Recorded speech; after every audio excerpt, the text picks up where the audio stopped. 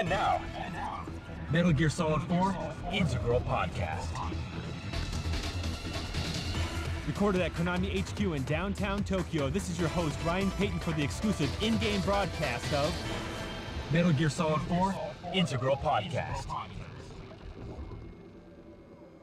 Welcome to the first ever Metal Gear Solid 4 Integral Podcast, number 1. It's going to be included in MGS4. As you know, playing through the game, as you're doing right now, you've got the iPod equipped, and you're listening to this show, and you're going to be able to download future shows in the coming months. But first, let me introduce Aki Saito, who's joining me on the program. Hi, everyone. Thanks for joining me, Aki. It's kind of weird. We're in the future now. It's 106 days in the future that we're recording this. Yes. Or that we're broadcasting this. We're recording this in February, knowing that this is going to be burnt onto the Blu-ray disc for millions of people to enjoy. It's exciting, isn't it? Yeah, I've never been burnt on a Blu-ray disc before. Me neither. So people listening to this, they come across the iPod in MGS4. Yes. They come across this episode and they're wondering, now what exactly is this? What is this for? Yes.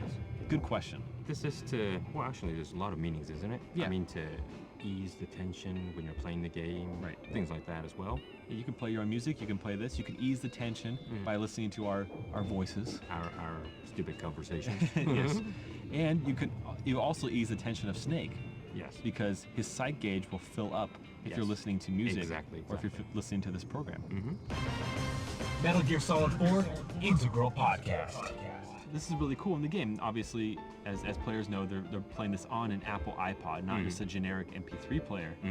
Now, Aki, you worked on this project. You worked on getting approvals from Apple. Can you talk about that process of getting the iPod into the game, which is very cool? Yes. Well, Kojima Production always comes up with cool ideas, and at that time still is.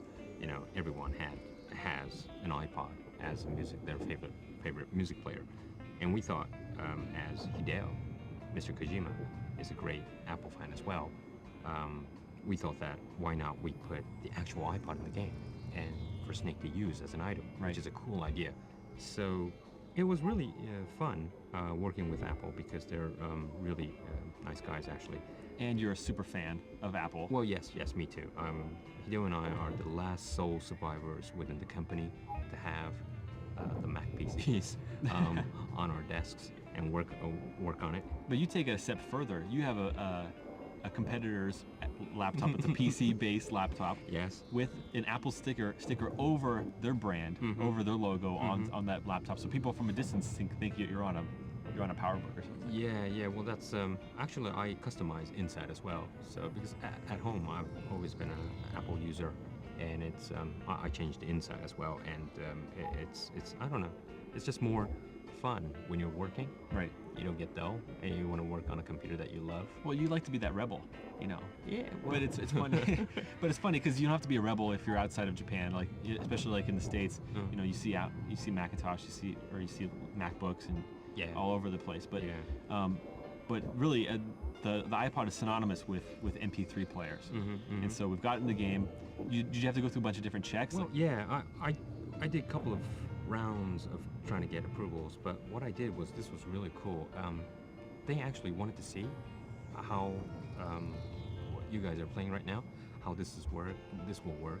So what I did was I went to the studio and I made a video with the staffs of Kojima Productions.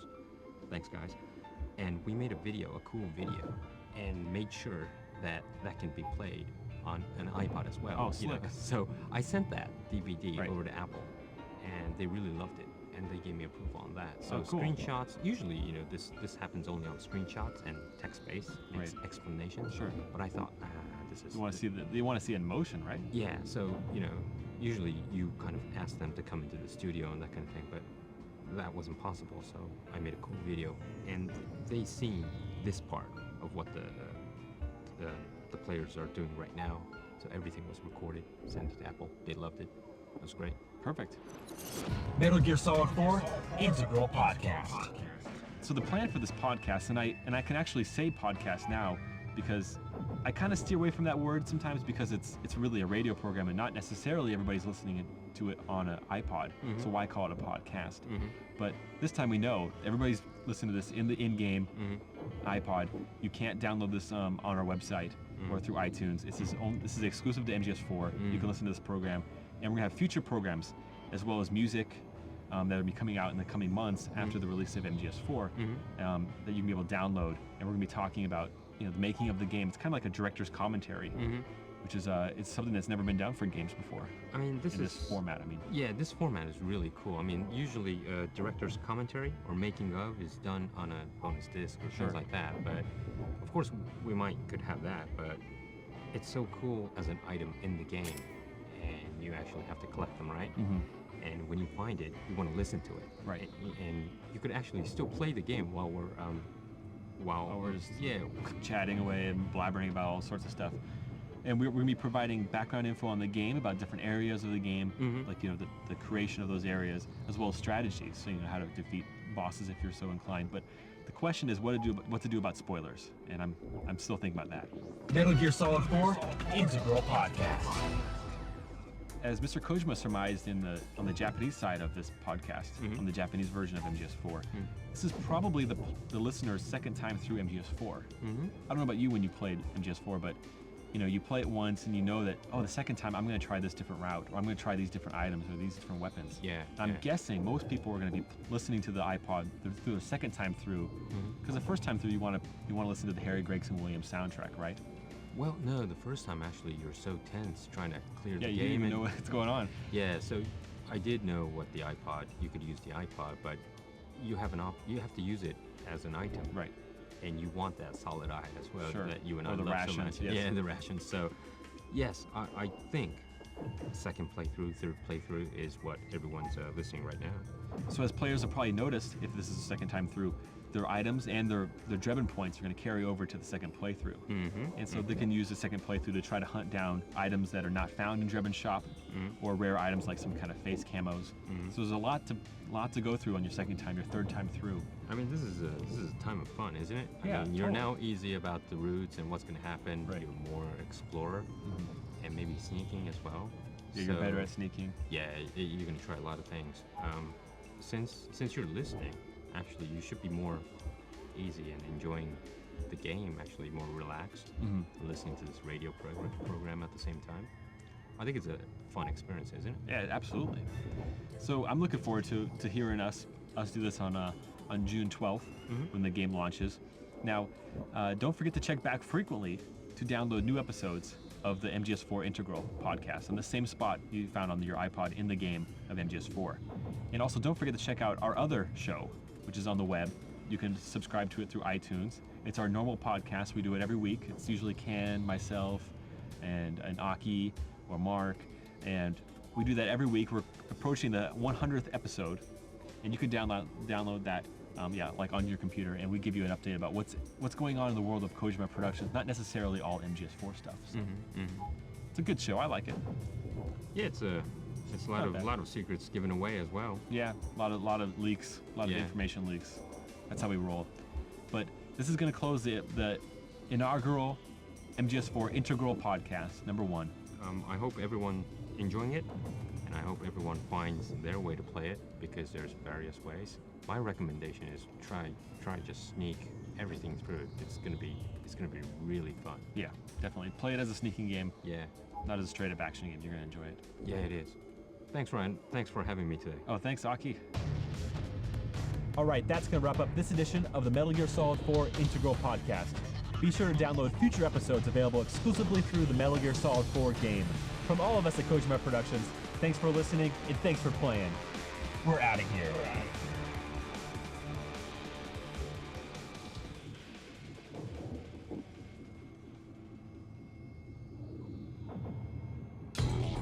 MGS4 Integral Podcast. Welcome to the Metal Gear Solid 4 exclusive in-game podcast.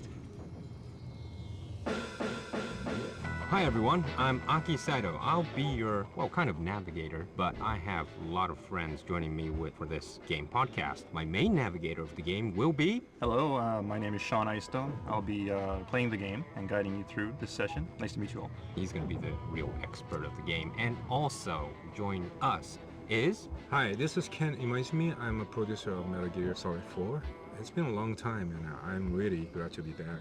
The Well, show. Ken and I needed someone else to help us Yeah. with this podcast. And we have Sean, who will probably guide us really intensively Glad to be here. through the game. And hopefully everyone will enjoy hearing us while playing the game. Right, Ken? Yep. A lot of secrets? A lot of tips. and- Good. Sean, you know a lot of details of things, right? Yeah, I was part of the script unit. So, the team that basically kind of puts the levels together and implements the design. Also, you know everything inside and out. Right. Well, I wouldn't say I know everything because we kind of break up the game into different stages, so Yeah. everyone has their own stage that they supervise. But yeah. But I hope everyone would enjoy our show. So, Ken, finally, the show will start from January, right? Yeah, January 8th, Uh-huh. 2009. And we're going to try to have this bi-weekly. Sean, you have a hell of a lot of work to do, actually, if we do this. Yeah, it's pretty challenging, but it also sounds like it's going to be a lot of fun. Uh-huh. So, looking forward to it. Well, basically, how many times have you played through the game? More than I can count. I have no idea, honestly. Ken told me that you did 30 times, 50 times? Yeah, more than 30 for sure. 30 for sure. Yeah.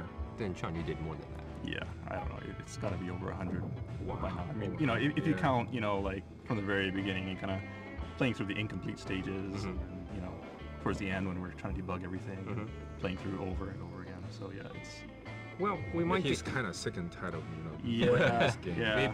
Maybe, like one day he was like puking, when he was playing the game. Really?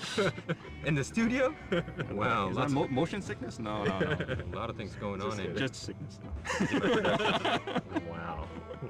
Okay. Well, anyways, we're going to try to guide you through, a different perspective of MGS4 and guide through everyone who's probably will have a good time listening to this podcast Yeah, and playing at the same Yeah, time. totally. And it's more of a developer's take on the game, and, giving a little behind the scenes info to the player. Well, since, Ken's going to be probably useless, I'm counting on you.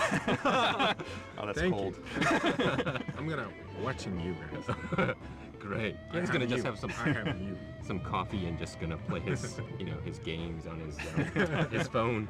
Anyways, three of us will provide you Integral podcast bi-weekly and hope everyone would enjoy. And make sure you tune in on the 8th of January. And Sean, you have some note that you have to tell the users, right? Yeah. So 8th of January, Mhm. what we want you to do is everybody to tune in and gather at the Advent Palace lobby. Mhm. The Advent Palace, of course, is the stage in the Middle East, Yeah. one of the first stages in the game. Uh-huh. And what we're going to do is we're going to walk everyone through the game and through that stage. So what we want you to do is go to that stage, enter the Advent Palace, and be sure to trigger the checkpoint. Once you trigger the checkpoint, save the game, and be ready to load it 2 weeks from now on the 8th of January, and we'll give you a walkthrough. All right, everybody, you got that? You memoed that? So you have to be at the Advent Palace lobby and make sure you save it so you can start it from there. Ken, anything you want to add? No, Okay. I'm okay. Sean, I'm really relying on you on this one. I'm just okay. watching. All right, thanks, guys.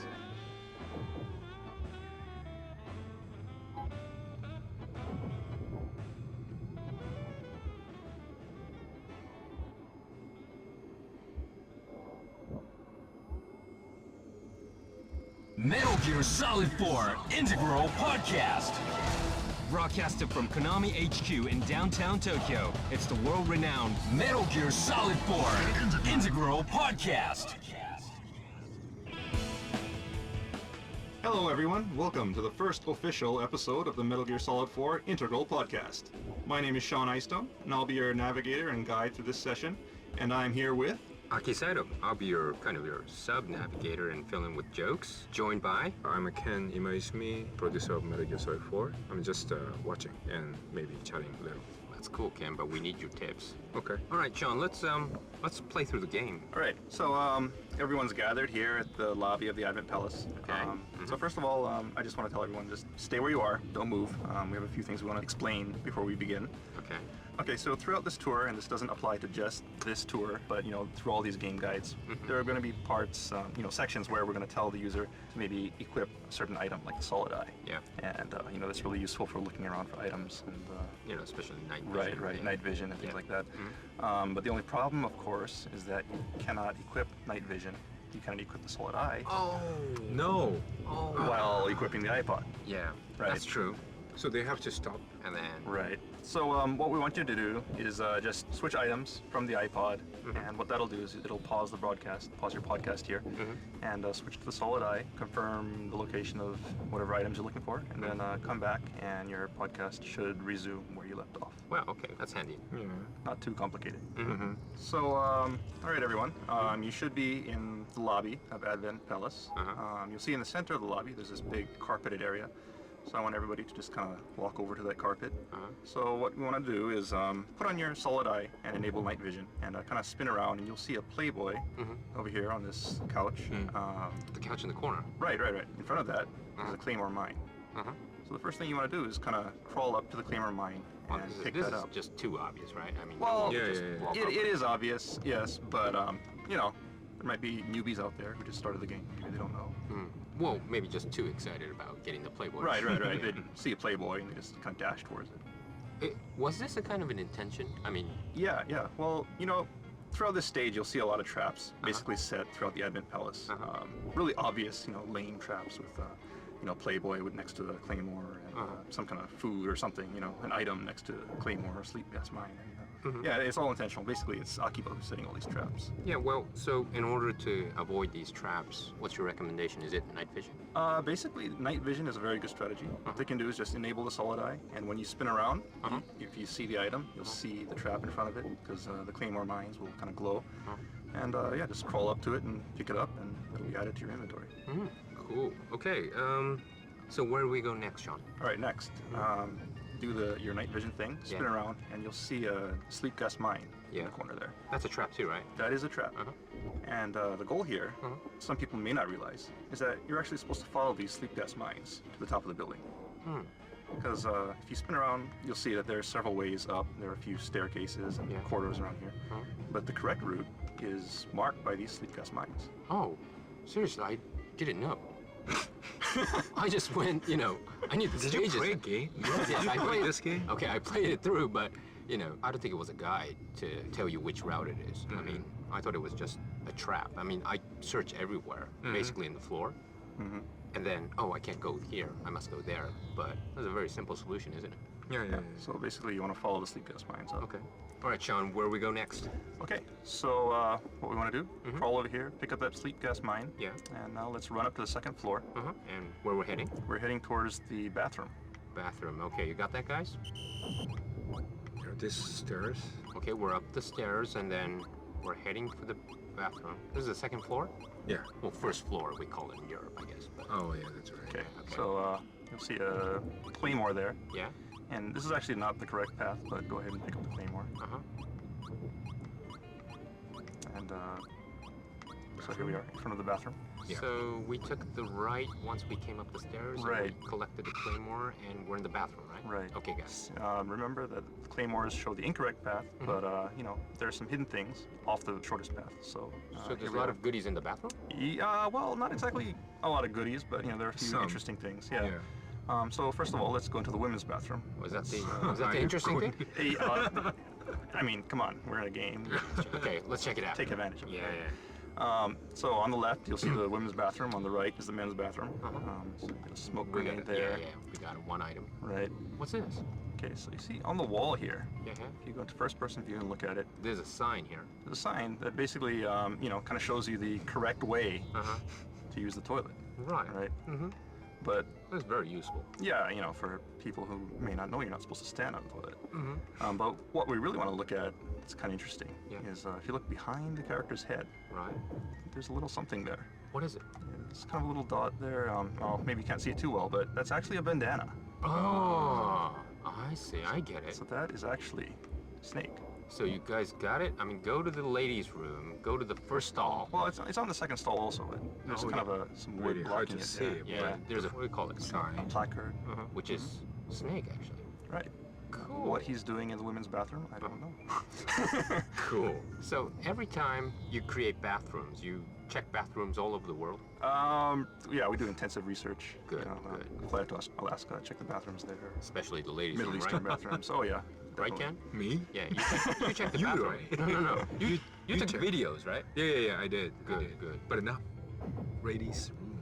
let's, where are we gonna go next, Sean? Okay, next I want to take you into the men's bathroom. Oh, sorry, I'm not interested. Well, sorry. If you look, there's a hole in the rear of the women's bathroom, so we'll just go through there. That was very handy. Uh-huh. So we're now at the men's room. We're now at the men's room, and what we want to do is kind of go through this other hole in the back of the men's room. Right, okay, we're through. Okay, then head to the right, and you'll see a doorway on your left. Yes. You want to just stop in front of that doorway. Don't just run in because there is a claymore mine there, and you'll blow yourself up. You crawl through that door. Yeah. You can pick up the claymore mine, and up here on this table, you'll find some instant noodles. Oh, Hide-chan ramen, right? this is a really good item to boost you up, right? Oh yeah, it's a very good item. It restores a lot of health, and it tastes great. So, where we go next? Okay, so next, what I want to do is head back. You hear Otacon going on about some kind of trap. You should be standing right in front of the infrared Lasers. lasers. right, Yeah, right. yeah. Okay, so what this is it's a trap laid by Akiba, and you can't go through here right now, so don't try it. You'll just kill yourself. But what happens is later on, Akiba will come and disarm this trap. Yeah. Some people might not realize is that you can actually jump over the hole once the lasers are gone, and you can pick up a really nice item on the other side. Oh, really? Oh, you can't do it now. Can't do it now because there's the trap there. But once it's gone, you can jump over this hole, and on the other side there's a GP30 grenade launcher. Cool. Really? Can't see it from here, but it's just around the corner there. Okay. So we'll save this for later. Right. So after the event, during the frog battle, just keep that in mind and pick that up later. All right, then where can we go next? Okay, so next, let's head up to the third floor kitchen. So let's go upstairs then. Yeah. What you want to do is head through the hole in the men's room and head out into the hallway here and take a right and just follow the hallway and it'll go until you get to the staircase here on your left and head on up. By the way, I tried, when I first played the game, I tried using my cigarette and things like that to, of course, make that infrared lasers obvious. And I thought I could pass through it. I kind of died a couple times. 4 times. Yeah. I died so many times. Yeah, but I kind of realized. So we're going We're on the stairs. upstairs. Yeah. upstairs, and we should be actually guided by this sleep gas. Right. Sleep gas mine. So pick that up. So you're on the stairs and you're on the 3rd floor. You're going to the 3rd Okay, floor. So I'm on the 3rd floor. And take a right. Take a right. Yeah, that's basically the only way you can go. So. You can make a right. And what do we do? Do we...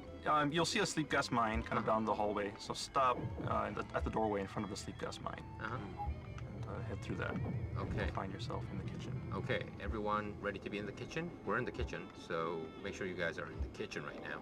What we want to do is look into these ovens here. In the ovens? People may not realize it, but there's something cooking in the oven. Wow, what is it? What's this for? It's actually cakes. Ah, Some kind of French cake. actually, a lot of people probably won't realize this, right? Right. Right. I mean, it's just kind of hidden in these ovens here. Okay, so next we'll head up to the dining room, kind of across the room here. So we go out of the kitchen to the dining room? See these windows on the opposite end of the kitchen? Yeah. And on the other side of that, there is the dining room. Okay, everyone go to the dining room. This is really a well-built facility. I mean, there's the kitchen and the dining room. Oh, we're in the dining room? Yeah. We are in the dining room now. Okay, so what we want to do now is there's some items here, and so once again we want you to use night vision, and you'll see some items here. One of the first iPod tracks is right here in the dining room. Yes. But be careful because there is also a claymore mine next to that. Yeah. So pick that up. So I kind of think that everyone will know, but when there's a kind of a valuable item, there's always should be a trap. Yeah, really close to it. In this stage, yeah, it kind of works that way. And well, one thing I want to point out here is just take a look at this, big glass window here, which is looking into the kitchen. Yeah. Right? Okay. One thing that people may not realize is just how much trouble it was to get this glass window in here. Why? Why is that? Because it actually, consumes quite a bit of resources and memory. We started out with this glass window here, and as we were going through and the stage kind of filled up with things, we were told that, there's not enough memory, so we had to get rid of it. So it was taken out. Yeah. But now it's back in. Towards the end, basically, we had the programmers kind of scramble and do what they can, and the designers trying to find shortcuts and tricks, and finally be able to get this glass window in here. Oh, so definitely we shouldn't break this window, right? You should not be shooting it like I am. Yes. Right now, Sean's shooting through this black big glass window like crazy and shut all of them. I think everyone probably does it. That's the fun thing about it, you know, which it's is really you know, fun to break something. yeah, it's just Okay. break everything. So I want everyone to remember how difficult it was for the whole Yeah. team to create this Oh, yeah. big glass window, right? Bottles and Okay. all right. We're gonna step out from the dining room, Sean, and then Okay, so next let's head over to the bar. The first thing that you want to do is face these windows here, and the door that you want to head through will be on your right-hand side. So turn to your right, and there's like a little table next to it. So let's go through that doorway, and then we want to go to the bar. the bar. So we go through the phones and then we find the bar. Yeah. Right. Cool bar. Okay, so there's a bar here. All right. Okay, stop once you get out to this kind of open area Yeah, in the hallway. Yeah. in the hallway. Take a look up, and you'll see this big canopy. Yeah. With some nice light shining down. Uh-huh. We really had to work hard to get this in here also because you know what we really want to do is have like this really nice lighting effect with Yes. shadows coming down from above Uh-huh. and really kind of an atmospheric kind of touch to it. You know, there's like dust floating around in the light, Uh-huh. shadow coming down from the canopy. PS3 stuff. Yeah, right? very next gen. You know, very nice. And useful thing about this also is after you get to the top of this stage, you know, the Haven troopers. Yeah, we're gonna go into the will- battle. Right, Yeah. will come in and they'll catapult in. And from this vantage point, you can actually see them coming in. Because the way they enter battle is they launch in using catapults. Yeah. And from this vantage point, you can actually see their shadows on the top of this canopy. Right. So you can actually see their route that they're taking Cool. when they come to attack you. And so if you look at that and you follow the shadows, you can actually anticipate where they're going to come from. So, you know, if you have the time, you can lay maybe some claymore mines or something like that, and lay some traps for them, since you know where they're coming. Okay. All right. Let's head next. Okay, next we're going to head up to the 4th floor. Okay. Head over here, pick up a sleep gas mine. Is this the only sleep gas mine around here? There is actually another sleep gas mine On the left. on the left. What we want to do is head to the right. When we exit the dining room and we head right, and then we take the stairs up to the... Which floor are we on now? 4th now? We're going to the 4th floor. Okay, let's go to the 4th floor. All right, finally. All right. Here we go. Now we're out here, and you'll notice a rat. And what I want you to notice is that rat that kind of scurried away when you came Yeah. upstairs. Follow that rat, and he'll show you something kind of interesting. Yeah, there's a kind of an opening. Right. Yeah. You know, another Metal Gear tradition. You know, where there are rats, there are very often ducks. Yeah. And there is actually a duct here that many people will probably miss because it's a little hard to notice, you know, unless you follow the rat. Yeah. Well, actually, I miss this. Ready? Yeah. Let's go inside. Well, you know, I'm not going to go in right now. I mean, there are a few items here that you can pick up, but you know, basically what I want people to do is remember that this duct is here because when, you know, during the frog battle, you can actually crawl into this duct and snipe some of the Haven troopers from above. Oh, really? Yeah. Didn't know. Didn't know at all. I was just shooting during the Haven battles. This could be cool. So, all right. Now, one last place that we want to go to is, of course, the bar itself. Okay, let's go to the bar then. So go ahead and crawl in. There's a sleep gas mine here, so be careful. So we take the sleep gas. We're in front of the bar, which is Right. a big bar, isn't it? It's a big bar. Yeah. There's a lot of bottles. Uh-huh. But if you look closely, one of the bottles is a little different. Which one? For those users who want to take a closer look, go ahead and enable your solid eye. Take a look and come right back. At the far end, you'll see that there is Oh, I think a lot of people got this actually. regain, right? Yes, Yeah. yes. So you can climb up onto the bar and grab that. Uh-huh. It's a small bottle, but a lot of power, right? Yeah. Yeah. And then okay, we go inside the bar. Inside the bar, and then there's a few more items back here. You know, Okay. some ammo and another Hide-chan. Hide-chan ramen. Ramen, right? Yes, the noodles. Right after this, you kind of go and see Meryl, and the event starts up. So I think we'll end here.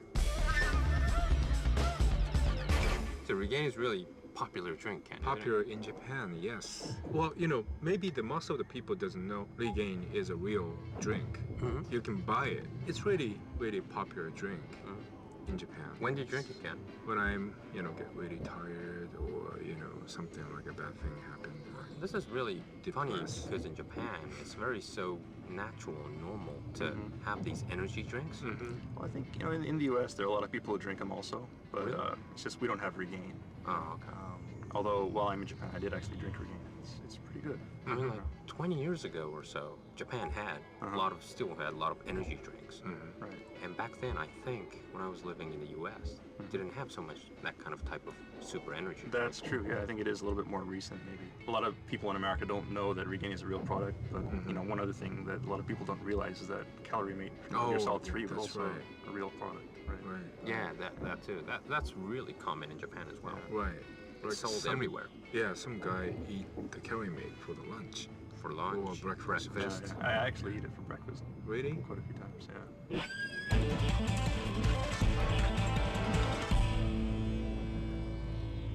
Okay, this wraps up this version of Integral Podcast. And Sean, what can we expect the next time?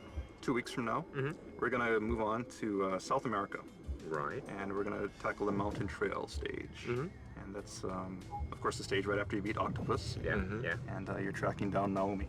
Yeah, that's So a we'll fun go through part. that. That's a really, really fun Yeah, part. it is. Yeah, It yeah. is.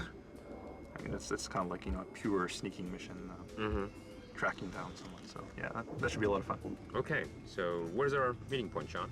Okay, so what we want everyone to do is go ahead and beat Octopus, and once that cutscene ends, just go ahead and save it, and we'll start from there. Okay, all right. Thanks for all your navigation, and thanks for your input again, Ken. Okay. And okay, everybody who have comments or wants to hear more about this, or you know, likes our talk, things like that, please make sure to check into Hideo blog, http://www.kjp.konami.jp/Hideo blog _E. Make sure you give us all your comments. Okay, thanks, Sean. Thanks, Ken. Thank you. Thank you. All right, that's gonna wrap up this edition of the Metal Gear Solid 4 Integral Podcast. Check back next time for more tips, tricks, and insider info on Metal Gear Solid 4. Brought to you by Kojima Productions and Hideo Kojima himself. Make sure to send in your comments to Hideo blog. See you next time. Metal Gear Solid 4 Integral Podcast. Broadcasted from Konami HQ in downtown Tokyo, it's the world-renowned Metal Gear Solid 4 Integral Podcast. Hello, everyone. Welcome to the second episode of the Metal Gear Solid 4 Integral Podcast. I'm here with Aki Saito Hi, everyone. and producer Kenichiro Imaizumi. Hi. Hi, okay, this is our second episode. And just we gotta remind everyone what we're gonna do today, actually. Okay, today we're going to do the Mountain Trail Okay. in South America. So everyone should have prepared their saves ahead of time, Yep. as we announced last time. And go ahead and load that up, and we'll guide you through this Mountain Trail stage. Okay. Just one note that I want to make before we begin is that, you know, we discussed it last time. While you're doing this stage, you won't be able to have your iPod equipped while you use the Solid Eye. So you won't be able to use night vision and things like that. So what we want people to do is just unequip it, and you know, the podcast will pause, and then later on you can resume right where you left off. Okay. Especially important this time is the fact that there are enemies in this stage. Yeah. You know, last time there wasn't anyone around, so you could just kind That's true. of stroll through at your leisure. But this time there's actually some danger involved. So if you get spotted by an enemy, or you know, you get into a fight, that also works. You know, to pause the podcast, just go ahead and switch to whatever item you want to use during battle, finish the battle, and when things calm down, then just come back and continue. Okay, that's cool. Anyways, we're in South America. South America, yeah.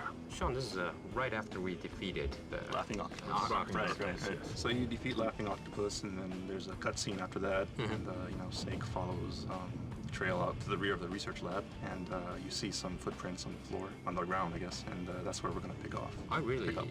like the Laughing Octopus. Dude, What? Yeah. Oh, she's your type, huh? we went to the shoot. Actually, Ken and I. Right. You know, you know, and she was quite cute. Yeah, she was pretty. Yeah. Yeah. You know, I think you know, she's my favorite beauty in the game also. Oh, really? Yeah. Really? Nah, Yumi Kikuchi? No, you know, I mean, in person, I think, you know, whatever, you know, no, not to say anything like that, but you May I know. call your wife? Okay, let's move on. All right. Okay, everybody, are we set? We're at the starting position, just right after the event, and okay, we gotta go find Naomi. So we're gonna have some little bit tips and fun throughout the scouting event. Anyways, Sean, let's shall we move on then? Okay, well, before I move a little bit, let me just point out that for those who just came in here from the cutscene, you may not know this, but you can actually backtrack and go back to the research lab. So for those who want to pick up an item, there's a Hide-chan ramen there. Oh, It's tasty. It's tasty. I didn't know that. Oh, you could go back. Well, I was so Can't go back. just urged to just go find Naomi and things like that. But So anyways. just a small tip. Okay. But anyway, so if you want to move on, let's go ahead and equip our solid eye. Take a look at the footprints here. Okay. So go to night vision mode and look at the ground. Okay. We're looking at the ground right now, and we see lots of footprints. Yes, we do. And remember, we're looking for Naomi. Yeah. You'll notice that one of the footprints is a little different from the others. Small feet, big One feet. set. Well, No. not necessarily small, but do you remember what Naomi was wearing? Yeah. She was wearing a white shoe. She was wearing high heels. Right. Yeah, right. yeah, Right, yeah. that's right. So you want to look for the high heel footprints. Oh, okay. Yeah, And, footprints is kind of separated. like- Yeah, yeah. like And it's kind of like a, smaller than the normal footprints, kind of like a little triangle, Yeah, I triangular see it. shape. Yeah, there's one here. Yeah. Yeah. Mhm. So those are the ones that you want to follow. And basically that's the gameplay, throughout this stage, is you follow these footprints and try to find Naomi. The thing that you want to be careful of, though, is if you get too carried away looking at these footprints, you may get ambushed by the enemy because there are guards posted around the stage. So look at the footprints and proceed, but with a little bit of caution. Okay. Okay, so what I'm going to do now is I'm just going to follow the trail. All right. This is just a one path. Oh, Right. this is Just, quite easy right now. just yeah. one way. Until you get to like this big kind of dead tree. Yeah. There's Yeah. like a little like dead end to the right. Just go ahead and pass that. To the left, right? So we're proceeding to the left. Right, side, yeah, right, yeah. the left side.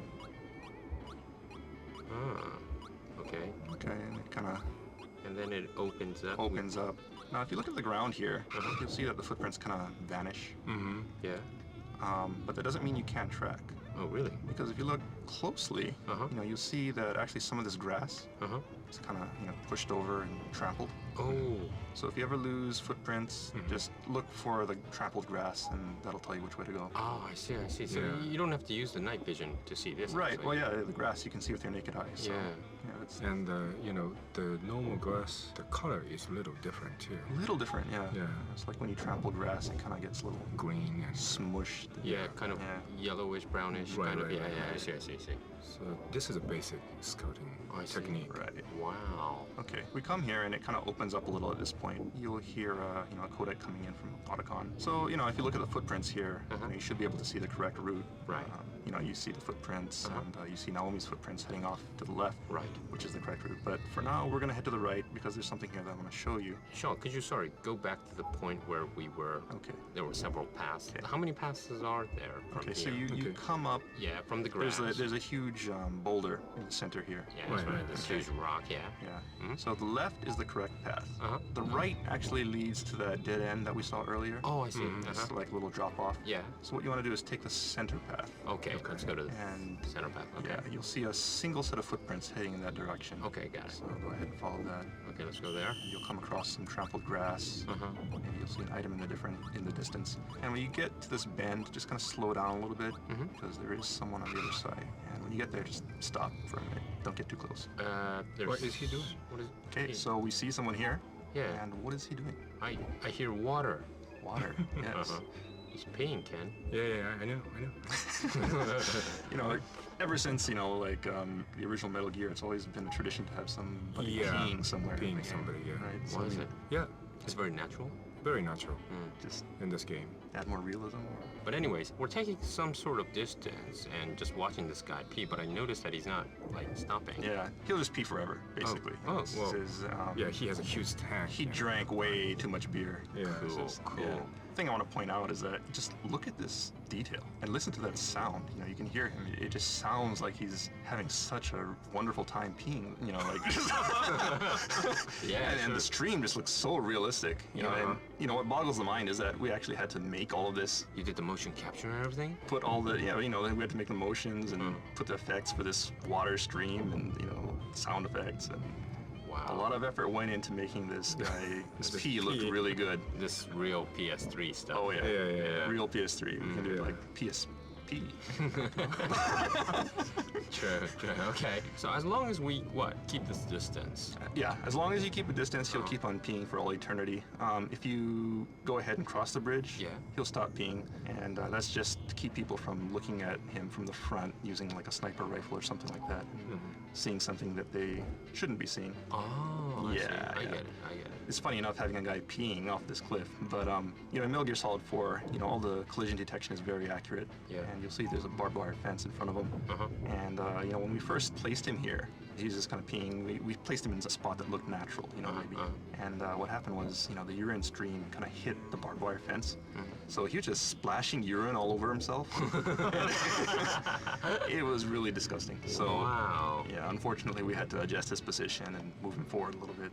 But in any case, yeah, enough about that. Okay. I Let's think we have been talking about a pee thing for 5 minutes or something. Yeah, But this is let's- important, Ken. This is really important. I mean, real Interesting, yeah. PS3 Historical. stuff. Yeah. Historical, P. Metal Gear Solid. Okay, now, Sean, you're gonna take this guy out with an Yeah. MK2, right? So go ahead and equip your MK2 and put this guy to sleep. Okay. And, what we want to get here is some really tasty items. Yeah. Of course, he's holding an M60E4. Cool. But more importantly, the item he was next to is a 4-grip B. Oh. Yes. And this is a very useful item. Very, very useful. So people should not just dash off and follow Right. Naomi, but Right. see this P guy. Exactly. As entertaining as it is, there's a purpose for coming here. And that's to get that 4-grip B, because it really stabilizes your machine guns, reduces recoil. Very useful. So now you're going back. Okay. Okay, so now I'm going to backtrack. So just go ahead and go back the way you came, out towards, the boulder. All right, then we're gonna head the correct path, Correct. right? Yeah. So, okay. you'll see some boxes off. I guess, when you come in from this angle, it's to your right, and that's the correct way to go. Okay. If you're ever lost, just equip the solid eye, look down at the ground, and you'll see Naomi's footprints. So Okay. follow that, and you'll come to a bridge. Very beautiful bridge. Yeah. You can see this nice river here. Oh, that was where we were actually. Right. So Yeah. if you From look, the distance on the right. yeah. So if you look to the right, you can see our sleeping friend over there. Yeah. Let's just move on. Okay. You'll see some boxes at the far end of the bridge. So just sneak up to those boxes. Right. There is an enemy on the other side of this bridge, so be careful. Don't get spotted. And just kind of wait till you can see him. Yeah. Have where your is Mark II ready. Oh, there he is. He's there. He's coming from the right. And just put him to sleep. Okay. Okay. Well, Yeah. Well, this is another location where there's a lot of paths. Yeah. So right? there's a lot of paths here. Really easy to get lost. There's one the left and the boulder? second, right, passing that big Yeah. boulder, and there's the second path from this left. And then how many more? And then, there's one kind of towards the center, and there's like a branch, kind of like a gate-looking thing over it. And then there's another one here to the right. Wow. Well, so many tracks. So many tracks, yeah. And if you look, you'll see the correct path is actually to the right. And by the way, if you have your solid eye equipped, you can see some graffiti on these rocks. Oh, wow. I mean, you can see it with the naked eye as well, but it's a lot easier with the solid True. eye. True. Okay. All right. Now, which way do we go? Which path do we take? Okay, so the correct path is to the right. Yeah. But let's go straight ahead. Take the center path with this kind of gate thing over it. Yeah. because The wooden kind of gate on the top right. Yeah. Okay. There's something there that I want to point out. So let's just head straight on. It's like we passed the gate and we're. Okay, so you'll come to a shack here. Don't just go running in because there is a soldier in there. Okay. And you'll alert him. So just kind of stop. You have a good view of it. Yeah. And if you look in front of the building, you'll see this kind of white board. Yeah. Yeah. Now, it's written in Japanese, so I think a lot of people maybe had no idea what this is. Well, yeah, this is for testing your eyesight. You have to actually say the right or the left or down where the okay. circle is cut. I see. So it's a circle, and the part that's missing, you have to say left or right. Yeah. Oh, that's interesting. Because in America, we just letters on a board, and you just kind of read. They'll randomly choose letters from the top line, the second line, and you keep on going down. It gets smaller and smaller as you go down. Well, this is the same way. Except Yeah. it's a circle. Right. I just find it kind of interesting that they use circles rather than just Japanese characters or something like that. But actually, there are some letters on here, right? Japanese characters. Yes, the center line, so to say, reads me ta ru gi a Solido. Metal Gear Solid 4. Meaning, yeah, Metal Gear Solid 4. So, for the trivia buffs out there, there's a little hidden message here. Yeah, it says the title in Japanese. Right. Cool. And, this serves another purpose also. If you equip your night vision and look down at the ground, you'll see that actually there are a set of footprints on the ground that looks a little bit more worn, A little highlighted. Right. Yeah. And that's actually the correct position to stand in when you look at this thing. So if you stand at that position. The distance, right? Right. Yeah. And, equip first-person view, then you can test your eyesight. Maybe, Oh, cool. test your monitor. How good is your monitor? Are you using standard resolution, 720? I have really bad eyesight. Or whether or not you need glasses in real life. That's... God, really, I can't really see from here. Okay, anyway. Anyway. Okay. Just a little bit of trivia. So before we move on, let's just go ahead and take a look at this shack here. Be careful though, because there is a soldier in this building.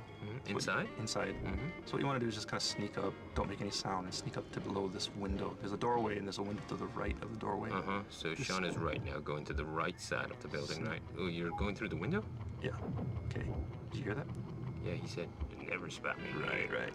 So, it's just kind of, this guy is laying a trap for you, and he's really confident in his ambush abilities. He's kind of boasting to himself there. All right. But, it's just kind of to point out that, there are places like that in the game where, we have certain scripted events, and if you're really sneaky, then you can hear lines or see things that maybe you wouldn't see if you just kind of ran through. So keep an eye out for that kind of stuff. So now we're gonna go back. Right. So let's head back to the open area. So let's go back to the open area, back through this gate. One more time. And one more time, and we're in this open area. So make sure there's actually a soldier. So make sure you don't get spotted here. Right. Be careful.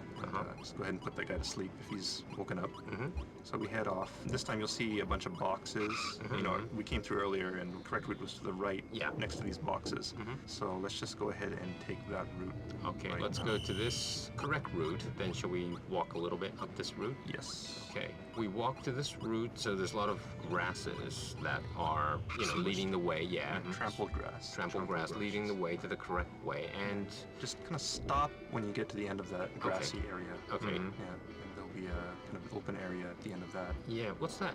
It's a handkerchief, right? Ooh, it's a kind of a purple, light blue, light purple hanky. Yeah. Okay.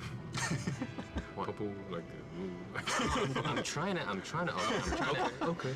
explain to the people and make sure that, everyone's following what we're doing as well. Yeah. Okay, Ken? I mean, So we're hanky, right in front of handkerchief. right in front of now. handkerchief. Stop right here. And And let's Sean, take a look around. anything, because there's lots of path leading. Yeah, to there this. are. There are a lot of paths here, and there's also a sniper, so be careful. Where's the sniper? Where is it? Sniper, if you're looking at the handkerchief, just look straight ahead.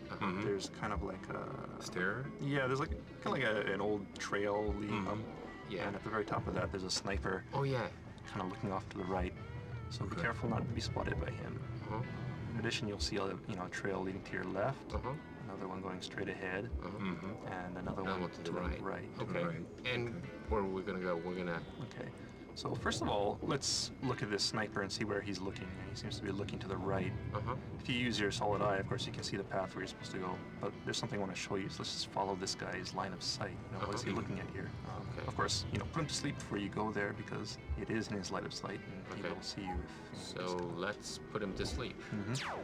Okay. There so we go. he's down. And he was watching the right direction, so I want everyone to turn to that direction, which is actually just looking at the right path, isn't it? Yes, it is. Let's head up to this right path then. So you walk down the path a little ways, and you'll hear Otacon Yeah. calling in, So make sure you stop when you hear Autocon calls in. And a turn right and turn to your right. And you see this pink thing. Yeah. item, which Autocon was talking about. Yeah, he's kind of freaking out about. Yes. Ken, what is this? This pink item. Are you going to make me say that? Oh, I mean, sure. Yeah. What is this? This is called bra. A bra. Yeah. Wow. Pink bra. Pink bra. Yeah. So, Sean, okay, we're going very slowly in this track and we're like stopping, but most of the people won't probably find us. Exactly. Well, The idea was to have this bra here, Uh-huh. so that people coming down the path will maybe see the bra. And kind of like stop here. Right, Yeah. right. You know, they'll get kind of excited, maybe run over there. Like, oh, what is that? Mhm. Check it out. Mhm. And while they're doing that, Uh-huh. they would get shot from behind by That sniper. our sniper. Right? Oh, I see. Mhm. That was the idea. Uh-huh. But unfortunately, you know, the bra is a little bit hard to see. So I think a lot of people actually just kind of ran through this area and, you know, heard Otacon freaking out, like, and, you know, they're just kinda like, what's Otacon's problem? You know? But yes, he is freaking out about this bra here. So he knew about this, yeah? Yeah, he has very good vision. He saw the handkerchief, he sees the bra. So. Cool. So this is Naomi's bra, right? Yeah. It may or may not. We're trying to make the player think that it's Naomi's bra. One of the things that was in the game originally, you know, one of the ideas that was floating around anyway, was that enemy soldiers are leaving these pieces of clothing around to intentionally lead you on the wrong trail. And you'd follow, you know, the trail of clothing, and then at the end of the stage, there'd be a naked female soldier there. Cool. That's a cool idea. But Yeah. But yeah, you know, for various reasons, that was cut. okay, let's move on then. All right. All right. So we go to this path past Right. this bra. So let's just keep on moving ahead. Through this There's some trampled grass. trampled grass. And be careful because there is So I another. want- See something. Okay, Sean Somebody. now kind of ducked down and he's crouching. Right. There's you'll hear Otacon saying let's try another route Yeah. because this actually isn't the correct route. Oh, You know, I the see. correct route So would stop be there. right Yeah. up to your left, but we're gonna stop at the end of the grass here. Okay. And you'll see some enemy soldier Make sure you stay low, crouch down so he doesn't spot stay in you. the grass. Yep. And just kind of put this guy to sleep. Okay. Okay. And then there's kind of like a ruined house, a brick kind of thing, and you see someone inside that. Yeah. And he seems to be doing something there. Yeah. Wow. He's found something, right? Let's just put him to sleep. You know, he's preoccupied with his business, but you know, if he notices us, it'll be inconvenient. So let's just Okay. put him to sleep. Okay. All right. And then we go, well, where are you heading? You're heading to the right side of this building. Right. Uh-huh. Let's just go around to the back of the building because there is a little treat hidden behind here. Oh, okay. Let's go to the back and stop here to pick up an RPG. Yep. So there's an RPG in behind of this. Okay, so go ahead and grab that RPG. Uh-huh. And then go around the house. Yeah, just go around and, you know, there's only two paths leading to this house, so let's take the other path, not the one that we came from. The Okay. path leading on ahead. All right. So So we're moving. we're moving to this path that was. Where does this lead back? First of all, I should say, stop. Don't just run out. Okay. Follow the path until it opens up, Uh-huh.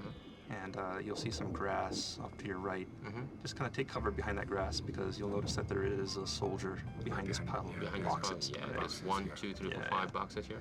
Yeah, so what you want to do is, you know, just kind of take this guy out because that's inconvenient. You know, if you ever see guys aiming their gun at you from behind these logs or boxes, then that's a sign that you're on the wrong trail. Oh, I see. I see. Right.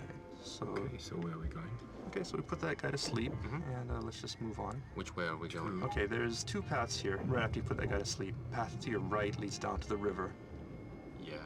We're gonna take the path that's kind of like straight ahead, Uh-huh. leading forward to a path into some grass. Yeah, to the Kinda left side, right? Straight ahead, yeah, kind of to the left. And we're gonna take that path. Okay. Let's move on to the path.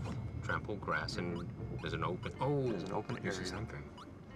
Something So let's stop at this open area and Sean, what is this? We see something This in the middle. is actually a crop circle. Wow. And if you step into the crop circle, Yes. you hear some, We hear sounds Yeah. when you step into this. you know, someone talking about an alien abduction.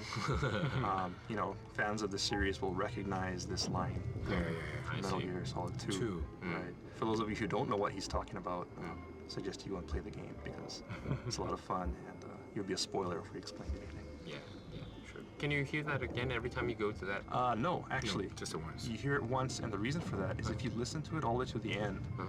you actually get a little bonus. You get some driven points for that. You know, you want to make sure to listen to the end of that flashback.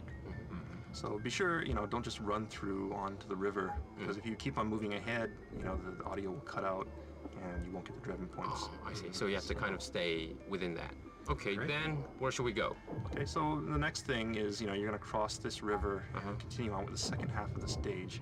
Okay. Look at this beautiful water. So Yeah. let's stop in front of this river.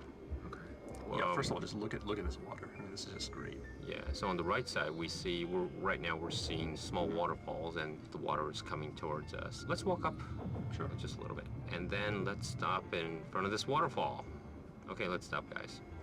Wow, It's beautiful. this is really, really PS3. Of course, one thing that, I want to point out also is that, as beautiful as this water is, you should also pay attention to the sound here. Because there really is a lot of stuff going on with the sound via the program. It's not just like, a standard waterfall sound looping, and the volume getting louder when you get closer. There's actually a lot of subtle sounds that kind of only play when you get within a certain proximity of the waterfall to kind of really simulate that feeling of being right there in a waterfall. So it's Beautiful. just kind of, the details that go Yeah. into making all these environments.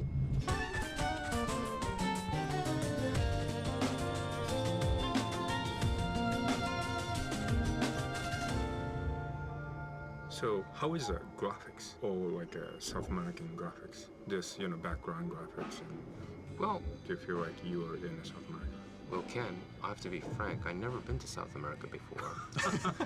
But all this, the path and also this water area, this beautiful water and falls and the track we've been taking is really like you're in kind of this area of course, definitely not Japan, or definitely not Europe. This is really somewhere you don't want to go just by yourself. Right. Some of the team member went to Peru. Yeah. And they took lots of pictures. Yeah. And they stayed there like a whole week or something. This whole atmosphere is probably created because the team members went to Peru. Right. Right. They spent a long time to create this background graphics. And Especially this water. I mean, Yeah, it was yeah, it was challenging to make it look really realistic. Especially, Right. If you walk around through it, you see ripples. Wow, this is really high standard, isn't it? I mean, you could kind of like half see it, really see it. Yeah, depending on the depth of the Yeah, water, it's really the color's cool. a little different. it's beautiful.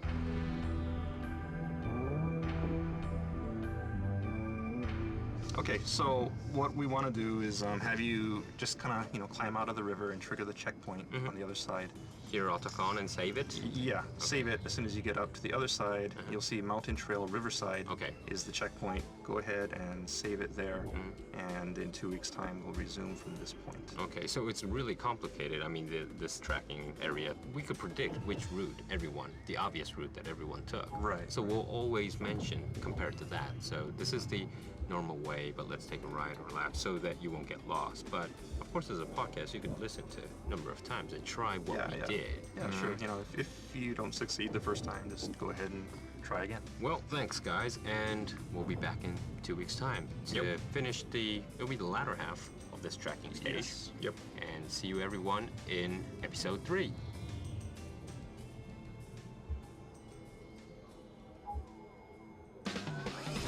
Alright, that's gonna wrap up this edition of the Metal Gear Solid 4 Integral Podcast. Check back next time for more tips, tricks, and insider info on Metal Gear Solid 4. Brought to you by Kojima Productions and Hideo Kojima himself. Make sure to send in your comments to Hideo Blog. See you next time. Metal Gear Solid 4 Integral Podcast. Broadcasted from Konami HQ in downtown Tokyo, it's the world-renowned Metal Gear Solid 4 Integral Podcast.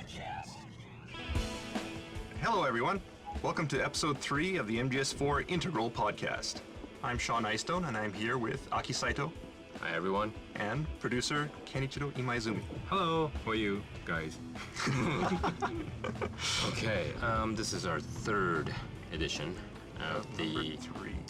Integral Podcast. I've been holding up. It's all right. Been busy, but surviving. Yeah, what have you been guys up to these days? Yeah.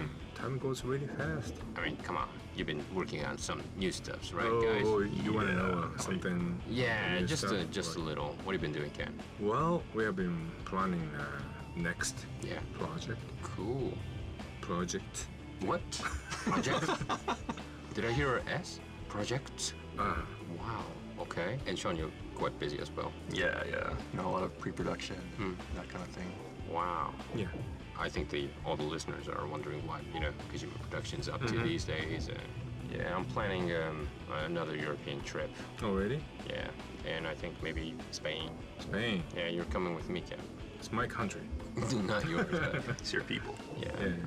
So, we've been working, now we're in February, so everyone's still hopefully keep on playing MGS4. And for the people who have not, I'm pretty much sure they're listening to this podcast because they want to know what they missed out. Yeah, well, and there's also a lot of people who may be playing MGO. Yeah, so, yeah, they're still playing the game in some form or another.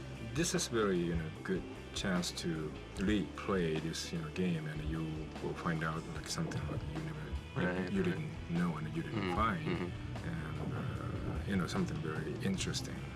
So, there's a lot of people who may be just playing MGO and haven't gone back to play the original game in a while, so this is a good opportunity. All right. Okay, let's go on with the show, Sean. Okay, so we're going to lead you through this stage, and today we're going to go through the Mountain Trail Riverside stage. This the second part. It's the latter part of the South American stage that we started 2 weeks ago. So if you recall, we just crossed the river, and we're tracking down Naomi, and we're going to pick up where we left off last time.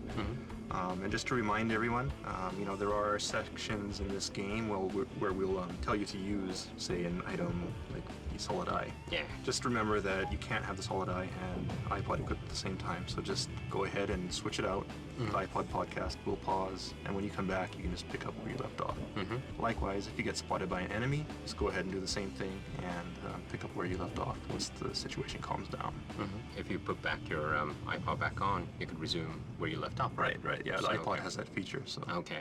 Sean, let's start the latter half of this tracking. All right, everyone, so load your game, and you should be right around the water right now. Near the waterfalls, I guess. Right. Yeah.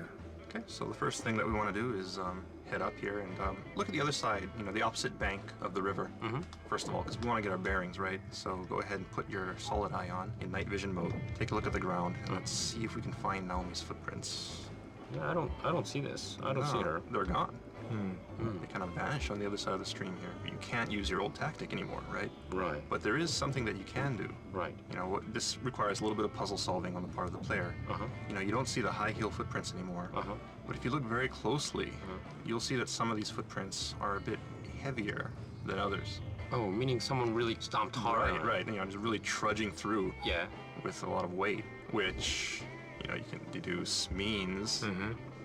He's a fat guy. Fat and heavy, macho guy. No, of course no. not. So, of course, someone's carrying Naomi, right? I see. The idea being they came into the river, they carried Naomi across and brought her up on the other side, possibly to keep her from getting wet, possibly just to trick Snake. Okay, let's walk along. Follow this heavy footprints. You see there's a separation of paths to right and to the left. Okay, so let's take a left path. And we're gonna walk up to the place where... So you'll get some grass. Go ahead and go through the grass. So this grass technique still works, right? Yeah, the grass technique works. Okay, so you come to this kind of wide open area. Yeah. So if you look right, you'll see, especially if you have the solid eye, there is a Haven Trooper laying in wait. And this is a good time to switch off your solid eye, actually, because these troopers have actually had a lot of training. And Haven Troopers can detect your solid eye if you have it on. So put that Haven Trooper to sleep. Okay. Okay, Sean, where do we head next? We took her to sleep. Right, and then what we want to do is take the path that's next to that one, Oh, to the left. left one, yeah, Right, yeah. so let's take the left path. Let's go walk up ahead. Some rocks and Some rocks and more grass. Rocks and grass, and we're walking up this way, yeah? And you'll hear something. Yeah. So we're gonna crouch down, make sure you stop. Right, you hear kind of, Naomi calling for help. Yeah. It sounds like. So kind of head out, and you'll see some grass, and there's like a shack here. So just be careful here because there actually is a Haven Trooper waiting to ambush you here. Up on the cliff to your right. Okay. So kind of crawl up to the edge of the shack. Look up to your right, and take out the Haven Trooper. Oh, you see the Haven Trooper Yeah. right, kind of like next to the rock on top of the there's, cliff, right? Yeah, kind of a boulder at the top of the cliff, just kind of between there. Kind of hard to see because she's in the grass. I see. Just go ahead and put her to sleep. Okay. And then now, what are we gonna do with this location? Okay, so now let's go ahead and head into this shack. Inside? Yeah. And you can hear No. Naomi calling for help. Mm. We turn the corner, Uh-huh. and we hear her voice kind of, repeating itself and sounding a little odd, and the real identity is revealed to be this radio here. Yeah, You well, know? yeah. Yeah. What's so special about this? Shoot the radio, take out your aggression, because there's actually a cool little feature here Okay. when you shoot it. Save me. Yeah. Yeah. So there's some really cool sound processing going on here. So when you shoot it, the tone kind of falls and slows down and eventually stops. Originally this wasn't going to be in here because it's kind of hard to do, and we had a really tight schedule. Yeah. Everybody was pulling all-nighters in the office, and we're like, oh, we want to do this with the radio, and people were just like, no, they say, no, we don't have time for that. But the programmer responsible for this radio really wanted to put it in also, and so he went ahead and did it anyway, when nobody really was paying attention. And one day we came in and destroyed the radio and found out that this feature was in there, and of course everyone was happy. So Cool. just a little bit of trivia, and just to point out that it's all being done via program. It's not an audio sample that's slowing down. Oh, I see. It's programmed. Right. So he actually did that via the program. Cool. All right. All right. So we go out of this shack, and then where do we go next? Okay, let's just head right back to where we came from. Okay. So go back to that wide open area. So we're gonna take the route that we came. So from the shack, it's the right side, and of course we won't hear Naomi anymore. Right. And then we're in this open area, and where should we go? Okay, so you're gonna come to this big, wide open area. I think ahead of you there's gonna be a tree to your left, kind of like a dead stump of a tree to your right. Yeah. So kind of, go between there. I guess the easiest way to do this is go up to that dead tree that you see to your right. Look down at the ground using your solid eye, and you'll see Naomi's footprints heading to the right. So So we're gonna follow this way this time? Right. So this time we're gonna follow Naomi's footprints. Okay, got it. All right, let's follow Naomi's footprints and through the grasses again. And this is probably a good time to switch off your solid eye if you have it on. Okay. Why is that? Because there is another Haven trooper. Even trooper. Trooper up ahead. They will notice. Yeah. Okay, so let's go slowly from here into this, shadowy, dark kind of, and also bright on the left. Stop. Stop? When you get to the end of this kind of narrow corridor, Uh-huh. it's kind of a dark, shadowy area. There's like an arch up ahead of you. Okay. You'll see an arch to your right, and directly to your left, there's a Haven trooper Okay. hiding behind a tree. Yeah. He's here. So, if you'd gone the other path, of course, she would be waiting to shoot you, but since we followed Naomi's footprints, we got the jump on her. So let's go ahead and put her to sleep from behind.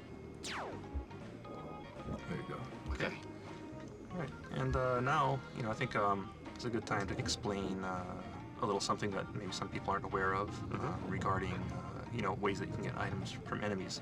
It's kind of more of an advanced technique, I guess. Some Yeah. people may not be aware of it, but you can actually hold enemies up by drawing your gun on them from behind and do a body check to get weapons from them. Okay, well, we're gonna try that using her. Right. So let's try that using the Haven Trooper. And the reason for that is that I want to point out that there are variations to this body check pattern. Cool. Okay. To do this easily, we put the Haven Trooper to sleep. To easily hold her up, go next to her and wake her up. So Okay.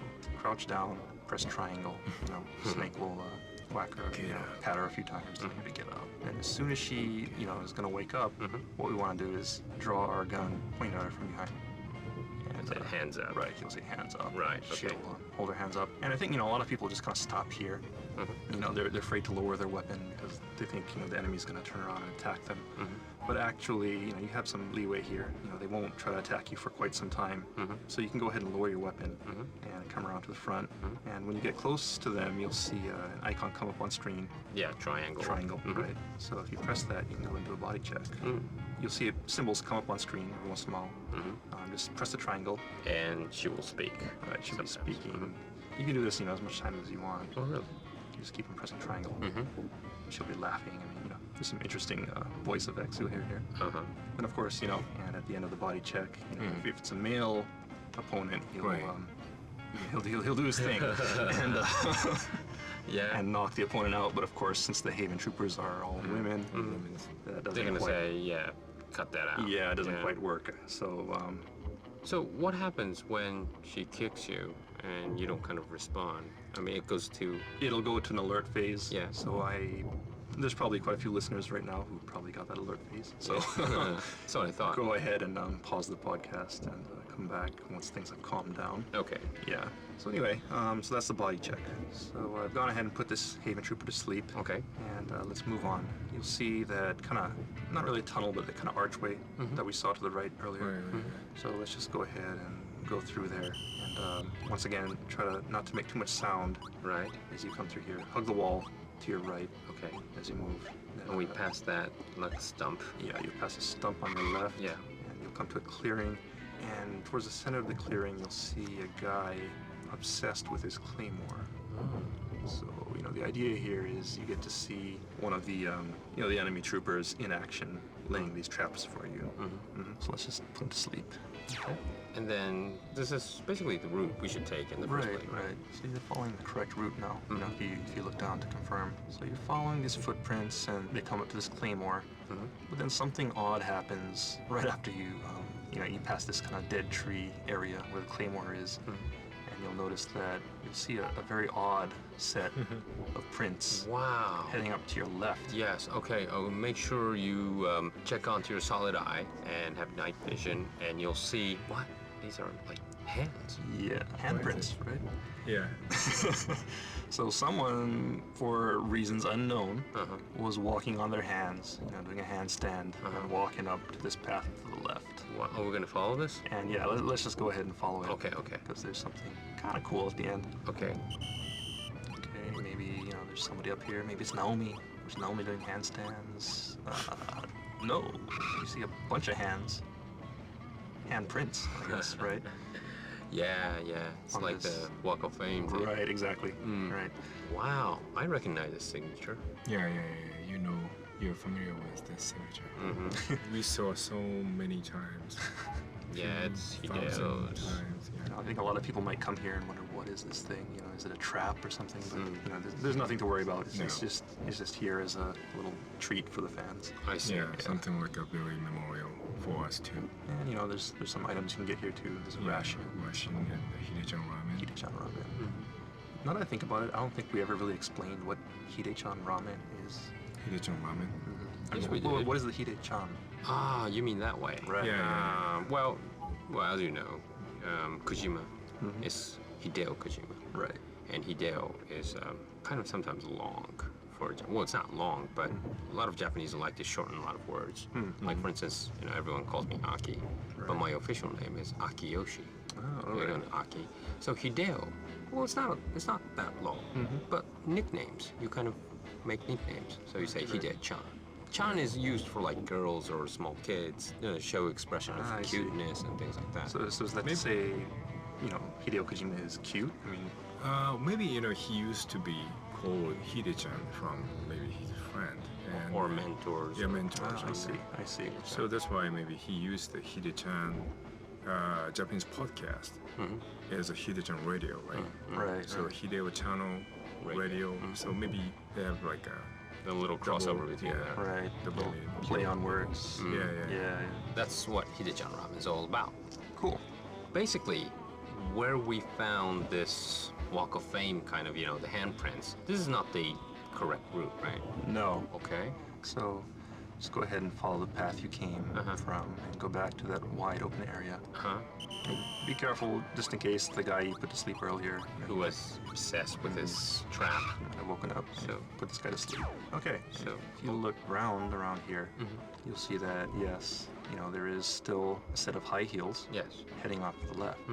And most people would think, well, that's the correct route. I'll go ahead and head to the left.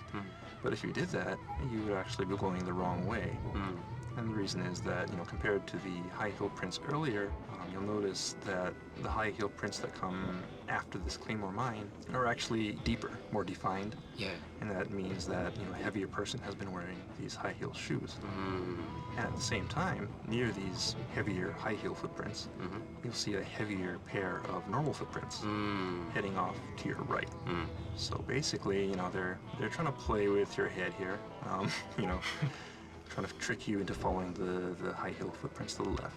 And actually Naomi went off to the right. I see. And that high heel is heading towards the left, Yes. which is of course not. This Not is a the trick. correct route, Yes, right? yes. If you head that way, you'll actually find a pair of high heel, a high heel shoe there, kind of saying, oh, this is a trap. Okay, where are we gonna go, Sean? We're gonna go to the correct path now? Yeah, let's Okay. just go ahead and follow the correct path. So Alright. follow these heavy footprints to your right.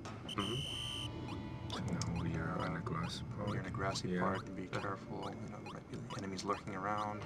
So make sure you proceed very See a cautiously, cardboard slowly. box. You'll pick up a cardboard box on the right, and then what? Yeah, there's like an archway. Okay, stop and check this point out. Between the grass. At one point, you'll see the heavy footprints, and then you'll see Naomi's footprints again. So So at detailed. that point, they put her down. All right, so let's just keep on going. Okay. Slow down when you get to the end of this narrow path here. It Uh-huh. opens up, and there is a soldier Okay, stop here. patrolling outside. So go ahead and stop. Be sure not to get spotted by that guy.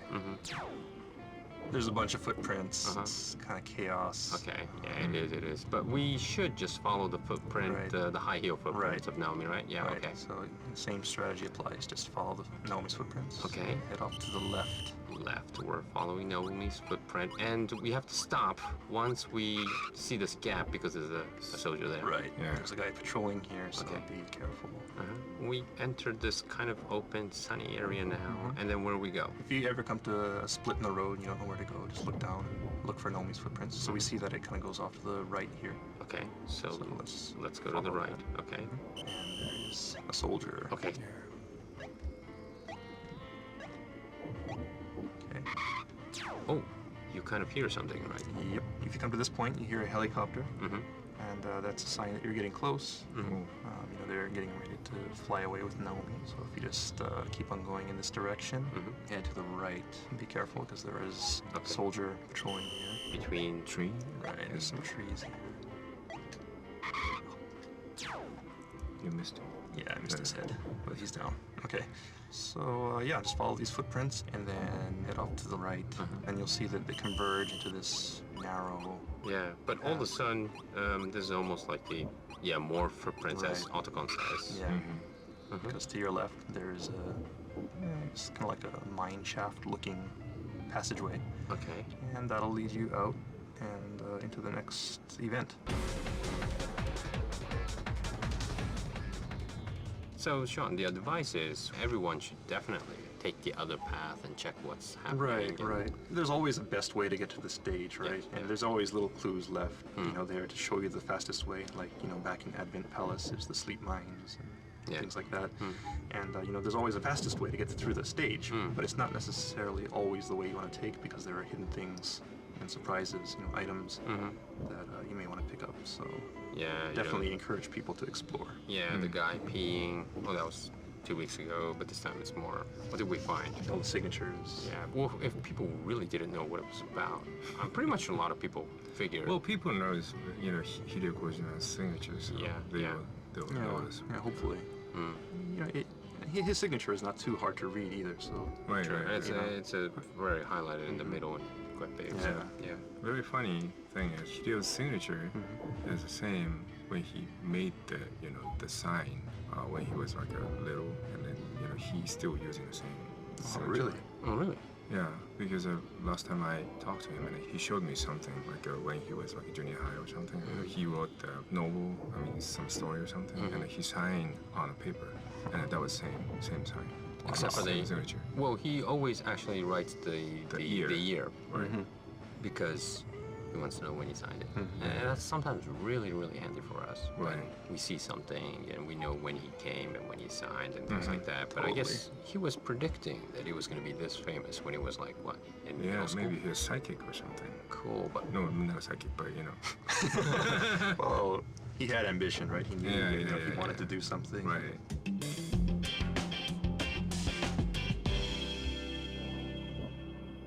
okay, Sean, what are we going to do next time? Where are we going to go?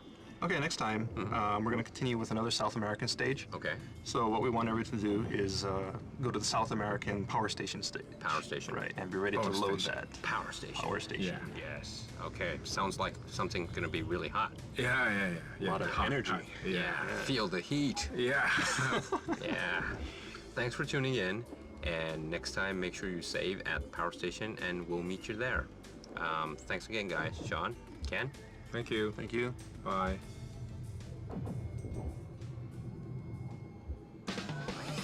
Alright, that's gonna wrap up this edition of the Metal Gear Solid 4 Integral Podcast. Check back next time for more tips, tricks, and insider info on Metal Gear Solid 4. Brought to you by Kojima Productions and Hideo Kojima himself. Make sure to send in your comments to Hideo Blog. See you next time.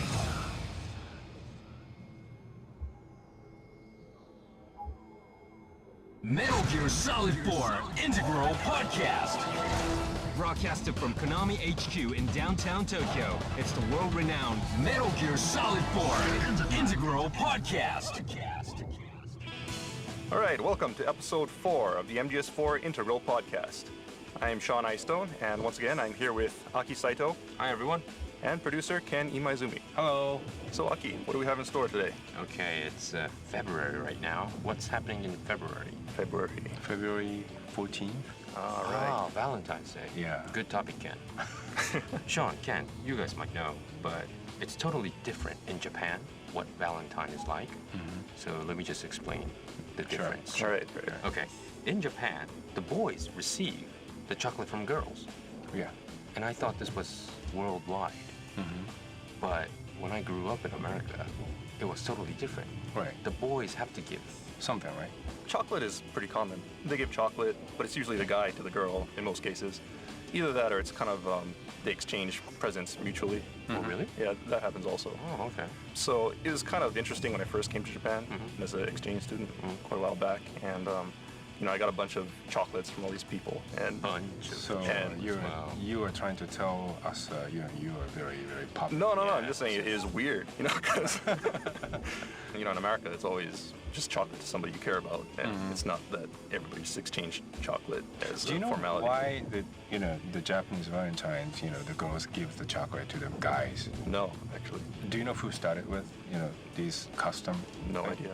No. That's, Japanese chocolate company started just because they wanted to sell more chocolate. Wow. Okay. So that's Another why- conspiracy Yeah, here. yeah, yeah. That makes sense. Yeah. So in Japan, the boys get anxious during the 11th or 12th or 13th, or especially on Valentine's Day, how many chocolates they get from girls. Right. And the funny thing is, on March 14th, 1 month after Valentine's Day, in Japan there's a day called White Day.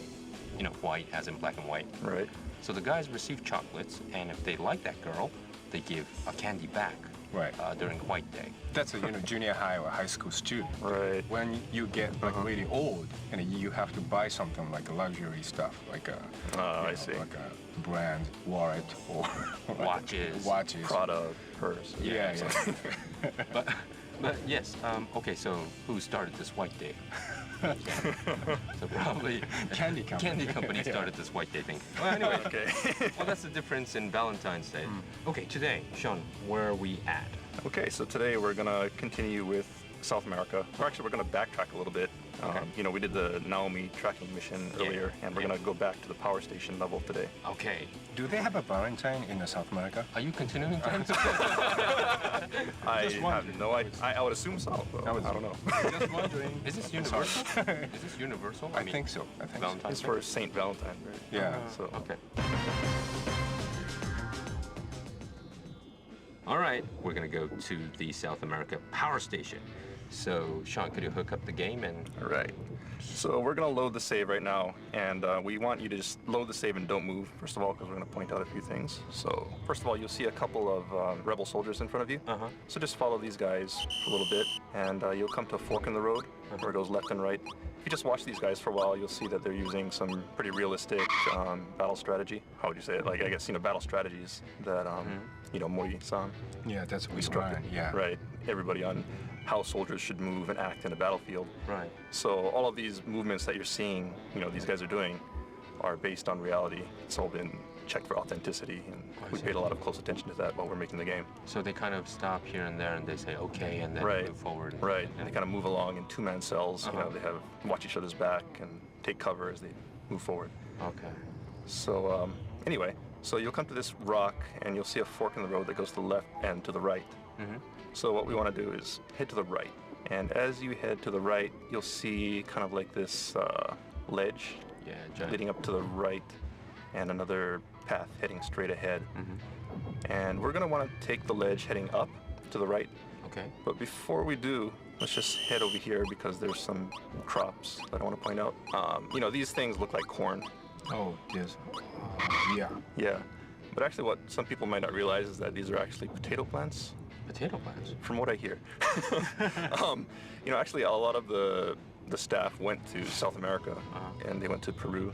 And I guess they saw these plants growing around and they thought, well, you know, it's about the right size, right height for people to hide in. And so they wanted to use it in the game. And, you know, a lot of people thought it was corn, but I guess when they asked one of the locals, they said actually it was a type of potato. Very, you know, very tall plants. Yeah, and, you know, supposedly, you know, potatoes are, I guess, from Peru originally. So, yeah, we wanted to use some of the native plants and animals in there, so. Yeah, one more thing. I wanted to talk about the plant name is Munya, which is like a real plant, not like, you know, we made it up or something. It's a real plant. You can get Munya in somewhere in the battlefield. Right, right. And then when you get the altitude sickness, you know, the sickness, and then you know, get dizzy or something. Yeah, like you get know, sick. and the snake will be sick too. So when you get Munya, and then you will get better. Oh, really? Treated. Yeah. When does snake get altitude sickness? Audubon kind of mentions it. Yeah. You know, be careful of altitude sickness while you're there. And it's not that obvious, really. I mean, it's not like he just gets altitude sickness while he's walking around or anything like that. But he does get tired pretty easily, you know, in battle situations and things like that. Your stamina will decrease, and using that Munya will bring your stamina back up. And this is true in real life. Yeah, true, as well. and real story. I mean, some guys went to the South America for shooting some photos, you know, and then most of the guys get, you know, the sickness, and they chew those Munya plants, and then they get little better. Oh, really? I mean, not completely treated, but you know. Yeah, I heard Kimura-san got it pretty bad, right? Yeah, The he lead got really level sick. artist. Yeah. So he was chewing Munya all the time. Yeah, I guess. Munya all the Yeah, time. he had it in his pocket constantly. Actually, I never got altitude sickness. Me because either. I haven't climbed a really high location recently. I think I've only gotten it once when I went to, like, you know, the Rocky Mountains. Yeah. And you don't feel it right away sometimes. Then you kind of move around for a little bit. I went hiking, and, you know, normally I could run up a hill no problem, and I was just dying by the end of it. Then you know, next time you get this altitude sickness, you'll look for Munyas. Look for some and choose some Munyas. Okay, let's go along, John. Okay, from these potato plants, let's just backtrack a little bit and head up that ledge that you saw to the right a little bit earlier. And we're gonna take the high road. We're gonna take the high road up to Okay. the right. And once you climb up that kind of like step-shaped ledge, you'll come to another divide in the road. And to your left, there's a low path. Yeah. And to the right, there's another path that goes up even higher. And So which path are we gonna take? so, you know, the thing is, either way you go, it'll end up in the same place. But let's just go ahead and take the high road Okay. Because- Up Right on side, these. right? Yeah. on the right. Up on the boxes and then. So climb up the boxes, then climb up onto the ledge. There'll be a gap. Jump over that. And when you get to the other side, you'll probably see some soldiers patrolling ahead of you. So go ahead and equip your Mark II pistol and try to take them out, put them to sleep without being spotted. Then jump over the next gap, and you'll get to kind of like this, you know, you can either go straight ahead and go down to the road or head to the left. So let's head to the left. And make another jump. Make again. one more jump. Okay. Okay, and when you get to the other side here, be careful because there are enemies wandering around. A good thing to do is just have your Mark II pistol ready, and if you see any movement, just go ahead and put them to sleep. You'll probably see a guy on your right here. So now you're moving forward. So kind of hide in this grass. Yeah. Take out this guy. Good night. And be careful because there are a lot of enemies up here. So once again, you know, if you run into battle, just go ahead and switch your iPod off and take care of the battle first and then come back. Immediately to your left, you'll see that there's a ledge and there's some snipers here picking off the rebel soldiers down below. Oh, the corn plant. Yeah, hiding in these corn type plants. So go ahead and take care of these guys. You know, just help out the rebels a little bit. It's kind of hard to see because of the grass. Two guys there. Yeah, two guys. Two guys. So if you had taken the lower route instead of coming up here, those guys would have sniped you. Yeah, yeah. Okay, now it gets a little bit complicated. There are a bunch of paths that you can take. If you look, you'll see like these power lines, and if you look towards the north, that's the direction that we want to head in. So if you look towards the north, there's like a plateau with some boxes on it, cubes, I guess you could say. Yeah. And what you want to do is head towards that plateau and go to the right of that plateau. Yeah, kind of a, what should we say, a middle path, right? It's kind of- Yeah, more or less the middle path. Yeah. Basically you want to be heading north. So take that middle path, and you'll see another soldier, so go ahead and put him to sleep as well. And then you'll come to another split in the road. And there are a couple paths leading to your left, another one more or less straight ahead, and another one to your right. So let's just head straight ahead. From this vantage point, you'll see a billboard towards the, I guess, northeast. So head towards that billboard. And as you run towards that billboard, you'll notice you come to a clearing, and to your left, you'll see the power station and a mortar up on this ledge here. Basically, we headed for this motor, actually. Right. So yeah, the goal here is to get to this mortar. You know, this is a really nice vantage point. So I think people should just kind of look around and take in the surroundings. You know, one thing to notice is that this scenery that you're seeing right now is very, very accurate. You know, people from the team actually went down to Peru, went down to South America to get this look. We wanted to make something that was a little bit different from Metal Gear Solid 3.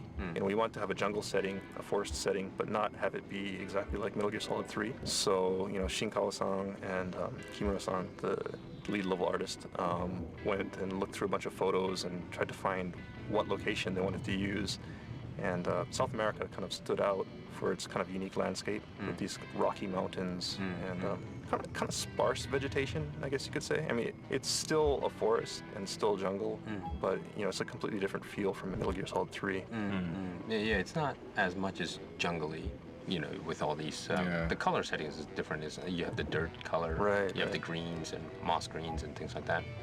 But there's one thing that's really standing out in this, especially when you look to the right, that there's a... Ken, you want to explain about this? Oh, the sign? Yeah, the sign. Right next to the tower, there is one sign. That's a PMC sign. The white billboard, right? Yeah, white billboard. White and red? Red, top and bottom, and red lines, and that's a PMC sign.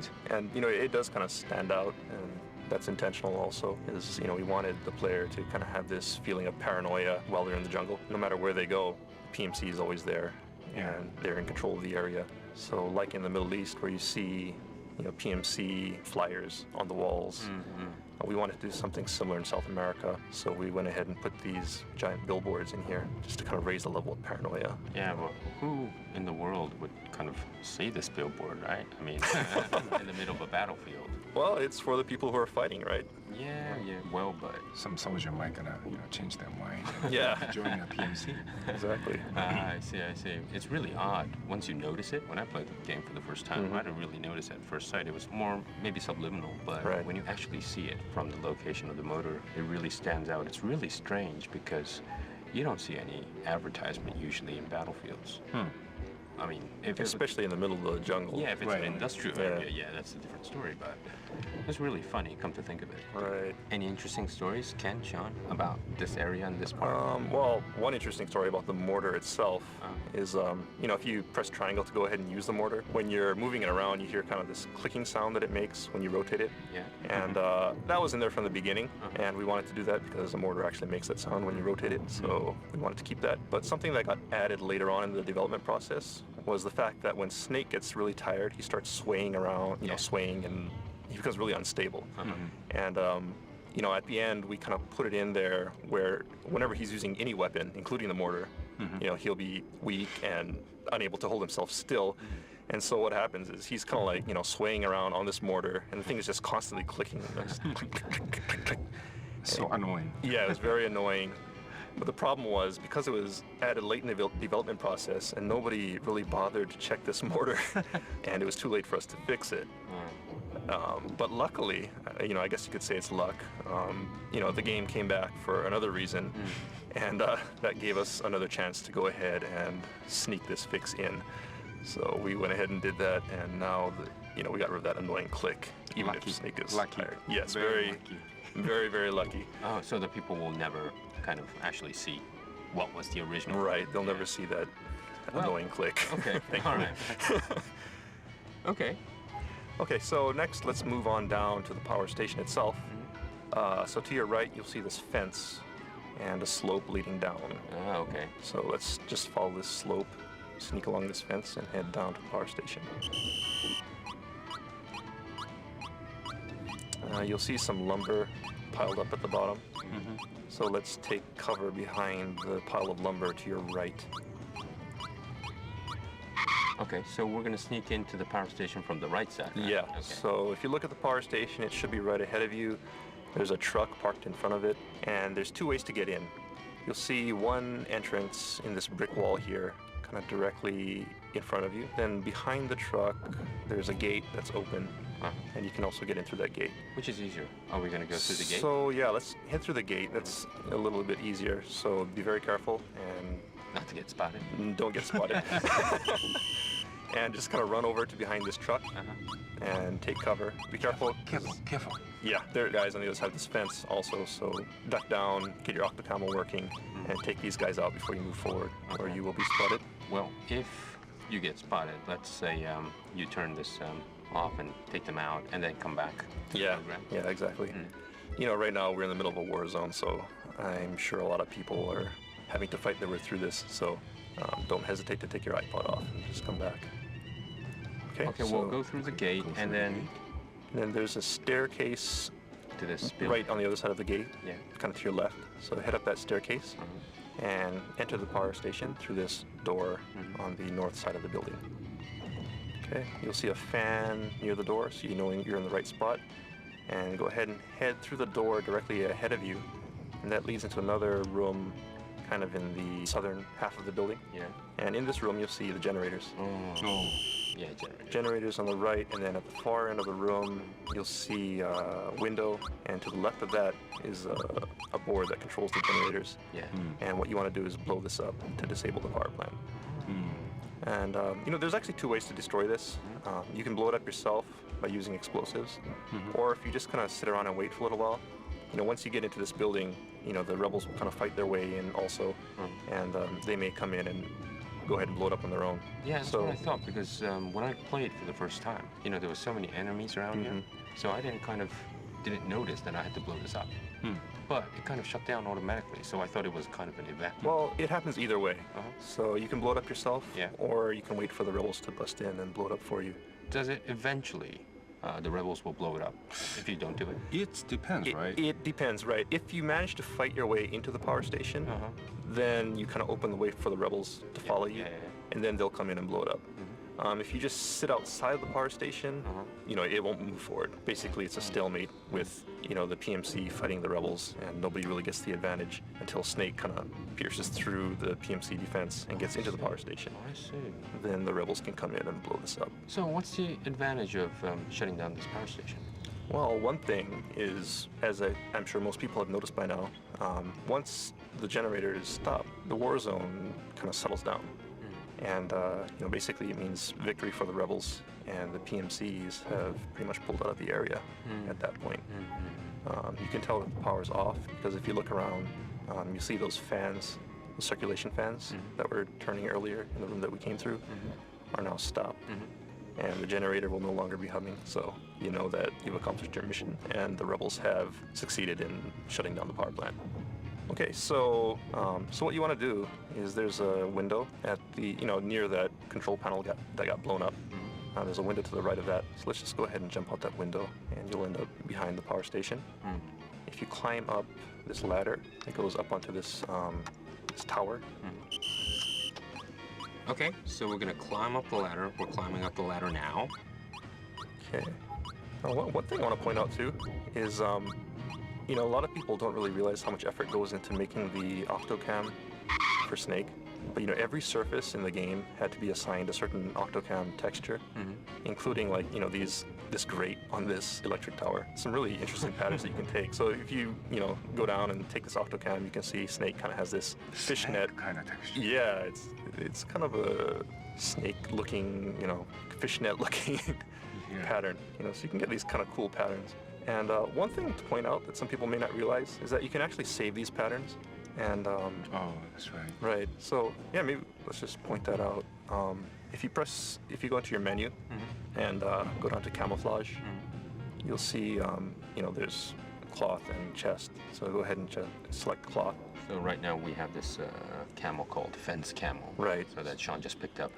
So I have the fence camo, and if you select from the camouflage menu, you select cloth, and at the bottom of that you'll see an option that says to register camel pattern.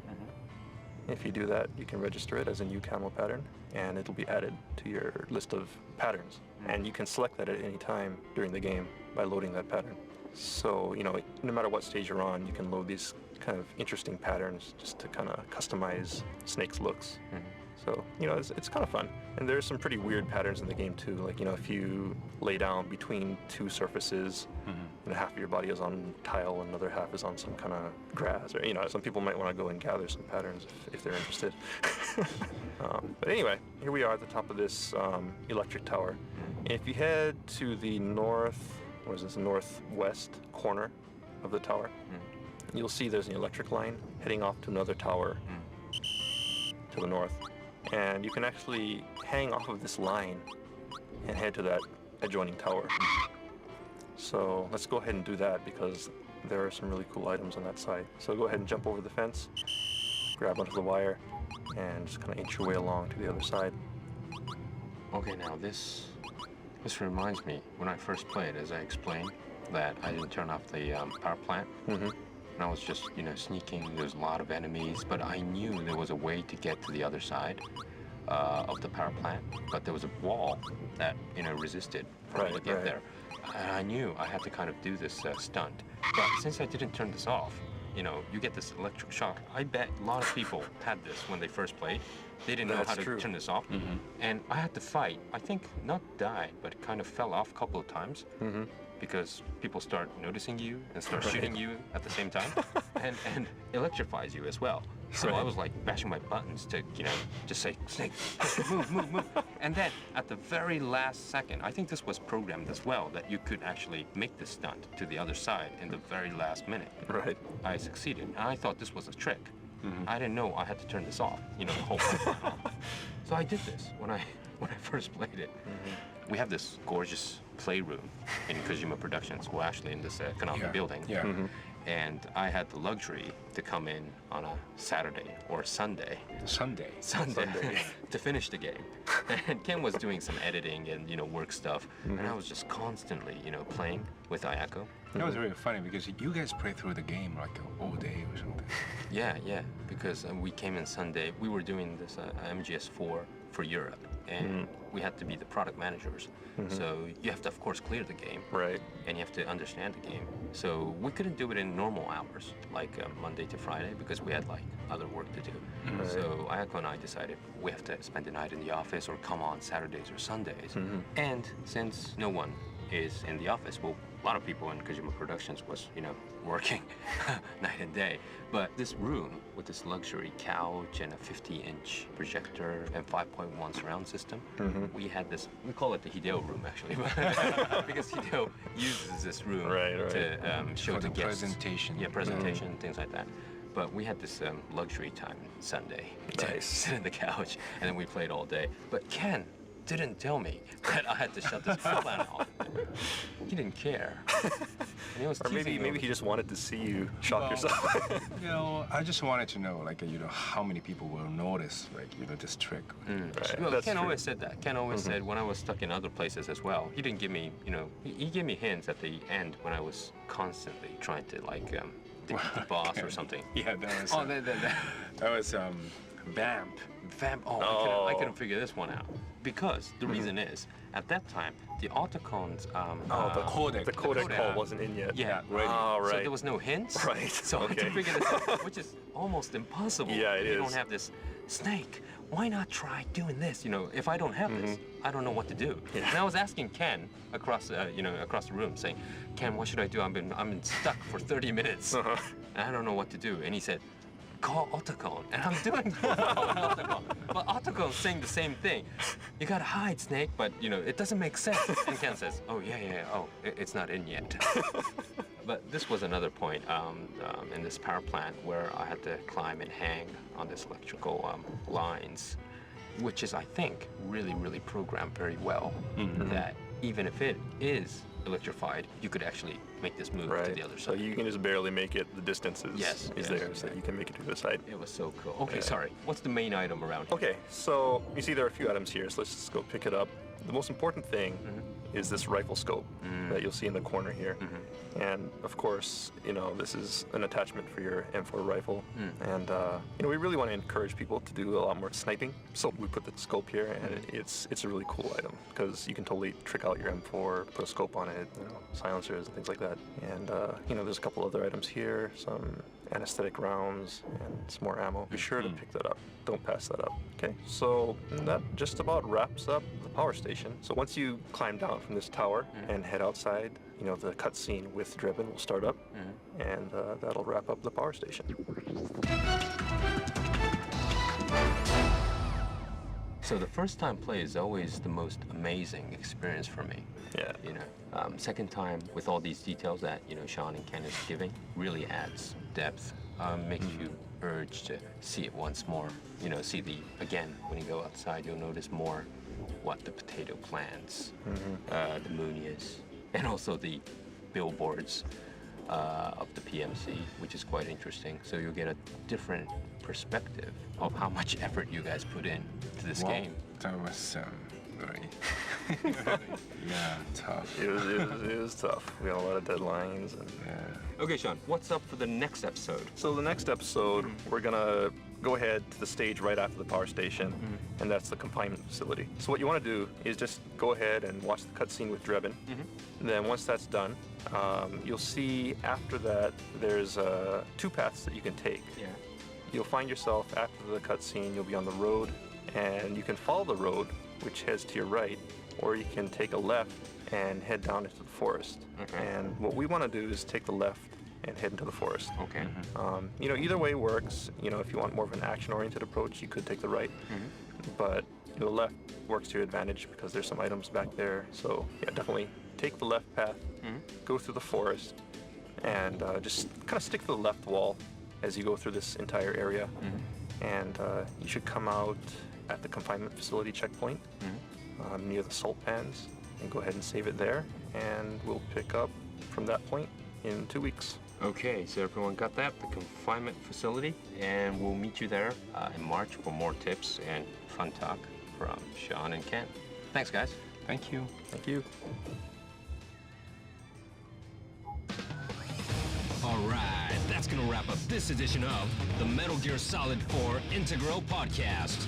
Check back next time for more tips, tricks, and insider info on Metal Gear Solid 4.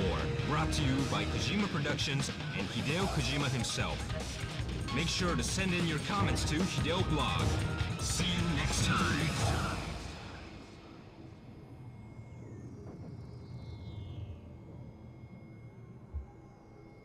Metal Gear Solid 4 Integral Podcast. Broadcasted from Konami HQ in downtown Tokyo, it's the world-renowned Metal Gear Solid 4 Integral Podcast. All right, everyone, welcome to episode number 5 of the MGS4 Integral Podcast. I'm Sean Eystone, and I am here with Aki Saito. Hi, everyone. And producer Ken Imaizumi. Hello, everyone. All right, today we're going to tackle the confinement facility. Yes. Just go ahead and load the save, which you should have prepared a couple weeks ago. And as soon as you enter, you'll get a call from Raiden. Just go ahead and listen to that call or skip through it, whatever you want.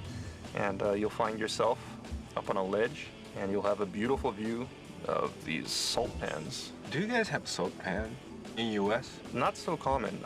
They have salt mines, but I think not so many salt pans. I'm from Hawaii, and they kind of do a similar thing with the seawater. They kind of, have the tide come in, and they have the seawater trapped in kind of like a pond, and then they let it dry and take the salt off of it. But I'm not sure if they have that in the mainland U.S. It's kind of funny how this ended up in here because, originally the crew that went to South America, this salt pan area wasn't on their tour. originally. Yeah. And they were supposed to go somewhere else that day, but for various reasons they couldn't go on the tour they intended to go on. And the tour guide suggested they come to this salt pan area and took them on a tour there. And the group went there and saw this scenery and thought, wow, this is really great. We want to put this in the game. And so here it is. It's really, looks pretty beautiful because, these white thing, the salt thing, it looks so real. Well, at first I didn't know what it was. When I came into the stage, I didn't know what they were because, I was so anxious proceeding forward, actually. But when you take a good view, well, actually, I think a lot of people did, but, traveled around here, up on the salt pans here and there, made you kind of look again, look twice. I mean, at first, I thought they were like kind of huts. Kind of like burrow, kind of like a living underground kind of thing. Like during elementary school, I had this class where of Native Americans. No, the Incas. The Incas, and we kind of clay modeled these houses and huts that was made of mud, and this kind of reminded me. Oh, okay. The house? Yeah, houses and things like that. So I thought it was like that. But actually, it isn't because the height is so. As a house, it's just too small. Right. That's true. But one thing about the height actually is that when they actually went to these salt pans, they were actually much higher. But when we wanted to put them into the game, they were a little bit too high because it's just too easy to hide. And so the game didn't really hold up. So actually the height was intentionally lowered a little bit to make you have to kind of crouch and hide as you proceed through the area. But since you mentioned the Inca thing, actually these salt pans, according to the tour guide, have been around since pre-Inca times. Oh, really? So it is, an old tradition in Peru where, the native people do this. There's like an underwater stream and they irrigate it into these salt flats. So the water that comes out from underground, of course, is full of salt, and then they let it dry in these pans, and that's where they got their salt from. I see. Well, yeah, it definitely kind of reminded me of that elementary school art class that I had.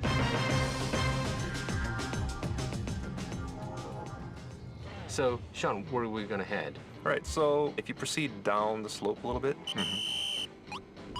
first thing you'll see is a military vehicle coming in from your left. Yeah.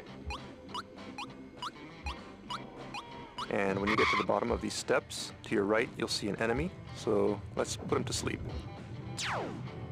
Okay, so let's try and climb up onto one of these salt pans, because there's a cool octo camo that you can get up here. As long as you're laying down, you won't get found by the patrolling PMT soldiers. So let's just talk a little bit. In the last stage, we talked about, being able to save octocam patterns. Yeah. So for people who are trying to collect really unusual patterns for their octocamo, you can actually get a unique pattern of these salt flats, which you can get nowhere else in the game. Cool. So for anyone who wants to have a complete collection of obscure octocam patterns. Okay, so we got this unique, this stage only. Right. The salt pan camo. Yeah. If you go and save it, you'll notice it's actually not called salt camo. It's water camo, but it's a really unique pattern. And basically the different camouflage falls into different categories, like water camo or soil camo. And it's called the same thing, but the textures are all different. All unique depending on where you took the sample. This definitely doesn't look like water. Yeah. It's more. Well, it's salty water, right? Yeah, it looks quite cool. That was really tough job you guys are doing in making those camel patterns. That was really hard because they make the background graphics and they make all kinds of those camel patterns. Took a long time. Yeah, too. Must be more than dozens of them. Oh, 100. I mean, it's a lot. I don't even know how many there are. Yeah. But new ones would always keep on popping up also because, they're always tweaking the art and, you want to tweak something. Oh, it'd be cooler if it looked like this. But then, of course, as soon as you change it, you got to change the octo camo. Yeah. So. Is it unlimited? You could save how many camouflage patterns? I think we have a maximum number. Yeah, but quite a lot. You could save quite a lot. Yeah, Right? yeah. And then where do we? So we're gonna go to. Where are we heading? Okay, you'll see the road a little bit further down this ledge. And this actually hooks up to the road that you saw earlier. Now, you could take two routes here. When you come down to this road, you could head to the right, which kind of goes, I guess, to the east, like to the northeast. Or you could take the left. If you take the right path, it'll head to the confinement facility, which is a pretty big facility, and there's a lot of battle going on there. So that's more of an action-oriented approach. On the other hand, if you want to take the left path and kind of stick to these salt flats, these salt pans, you can head up to a smaller facility where some POWs are being held and help them escape. It's kind of a shortcut. So let's head to the left because it's the sneakier route and there's some pretty cool items in that direction. Okay. Let's go. Let's go. All right. So stick to the top of these salt pans. Don't go down to the road.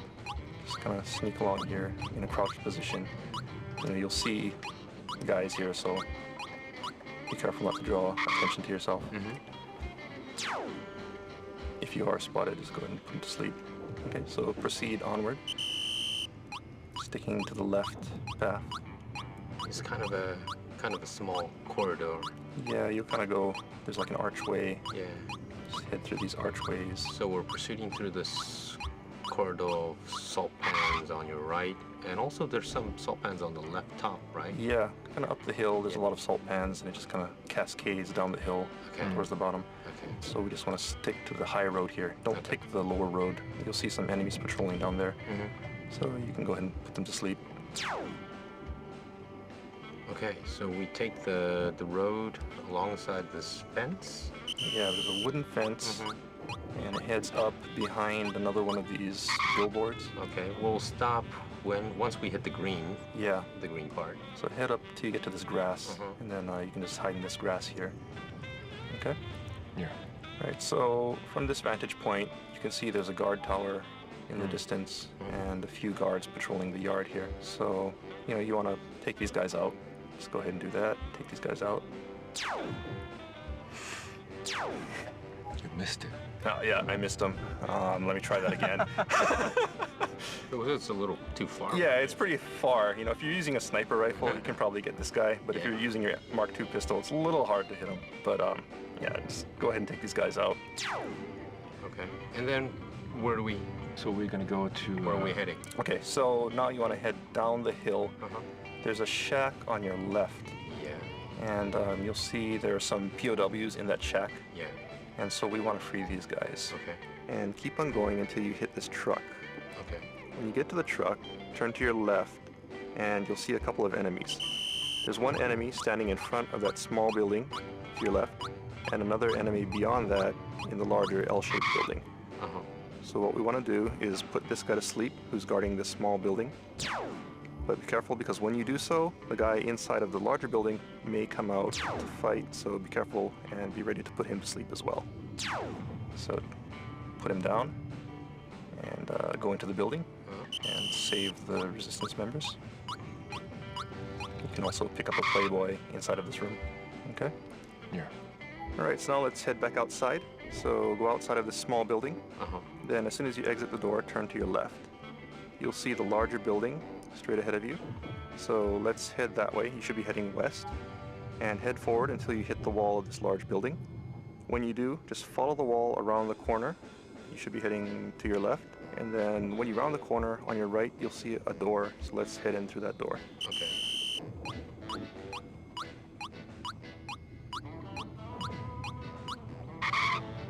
Once you enter the building, you want to just be heading north and go through the door on the north end of this room, and beyond that you'll see another room with a hole in the floor.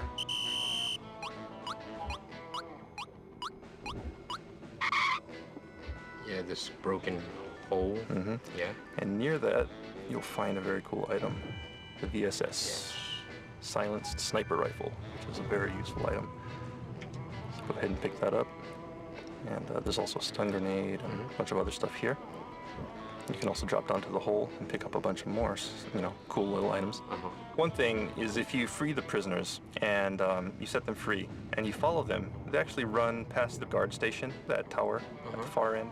And near that station is a path that leads to the east and down to kind of like a mine shaft. Let's head that way. Right. Okay. So basically just backtrack, head back out through the door on the south end of this room. And as soon as you go out that door, turn to your left. And basically you just want to head straight on out until you hit the truck outside. Yeah. Once you get to the truck, turn to your left and you should see the tower straight ahead.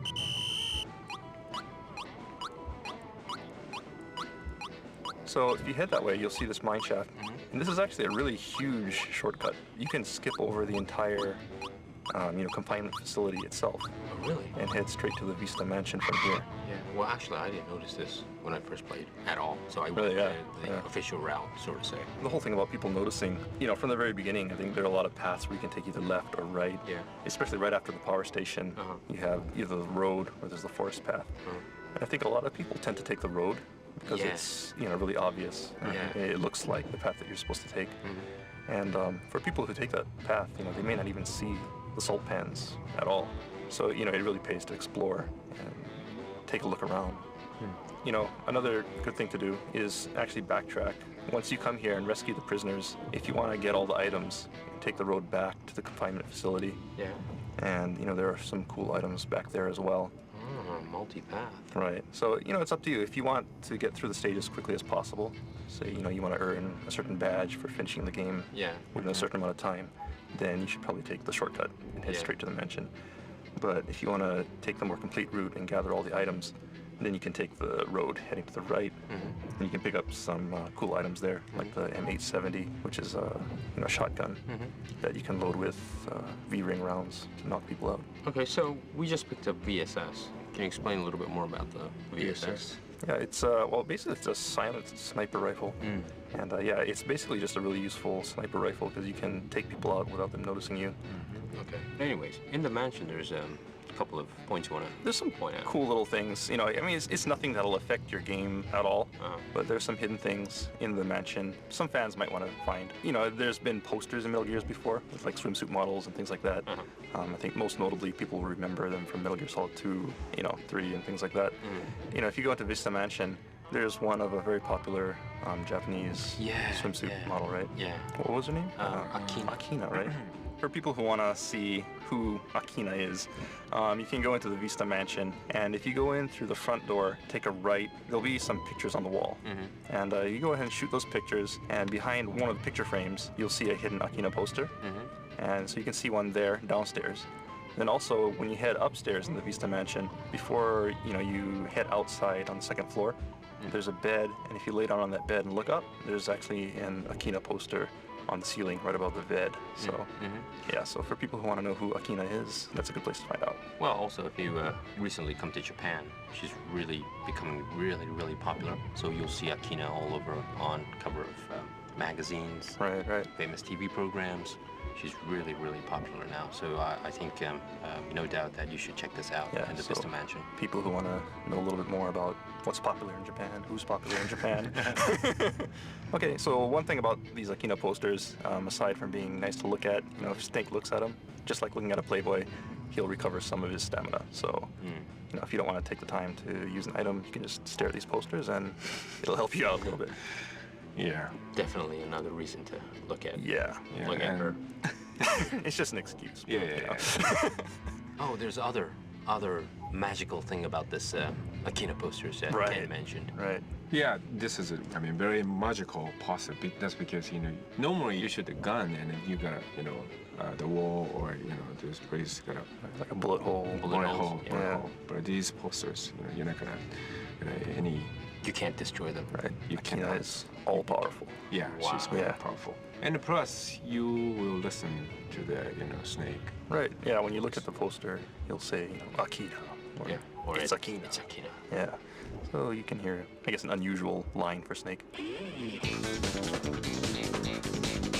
When we're planning this stage early on, there was another shortcut that we were thinking of putting in earlier on after the power plant. Yeah. There's the left path and the right path, and there's the road.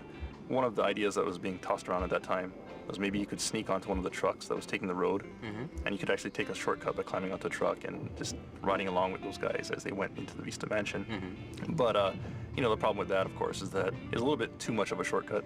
You bypass this whole area, so we decided not to do that. But yeah, this one is still here. This one is pretty good because it's hidden, and I think if people don't free those POWs, it's kind of hard to find. Okay, so, whether you take the path back to the confinement facility and get more items, or whether you take the shortcut, I think we'll wrap it up here. Either path you take, you'll eventually end up at Vista Mansion and continue on to the next stage.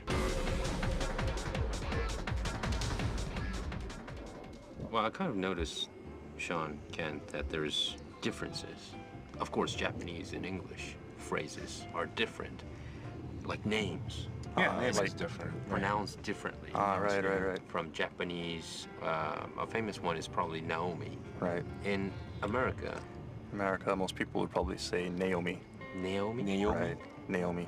Okay, so Naomi and Naomi, most Japanese or people in Kojima Productions probably just pronounce it Naomi, which is a very Japanese way of saying. Others like Otakon. Right.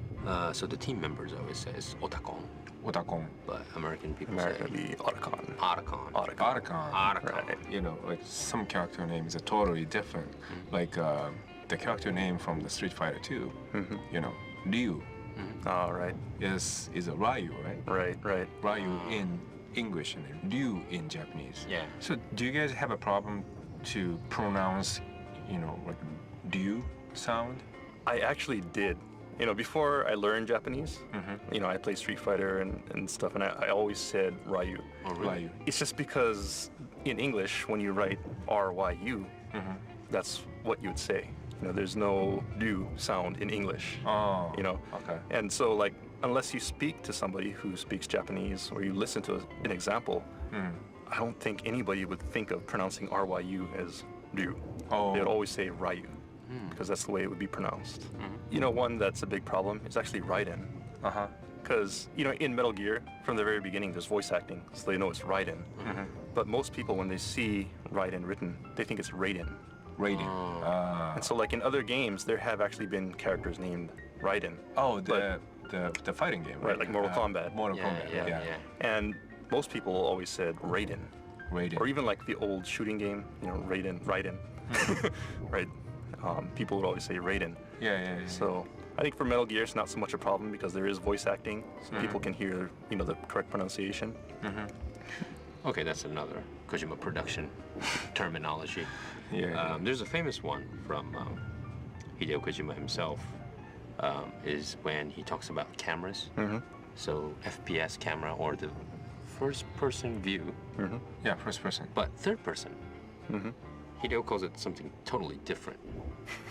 He calls it the the ass camera. Last camera. Yeah. That's a Ketskame. Ketskame. Right. Ketskame, that's he said. Ketsu means yes, and kame is short for camera. Camera. So Hideo always says, you know, Ketskame, Ketskame. Yeah, I think that kind of threw me off when I first came to Kojima Productions, you know, because, you know, you can go into third-person view, and everybody was always saying, "Kids coming." What is kids coming? You know, I knew what it was from context, but, you know, I wasn't sure why they called it, you know, this. Well, it's because you could see the whole backside of the character. It doesn't necessarily you're not looking at this character's butt, but you could see the whole butt and everything. Right. I guess Hideo started to call it. But you know, some people get confused because a kame is a shorter word of the camera, right? But you know, the kame is also the total. Yeah, that's right. Turtle. Japanese, so the butt total. Butt turtle. Ass turtle. Yeah. Ass turtle. What does that mean? Yeah, I don't want to know. That's another one. And also, a lot of people get confused about how we say the cutscenes. Cutscenes. Oh, yeah. Yeah, that I actually mix up a lot.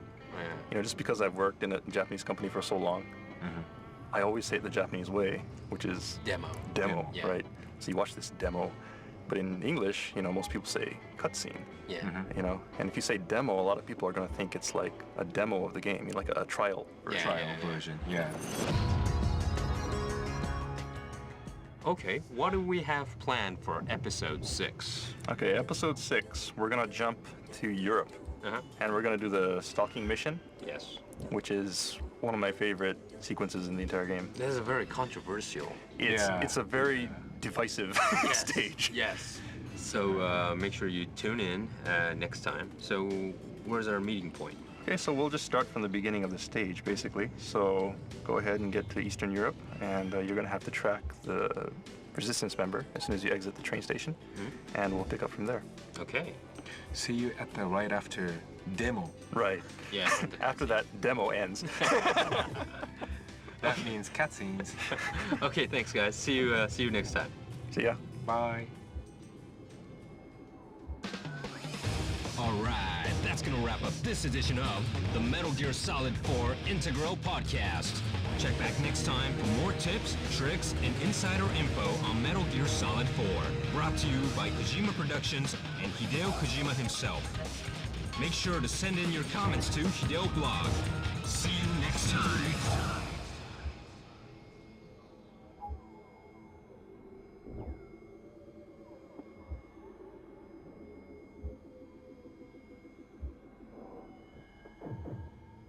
Metal Gear Solid 4 Integral Podcast.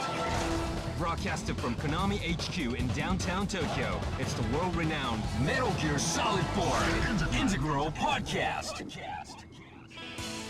All right, hello everyone, and welcome to episode number 6 of the MGS4 Integral Podcast. Once again, I'm Sean Eystone, and I am here with Aki Saito. Hi, everyone.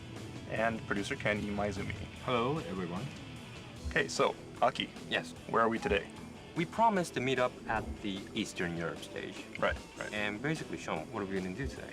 Okay, so today we're gonna pick up in Eastern Europe, and this is right after the cutscene ends where Snake comes out of the train station. And we're gonna play the section where you're following the Resistance member through Eastern Europe and trying to find the Resistance hideout. However, to make it interesting, I know that everyone has cleared this stage already, basically. Right. You know, more or less. So this time, we're going to try to be as like tour guides of this stage. Yeah, kind of pointing out different parts of the town and, you know, what happened here, you know, what went into making this part of the town. You know, interesting things to see around the Midtown area. So it might be a little bit tricky because we will not be following the Resistance member. Yeah, we'll make sure we'll update where we are. Yeah, exactly. And So what we're talking about. So people will have to follow instructions very closely this time because it is very easy to get lost here. Because Okay. The roads are very complicated. All right, Sean, let's get started then. All right. Okay, so first thing you'll notice is the atmosphere here. You'll notice all this mist, a slight drizzle coming down from the sky. Also the sound of the train in the background. This is all intended to recreate kind of like a, you know, like a spy movie type of atmosphere. Yeah. Where, you know, it's kind of dark. Born series. Right. The MI series and things like that. Rainy, and people may not even notice at first, but if you look very closely, you can see that it's not just mist, but there's also drizzle, rain drizzling down from the sky. Right. And if you point the camera upwards, those droplets will actually stick to the screen. You know, it is water falling from the sky. It's not just a it's simple very, mist effect. You know, Kojima Productions is really famous for this water effects on the camera. Right. The raindrops on the camera. This is a really cool feature. There's also something that happens with this drizzling rain that I'll point out a little bit later. Okay. But for now, I guess we can continue on. One other thing that I want to point out is that aside from this rain, you know, you'll notice the sound of the train in the background. There's a story behind this. You know, we wanted to have this station in here, right? And originally, you know, we were going to have actual railroad tracks in the town to kind of show the trains coming and going. But the problem is that, you know, if we have railroad tracks here, then Snake could actually get onto the tracks. And, you know, for various reasons, that was pretty inconvenient because, you know, the player could follow the tracks to who knows where, you know, and it wouldn't really be a good impact on the gameplay. We still wanted to recreate this feeling of being at a train station, but somehow do it without having the actual train, you know, on the screen. And so the sound team came up with these wonderful sounds that really just recreate the atmosphere of being at a train station. Do you want to talk about the sound? Of the crosswalk? Yeah, clicking sound. Yeah, of the well- crosswalk. We spent a long time to get that sound. Yes. Well, actually, was it Ken that you said that there is a identifying sound of a crosswalk, which is so different to even other European areas, but this one location that he said he heard. We went to Prague, and we heard the sound, and that's very different from the Japanese one. So And, he came to our division and said, I need this sound. Can you get a hold of this sound? And, staff, which is Echo, went crazy. What's the big deal about the sound? But Ken said, no, I really want the sound. We want to put this in. Hideo said, he wants to have that sound. And then sound team said, what sound? What kind of sound was it? So I said, tick, tick, tick kind of sound. And the sound team said, I don't get it. I wanted to have something, like a real... Just something to refer to get this real, realistic sound. Kojima Productions do a lot of crazy things. Yeah. Yeah. She just went over to get the sound. She did other things as well, just to hand deliver something or things like that. You know, all these miracles that happened. Yeah. Really is reliant on these people flying over just for a night or something. But anyways, we got the sound in. We're very happy. Right. Very accurate. Very accurate. So people living in this area of Europe may recognize that sound. Yes. Right? Yes. Okay, so where are we off to? All right, so we're gonna move ahead, and what we're gonna do is we're gonna jump into the cutscene where the Resistance member makes his appearance. So head towards this crosswalk here. The cutscene will begin. Okay. All right, so as we continue on, next, this is also related to sound, but this Resistance member will come walking out, and you'll hear him whistling. And a lot of effort actually went into getting this whistle right as well. Really? People may not realize it, but he has several whistling patterns. Yeah. Like if you're closer to him, he'll be a little bit nervous, maybe, may pause as he whistles, maybe sound a little bit more tense.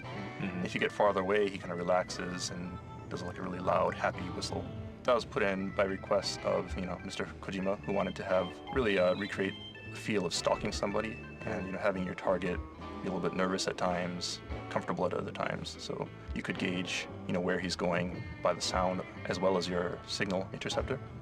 Yeah, that was added, and the response was really good. So I had a lot of players playing this game whistle the tune of the Resistance member because I did. right. You get into this gets into your head. Yeah, it's pretty catchy. Yeah, it's really cool.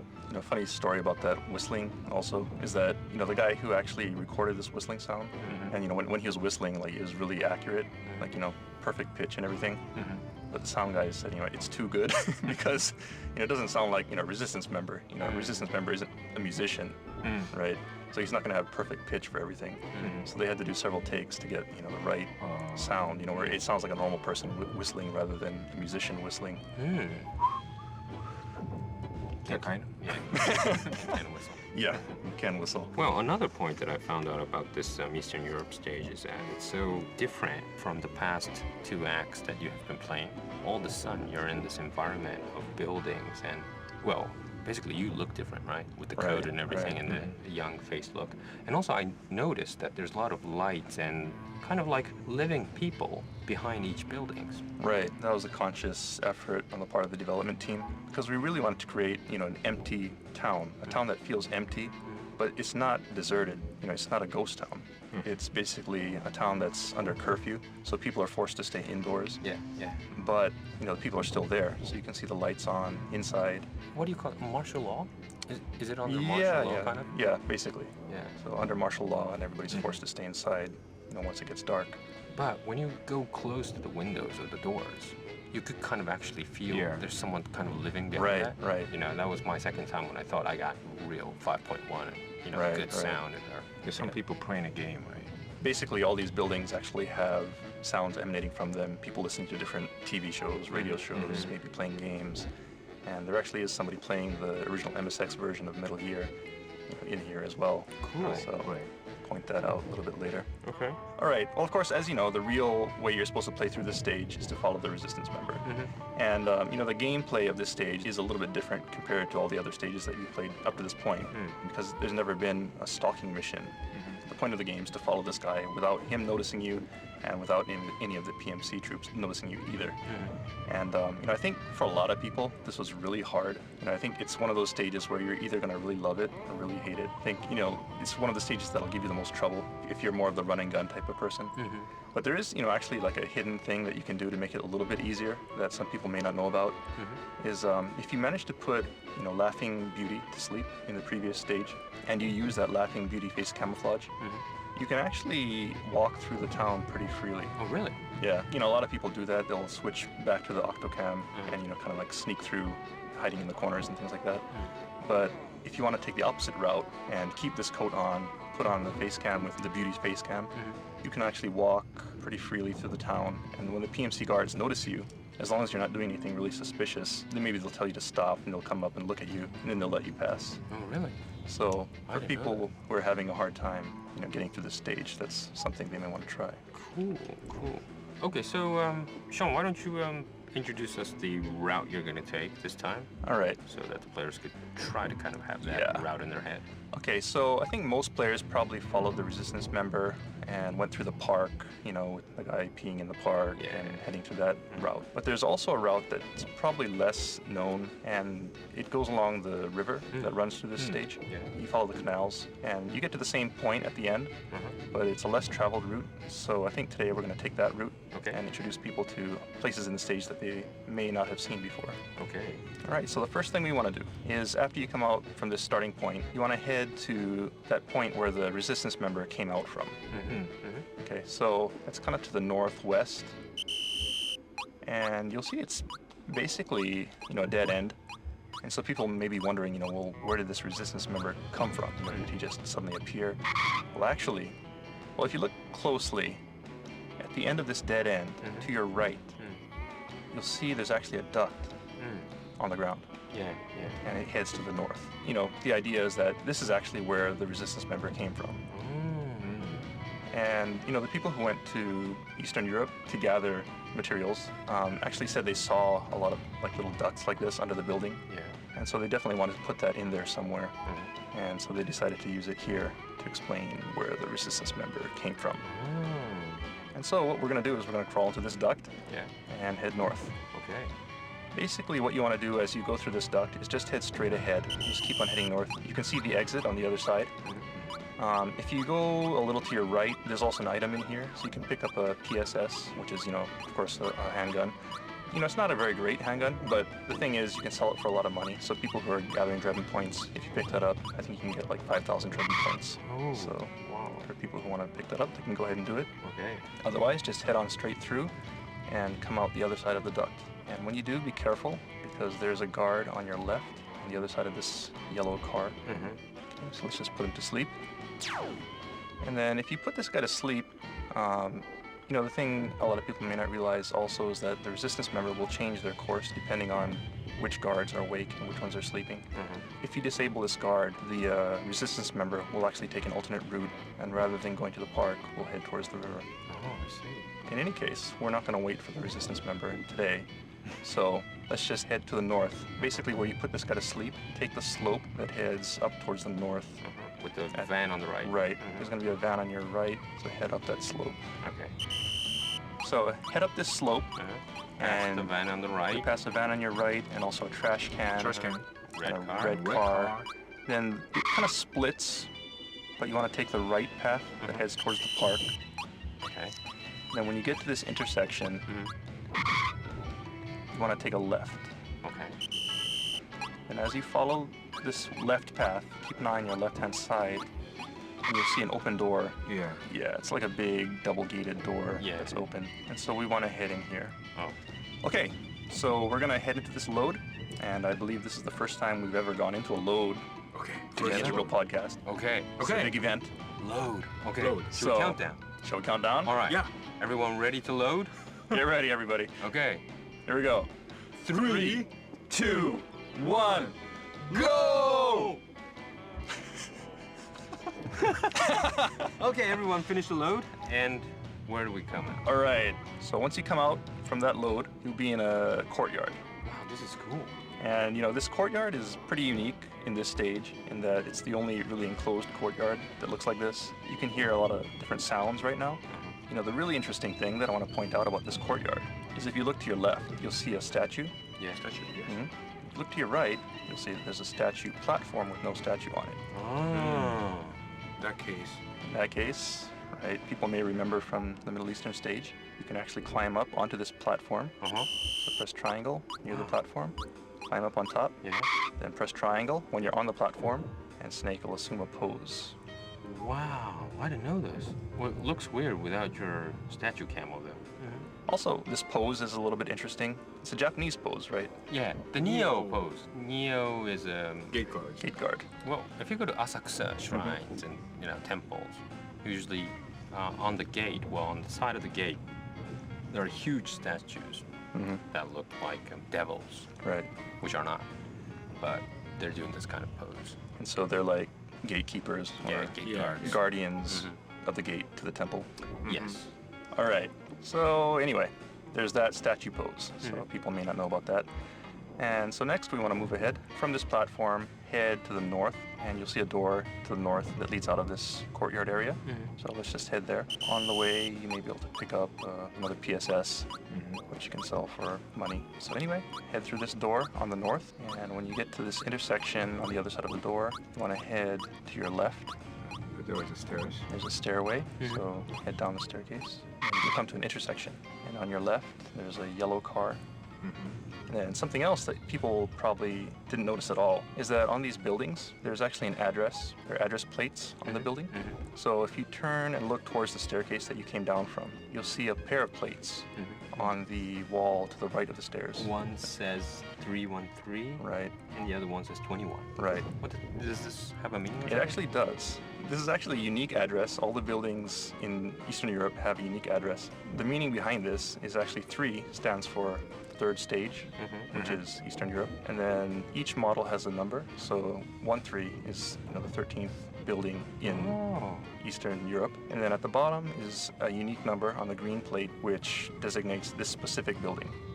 So it's basically stage, model type, and specific model number. So it's a very development code. Right. Almost. Yeah, it is. Probably something that people won't realize at all. I don't. Maybe people won't even care about it, but for the team, it actually did have meaning, and that just goes to show the insane level of detail that. So there might be another When it's 313. Right. So you probably see another 313 somewhere in the game if you look around, but having this combination of 313 and 21 Is unique to this building to this right here. building right I see, here. I see. Yeah. So maybe team member was saying like a 313, 21 building was not quality was not great. So who did this? I see. Right. So maybe there's a bug with this building, 31321, and then everybody knows what they're talking about. Okay. Maybe when you find or when you test it, go to 31321 and then walk north or things like that. Right. Yeah, I see. So, wow, quite handy. So just a little bit of developer trivia. Okay, we'll guide the listeners according to this numbers then, huh? That might be hard. Yeah, we'll just mention it. Yeah. Yeah, okay. All right. So now from this intersection, or from this place where you came down from the stairs, we want to head to the northeast. Northeast. Well, actually, it's a right side. actually to the right. So when you came down from the stairs, take a right, and I guess it's more or less straight to the east, actually. So head to the east, and ahead of you, you'll see a building with some lights on the other side of this railing. So you want to head there, but be careful because on your left, there's a pair of PMC guards. So let's put them to sleep.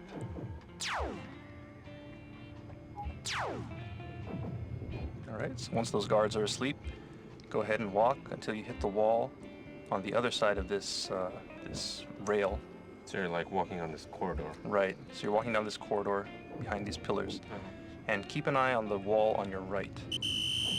Eventually you'll see a staircase leading up. I didn't know this. Yeah, I think a lot of people miss this also. Yeah. This leads to another funny little area. Okay, so should we go up the stairs? Yeah, let's go up the stairs. It's a little bit dark, so it might be a little hard to see where you're going, but when you get to the top of the stairs, you'll be near this bridge. And if you look straight ahead of you when you come up the stairs, you'll see a statue directly ahead of you. Yeah. Right to your right, there's another platform. Without a statue. Without a statue, which means it's another point where you can jump on and assume another silly pose. There's a second place where you could do this. Yeah, so let's go ahead and go up onto the platform and press triangle. What's this pose this time? This pose is just a silly pose. Basically we have a lot of different types of poses in the game, a lot of serious poses, based off of real statues and things like that. But the director, Mr. Kojima, wanted to have just some really silly poses in there also, and so this was put in there. And one other thing to point out is as you're taking this pose, to your right, you'll see ahead of you there's another Minami Akina poster. Oh, our favorite Akina. Right, the Akina. The most powerful poster. Yeah, your favorite, right? No, the most powerful poster in this MGS4. Invincible. Yeah. Invincible poster. Almighty Akina poster. Wow. All right. So that's another point that players may not be aware of. So next, let's move on. And what we're going to do from this point is head towards the canal. Okay. looking at Akina's posters, we take a left. Right. And we're going to cross this bridge. And you should be heading roughly north to the northwest. Uh-huh. And as you proceed, you'll hear a helicopter Yeah. up above. And that means you're heading in the right direction. Mm-hmm. And you're going down the kind of a slope Go this down time. a slope, and then you'll come to a intersection, and you'll see the helicopter with its searchlight looking for you. So be careful not to be spotted by the searchlight. And from here, take a left. Kind of sneak along. Be careful because there are PMC patrols here. As you proceed, you'll see a bunch of signs like a cafe. Uh-huh. And then you'll come to this building on your left. It's kind of like this big, dark, black brick building. Yeah, what number is it? The address is 312. 31312. So we're the Studio B building? Yeah, the Studio B building. Okay. And then you'll come behind this truck.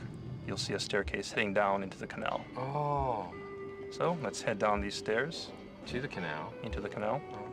And at this point, a lot of people may just run straight ahead. But if you do a U-turn and go behind the stairs, you'll find that there's actually an FIM-92A Wow. surface-to-air missile. Uh-huh. So for those people who want to take out the helicopter and take more of an action-oriented approach, they can use that to shoot it down. So next what we want to do is we're just going to head on to the next load.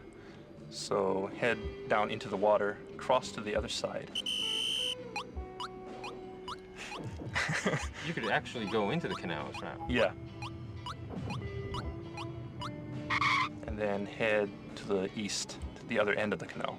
Just keep on heading to the east. Then when you get to the eastern side of this canal, on your left, you'll see a tunnel. Yeah. And what we want to do is head through this tunnel. And this will go to another load, leading to Midtown Northwest sector. So jump into that load. Load. 3. Another load phase. All right, so you jump into the load and you come out the other side. Okay, now I want to point out something about the mist and the drizzling rain. Remember at the beginning of the stage I said there was another little secret pertaining to that mist. And if you go into first-person view right now and just kind of look around, you'll notice that it's no longer drizzling. Oh, it stops. Right, it actually stops, and it's very gradual. As you proceed to the stage, it slowly gets, clearer and clearer until finally, after 20 minutes or so, you have clear weather, and it's no longer raining. So that's something else that people may not have noticed, is that, the weather does change in real time. Okay, so in any case, I think we'll stop here. So go ahead and save on the other side of this tunnel where we came out from the load, and we'll pick up here in 2 weeks' time and cover the later half of the Eastern Europe stalking mission.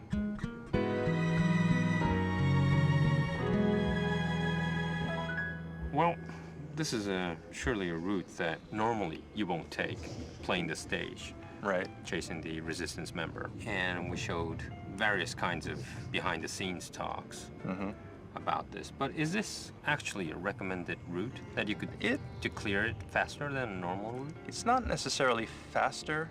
It might be a slightly easier route depending on how you play. But, the thing is you can't really control the resistance member per se. The resistance member will take a route, and depending on how quickly you catch up to him, or depending on which PMCs you put to sleep, he may or may not come here. He may end up going to the park. Yeah. So if you put that guy to sleep, at the beginning of the stage, as we mentioned earlier, then the resistance member should head towards the river. But depending on how you play after that point, he may change routes again. So, Oh, really? Oh. so it's really dynamic. There's no real way to 100%, control the resistance member. I see. Yeah. So even if you're here first, it doesn't mean that he'll come, and Right. yeah, you have to go find him. Yeah. So right now, we kind of forged ahead on our own, and as you notice, there's no resistance member in sight, and he won't come here since we weren't following him. I see. Yeah. I see. Any other points? Okay, well, one other thing that I wanted to point out about this Eastern European stage is as we're walking around, you saw a lot of signs and things for restaurants or shops. And this is something that, the design team really wanted to get into the game, because when they went to Prague and they walked around, there's a lot of different small little shops and signs here. So they really wanted to recreate that atmosphere. And, one shop in particular that really they wanted to put in for sure was the doll shop. And the reason for that is that when they went to Eastern Europe, they actually found, several doll shops there. Dolls and puppets. And Right, like dolls and puppets. And one interesting fact is that is actually the origin of the mantis doll, right? Oh. So they went to Eastern Europe and they found this shop with this cool looking puppet in it. And, they decided, wow, that looks like something we want to use in the game. I remember the signs and everything because Ken was really hassling me to get approval. All the signs and parts and try to make it fake and half fake. True as possible, but make it fake, not to ruin the whole atmosphere of Prague. Right. But of course, we can't use the sign as is because it might. It's gonna take a long time to get a whole license and thing issue. So. But it was very small. We didn't want to get every sign up and license and things like that. But the whole team wanted to make the environment as much as kind of real Eastern Europe as possible. But some signs were really at first very hilarious. There was some duck signs, and of course there's. Even if you go to Eastern Europe, there isn't a poster of Akina, right? But apart from that, there was like ducky signs, frog signs, cute stuff as well. But it was challenging to try to tell Ken, don't use this, don't use that. It took a long time. Yeah. But he was hassling me always. What about the train station also? The train station was actually modeled after the actual train station in Prague also. Right? Was it a combination? That's a combination. That's a combination of the Prague stations, and we went to train station in Germany too, right? Did we? GC show. Oh yeah. I think we checked the Leipzig, Leipzig central station or something.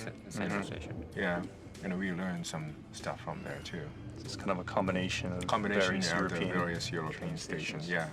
Also, that cutscene is really funny for me because I could tell who is doing the motion capture. Really? Yeah, it was a couple of familiar faces. Yeah. And how he walked and all that thing. It was really funny. Okay, Sean, once again, our next meeting point. Okay, so the next meeting point will be right here, actually. So once you get through that load point at the bottom of the canal, and you come out the other side of the tunnel, just go ahead and save it there. It should be the Midtown Northwest sector. Okay. And we'll pick up here in 2 weeks. All right. Well, thanks, guys. We're going to have a little bit more traveling guide of Eastern Europe in the next 2 weeks as well. So I hope everyone enjoyed this tour. Okay, thanks, guys. Thank you. Bye. Bye-bye. See you next time. All right, that's gonna wrap up this edition of the Metal Gear Solid 4 Integral Podcast. Check back next time for more tips, tricks, and insider info on Metal Gear Solid 4.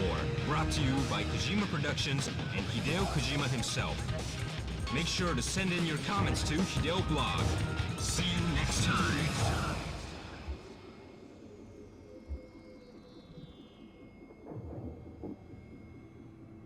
Metal Gear Solid 4 Integral Podcast. Broadcasted from Konami HQ in downtown Tokyo, it's the world-renowned Metal Gear Solid 4 Integral Podcast. Okay, everybody, welcome to episode number 7 of the MGS4 Integral Podcast. I'm here with Aki Saito. Hi, everyone. And Kenny Maizumi. Hello. And my name is Sean Eistone. And today we're continuing at the Eastern Europe Midtown stage. And we're continuing from 2 weeks ago at the Midtown Northwest sector. So you should have just... Why are you whistling? Well, this is a whistle section, remember? We're supposed to follow the whistle. Do you remember, my mother is always told me, don't whistle during nighttime. Yeah. There's a saying, kind of a famous kind of saying, that don't whistle outside at night in Japan because snakes will come out. Snakes will come out. Yeah, Really? Yeah. Not solid snake, right? No. I don't know why, because we don't see snakes in Tokyo. Not so much. But my mom, Ken's mom as well, every mom will say, don't whistle at night. So that's like a common thing for Japanese parents to say to their kids. Right. Yeah. Like, if you whistle at night, snakes will come out. Yeah. Interesting. Do you have same kind of stuff? I'm not sure about America, but, in Hawaii we have something similar, where if you whistle at night, we say spirits will come out. So it's not good to whistle at night. That's more scary. Yeah, but, in movies and things like that, right? Like a musical movie. Well, yeah, I think there are a lot of scenes in movies and stuff where people are whistling at night. So in the mainland U.S., whistling at night isn't really a bad thing, I think, for most Americans anyway. Well, don't worry. I think it's more of a Hawaii thing. Well, even in Japan, I mean, a lot of people whistle at night. Doesn't really matter too much. Anyways, nothing to do with Eastern Europe. Well, let's go. We're in the actual canal. Yeah, so right now we're in the canal. You should have just come through that load point that we went through a couple weeks ago. And you just came out from the tunnel. And you'll hear the helicopter up above you. And you know, last week we introduced that there was a surface-to-air missile that you could use to shoot down the helicopter. But for those of you who want to get through the stage without actually, you know, killing anybody or causing a lot of damage, what you can do is you can actually equip a silenced sniper rifle, such as the VSS, which we picked up in South America a few weeks ago. And what you want to do is aim at the searchlight Of the helicopter? of the helicopter. And you can actually shoot this out. It's kind of hard to get a clear shot because the helicopter's moving around. But if you can get a shot at the searchlight. Okay. Okay. So it may take several tries, but if you can get a clear shot at the searchlight, you can actually knock it out. Wow. Wow. I didn't know this. You didn't know this? No. Ah. I didn't think I had a VSS at that time. You can use other guns as well. It's just that they'll make a lot more noise. Yeah, no, so people might. people Yeah. will be more notice. likely to find you. And we can move on. Okay. Okay, so now that searchlight is out of the way, we can cross over to the other side of the canal. And on the northern side of the canal, if you cross over and take a left, now, you know, even if you use a silent sniper rifle, there's a good chance that, you know, some people may come because you may trigger a caution phase. So just go ahead and put them to sleep. And proceed to the left. You'll see a ladder near the bridge that passes over the canal. And what we're going to do is we're going to climb up this ladder. Okay.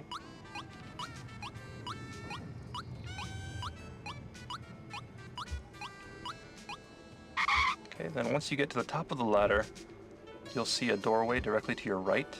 And there's like a double doors that are open. So we want to head into here. And you kind of enter this narrow alley. And then at the end of that, there's another gate that's closed this time. At first glance, it may seem like this is a dead end. But if you round the corner, you know, to the left, there's like a small little area you can walk to. If you go to your left and look at the wall behind the door, there's actually a little hole here that you can crouch down and go through. And so when you're tracking, you know, one of the resistance members, it's possible that he may actually come this way. And when he does, if you ever lose sight of him, you know, a lot of people may think they lost him because they can't pass through the door. If you just go around the corner here, you can see that there's actually this small little hole that you can crawl through. So I guess there's no cheating whatsoever of the resistance route Right. he is going. So yeah, he never warps or just magically disappears. So there is a way that There's he got always a way. behind that door. Right. I see. And you know, this also is based on reality. According to the design team, you know, when they went to Eastern Europe, they actually saw this type of weird hole in the wall. Weird. Well, they didn't know what it was for. You know, it's just kind of there. It's not a door. You know, it's too small for a normal person to pass through without crouching. But it was there, and so, you know, it kind of struck them as just being really unusual, and they wanted to put it in the game because of that. And so here it is. Right, so what we're going to do is we're going to crouch down and head through this hole, but use caution because once you get out on the other side, there are a couple of PMC guards on your left. So as soon as you pass through the hole, turn to your left, and then look to the north, and you'll see a pair of PMC guards in the street.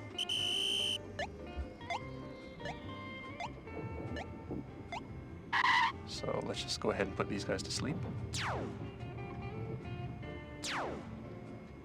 Okay, and then once those guys are asleep, you can head out to the street and then look to the left. You should be facing north. You'll see a staircase heading up, and to the right of that is a trash can. A green trash can. Right. Yeah.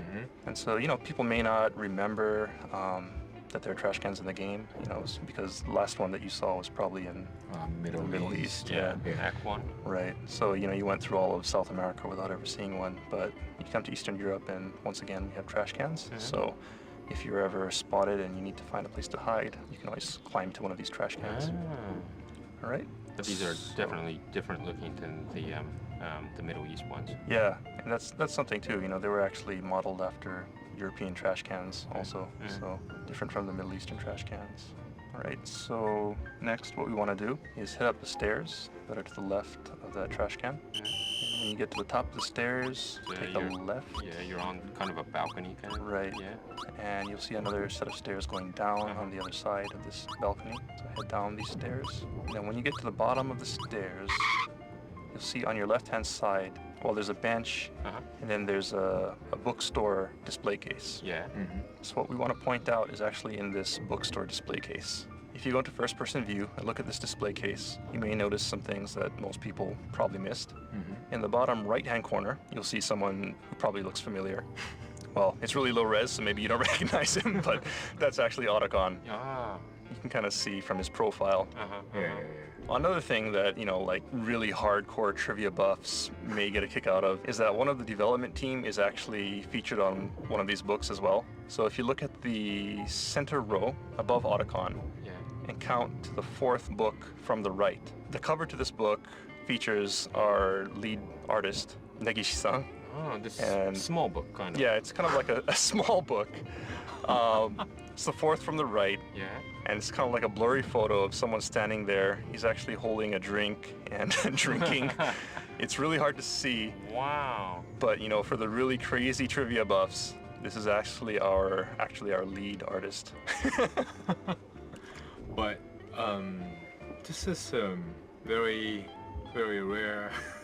Yeah, it's a rare very trivia, but who will be happy about it? well.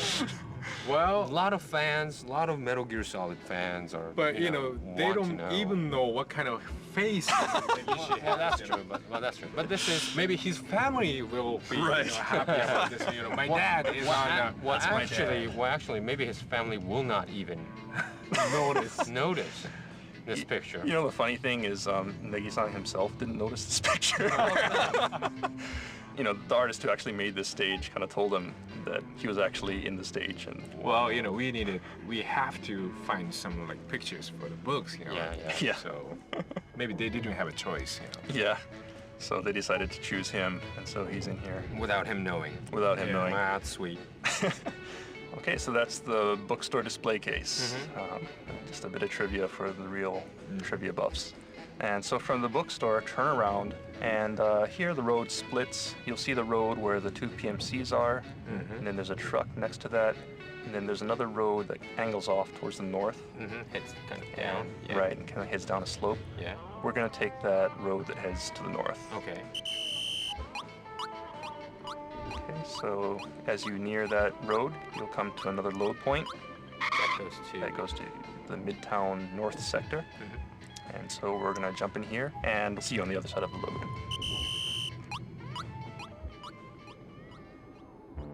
Okay, we're in the Midtown North sector. All right, so you come out in the Midtown North sector, and as soon as you come out, you'll see a couple streets ahead of you, one kind of angling off to the left, and another one to the right. So take the one that heads to your right. And as you walk forward, you'll see an alley on your right, near this Golden Fish restaurant. Oh, it's a restaurant. Golden Fish Golden restaurant. Fish. Wow, sounds yummy. Yeah, so take a right near the Golden Fish. And we're gonna enter this. And we're going to enter this little alley here. Follow the alley. It kind of turns to your left and then comes to intersection here. And what you want to do is take a left at this intersection. You'll see straight ahead, you can see the front of a van. And when you get to the street, just stop here for a second. People may recognize this area as where, if you follow the resistance member, there would be vehicle patrols around this area. Yeah, You need to kind of hide. And, just kind of to offer a little bit of advice to people who are playing this. If you want to hide really quickly, the best way to hide on the stage is actually to use the cardboard box or the barrel. And, the reason for that, of course, is you can lay down on the ground and you can absorb the camouflage pattern, but it takes time, right? But if you use the barrel, you can quickly jump in and out. You can have a much easier time while you're trying to avoid these vehicle patrols. One other thing about these vehicle patrols that it's kind of funny. During development, we had the vehicle patrols going on, and of course there's the PMCs patrolling the street. And what was really hard was to keep these vehicle patrols from actually hitting the patrolling PMCs. Yeah. because the vehicles would just come charging down the road. Yeah. PMCs would be walking, and bam, they'd be hit. And so we had to come up with ways to keep that from happening. And at one point we figured, okay, I think we kind of got it. The vehicles will stop, and they won't run over the guy or whatever. But there's actually ways that you can get around that. If you put one of the PMC patrols to sleep, they'll go to sleep, and they'll be on the side of the road, and the vehicle patrol will come up beside him, and they'll tell him to wake up or something like that, right? It's like, oh, what are you doing? Wake up. And what'll happen is if that PMC guard's post is on the other side of the street, he'll wake up and say, oh my God, I gotta get back to my post. And he'll start running to his post. And what was really funny is if his post is on the other side of the street, he'll just go dashing right onto the middle of the street, right as the patrol vehicle starts up, and he'll just get nailed by that patrol vehicle. So. Wow. Okay, so maybe some lucky guys might have seen the scene. Maybe. I mean, it's really hard to get it. Oh, really? I would like to see that. The situation just has to work out perfectly, but it's pretty funny if you can get it. Well, it's not a bug, is it? I mean, if you wake up and if you dash across the street, you can get hit. It's an accident, right? Yeah. He's in a rush to get back to his post. Well, that's cool. Yeah. I know one more thing, but that's not the Europe stage. I know something in the Middle East. It's really funny thing. That gets run over? No, not that one. Like do you guys know some snipers on the building, 3rd floor? Yeah. Like you sneak on the building and you put a Playboy magazine, right side of the sniper. The sniper will look at the Playboy magazine and he started shooting the gun. And it's really funny because he was he's looking at the magazine. He's looking at the magazine and shooting the guns, and he's so genius. He's that good. Yeah. Cool. All right. One other thing that kind of stands out while you're standing at this intersection is if you look straight ahead, there's a manhole in the street leading down to the sewers. And this is kind of a painful story to tell, but originally there actually you actually were able to go into these manholes and go down into the sewer. Yeah. So the idea was while you're tracking this resistance member, sometimes he'll crawl into these manholes and you'll have to follow him down and crawl through the sewer, things like that. But unfortunately, for various reasons, for gameplay reasons, for camera reasons, for VRAM reasons, and just time limitation, we had to take that out. All right, then, where do we head next? All right, so from this manhole, you're facing the manhole. What you want to do is turn to your right and head down the street. You'll see a parking sign in the distance, as well as a van parked next to that parking sign. And so what you want to do is head up onto the sidewalk, go past that parking sign, and keep an eye on your right. And you'll see a staircase heading up on your right. So let's just head up this staircase. And when you get to the top of the staircase, on your right, there's a door that leads to this small little empty lot. Kind of a garden. Right, kind of like a garden. And, people may recognize this place when they're tracking the resistance member. This is where the resistance member, of course, ducked into this door and changed into his PMC uniform. One thing about that, I think a lot of people probably didn't realize at that time, and a lot of the team actually didn't realize until later, is that when he changes his uniform, it's actually not identical to the other PMC soldiers.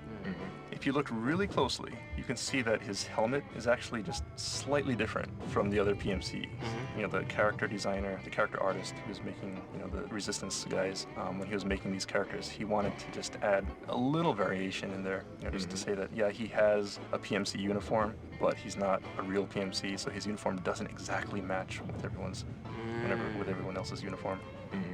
So for people who are very attentive, you may have noticed that. For those who didn't, next time you play, try and take a look at his helmet. Okay. What's next in our tour? Actually, in the last program, we mentioned that you could listen at the doors to houses and hear, sounds coming from the inside of the house. So what I'm going to do now is take you to one of those houses and point out something that's kind of cool. So from here, head back outside and back down the stairs that we came from. You should be heading north. Then on your right, you'll see a pair of PMC soldiers standing next to a barrel. If you're the violent type, you could go ahead and blow up that barrel. Otherwise, you can just go ahead and put these guys to sleep.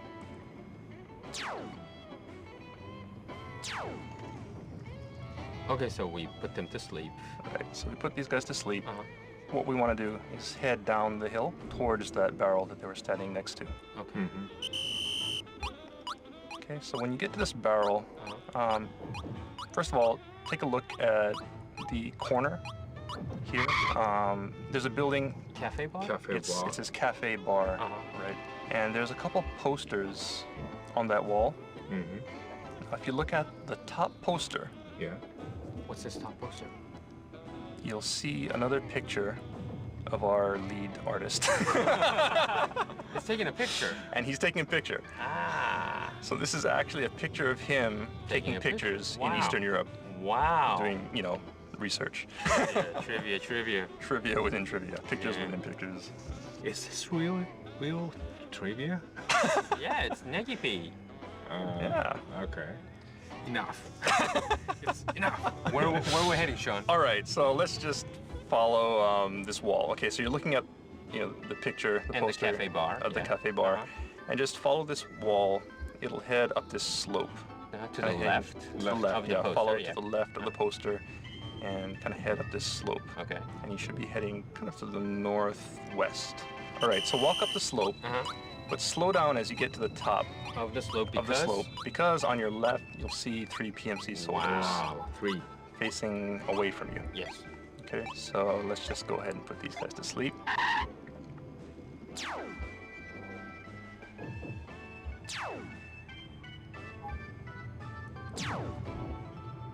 Okay, so once you get these 3 guys to sleep, where will we go? Okay, so now we got these guys to sleep, and what we want to do is head up the slope. They're kind of standing at a split in the road, Yeah. and if you're facing them after you came up the slope, there's the road that goes straight ahead, and then another one that kind of angles off to the right. Uh-huh. And what we're going to do is we're going to take this road that angles off to the right. Uh-huh. So you should see a van on the left and a van on the right, Right. a little bit further up. And the building number? What's the building number? Building number is 32218. Okay. Okay. Okay. So we're heading up this hill.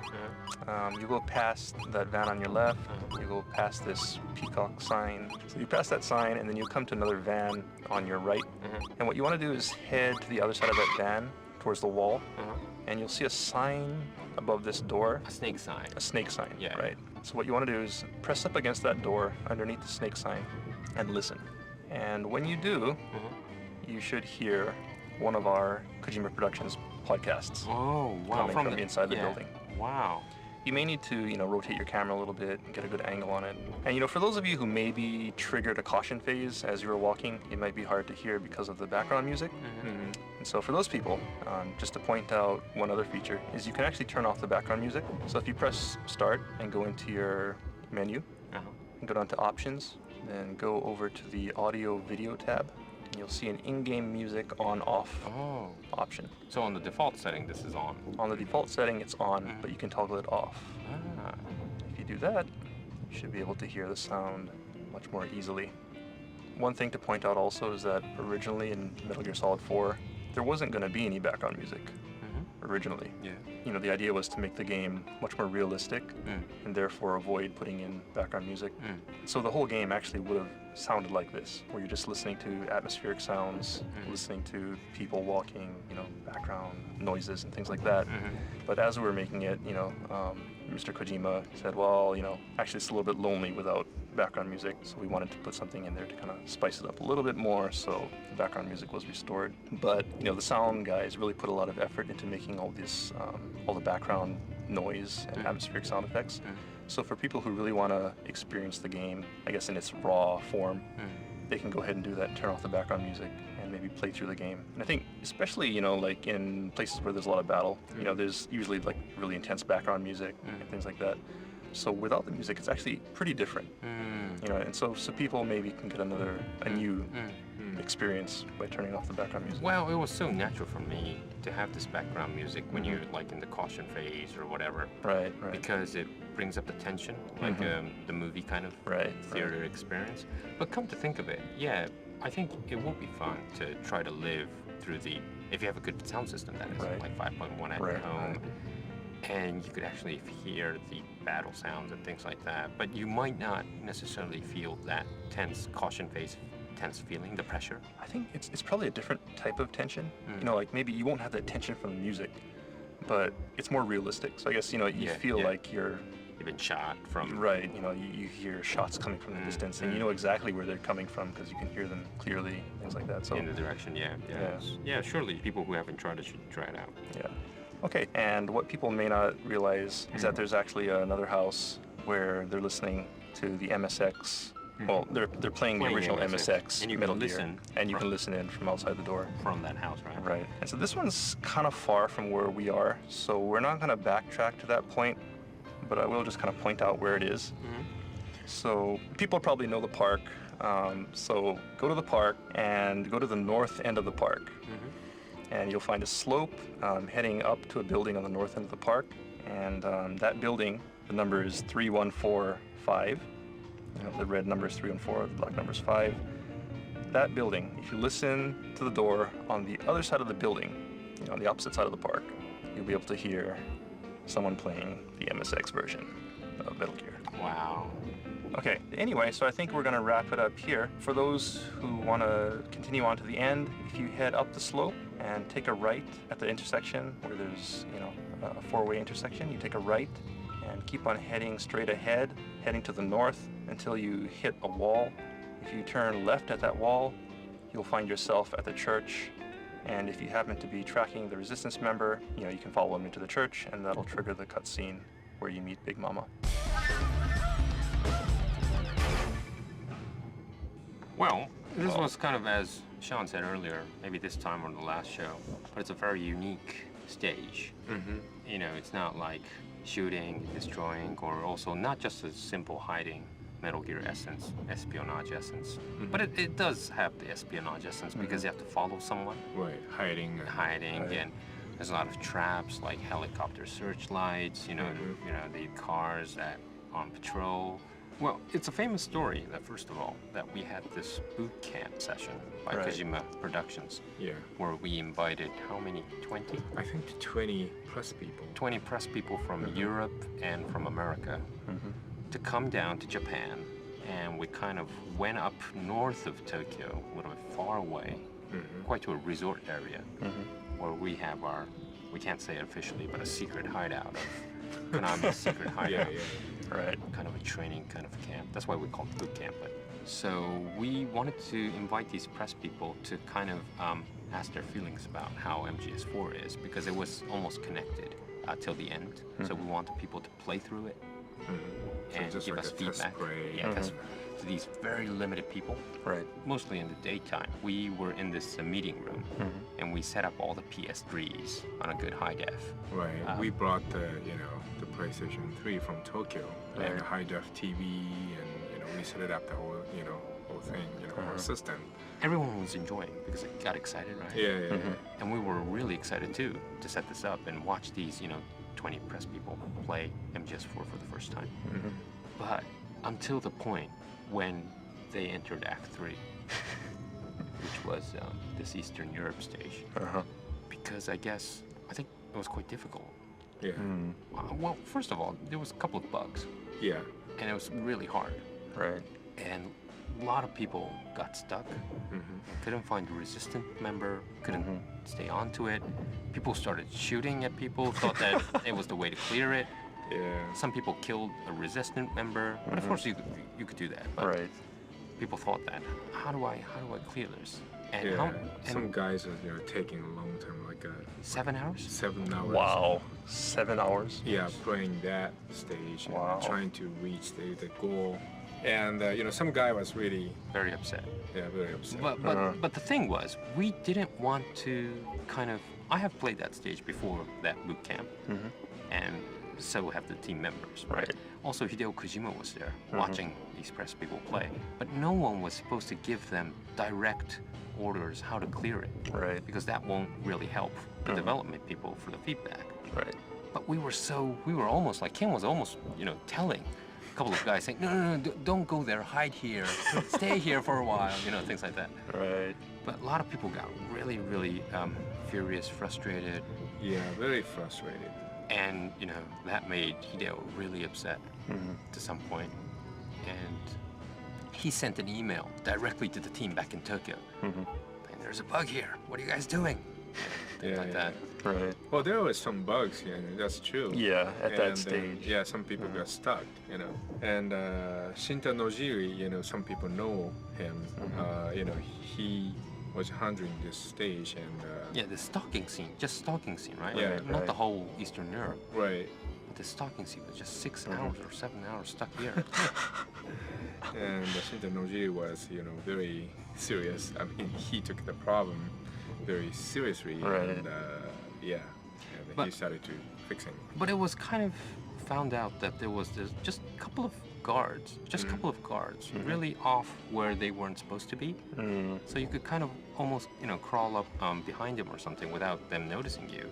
But because of this couple of guards stationed at just a fraction away from each other or something, that made it really hard. Right. But we found out that this Yeah. would be a disaster if we released it as it was. But it was good that we did this boot camp. Yeah.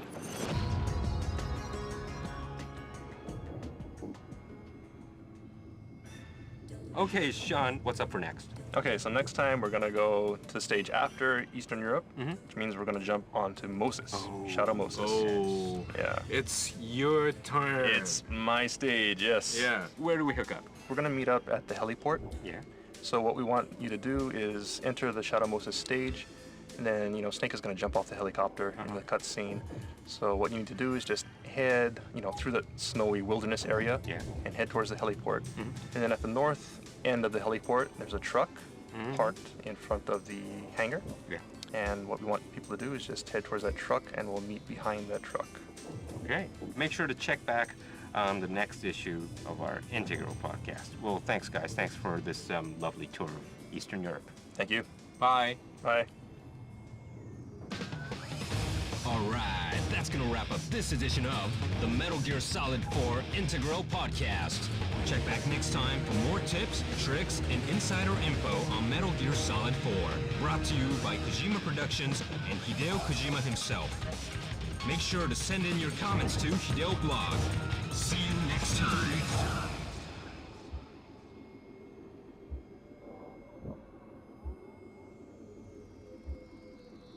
Metal Gear Solid 4 Integral Podcast. Broadcasted from Konami HQ in downtown Tokyo, it's the world-renowned Metal Gear Solid 4 Integral Podcast. Hi, everyone. This is the MGS4 Integral Podcast, Episode 8. I'm Aki Saito, joined with... Hello, my name is Sean Eyestone. And... Hi, this is Ken. It's me. Okay, today, Sean, we're in your favorite stage. Yes, we are. We are in Shadow Moses. What was our meeting point? Our meeting point today is behind the truck in the heliport. Yeah, just after, the opening sequence. Right. Yeah, So after the opening sequence, you kind of go through that snowy area, and then you find the heliport, and then to the north of the heliport, there's a truck. So you should be standing right behind that truck. I just want to point out one thing. On the webpage, we've been getting comments and things from people, and one of the comments that we got was about, how we jumped back to the power station stage after we did the tracking stage. Yeah. And I think, a lot of people maybe only had one save, and so, there's a lot of trouble for them to have to backtrack. And so, we're sorry about that. Basically, when we're doing these podcasts, we're kind of doing it not necessarily in order. So people who are playing, you probably want to keep more than one save. Keep saves on all the levels, and be prepared because we may jump back again in the future. So just want to point that out. Okay. Sorry about that. Yeah, sorry about that. Okay, well, Sean, I heard that you have so many memories in this actor stage, actually. He has a lot of things to talk about. You wanna start off? The private. Right. How it changed your life? It changed my life. Yeah, well, I guess first things first, I just want to thank everybody for sending in their messages and comments on the webpage, because we have been getting a lot. And, we haven't been replying to them on the show because, there's kind of a lag between when we get the feedback and when we record. But we want to thank everybody for sending in their feedback. Some people wanted to know, who the hell is Sean? Exactly. Who is this guy? Yeah. So, since I never really introduced myself properly, I guess now would be a good time to do it, since I was in charge of Moses. During Metal Gear Solid 4, I was involved with the script unit, and I think there's a lot of people who may not really know what that is really, because in Kojima Productions, the script unit is kind of unique in a way. So basically what we do is we handle game design, level design, creating the maps, and doing all the scripting, and basically, all the stuff that brings the game together. So we communicate with the programmers, communicate with the designers, artists, and kind of bring everything together into the final stage. So my understanding is that the script unit is kind of the central point where you gather all the materials, right, make sure the flow goes right, which flag is up or down, things like that, right? Right. So it's kind of like the focal point, where everybody all the materials come together. The game design kind of comes together, the program gets put in, the art gets put in, and of course, we place the enemies, we tweak the gameplay, all that fun stuff. He was in charge of Shadow Moses. Yes. Maps and all gameplay stuff. So if you guys have some complaining or anything, just call him up and say, hey Sean, Yeah, but wasn't this a challenge for you? Because you know that all Metal Gear fans know the stage. Yeah. Mostly inside out. Right. And that was the hard thing because we're revisiting Shadow Moses, so we have to reuse the same maps. Basically we want to use the same environments, but somehow create a new gameplay experience using those same environments. That was a really challenging experience. Yeah, you have to be precise and you have to make it, to the next gen sort of from the PlayStation 1 actually. Right. So it's like 2 steps up. Exactly. So somehow make it look the same, but make it look a lot better, and introduce something new to the gameplay that will be kind of fresh, to people who have played Metal Gear Solid 1, as well as people who may be playing Metal Gear Solid 4 for the first time. Well, I think I have to say you and the team doing this Moses stage did a real great job, because I could say that I had no kind of awkward feeling. I had an almost natural feeling that this was almost playing MGS1. Cool. But actually, come to think of it, it's not MGS1. Everything is all different. It's all, high res and things like that. The truck itself, that we're standing right behind is, it should be the same truck. And I do get the kind of the same feeling. However, it's probably totally different, right? Right. In a technical Yeah, point well, of view. that's the thing too, when we're planning the stage, we're kind of talking about it, and we're like, well, it shouldn't be too hard because, it's the same as Metal Gear Solid 1. We'll just, make the same stage, and it shouldn't be that hard. But actually, there's a lot of work involved, because we basically remade everything from scratch. You can't reuse anything from the PlayStation 1 game, so everything is, totally from scratch and recreated just for Metal Gear Solid 4. So we had to try and recreate things so that they look the same, but just look a lot better.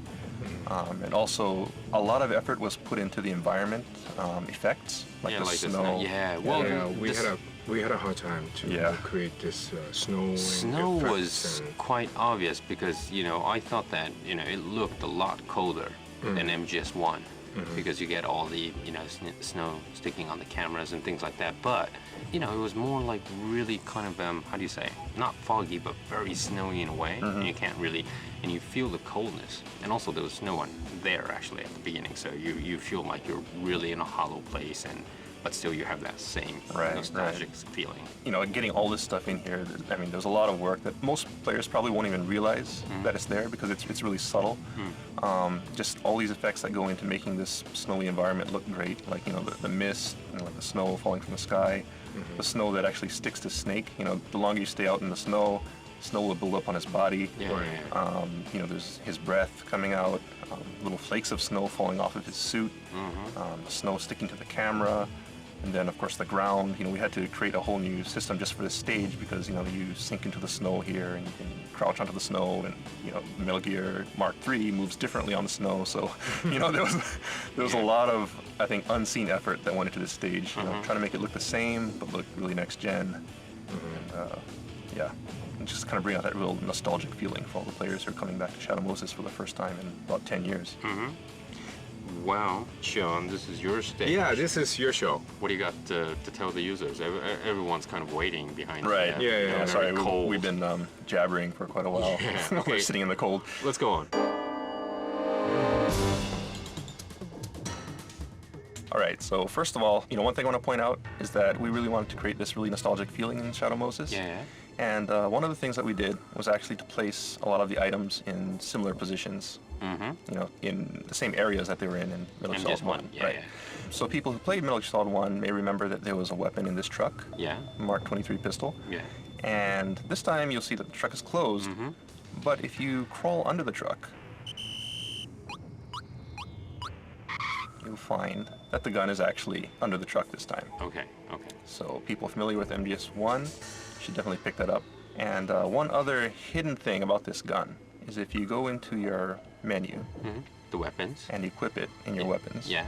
and return to the game, and when you equip this and ready it, you draw it to fire, you'll hear Snake reminiscing about this gun. Yeah. And you're back in Shadow Moses, you're here with the same gun. Just for people who played Metal Gear Solid 1, they're probably feeling really nostalgic, and so is Snake. All right, so anyway. Details. Yeah. Okay. More Right. details. More details. Okay, give me more details.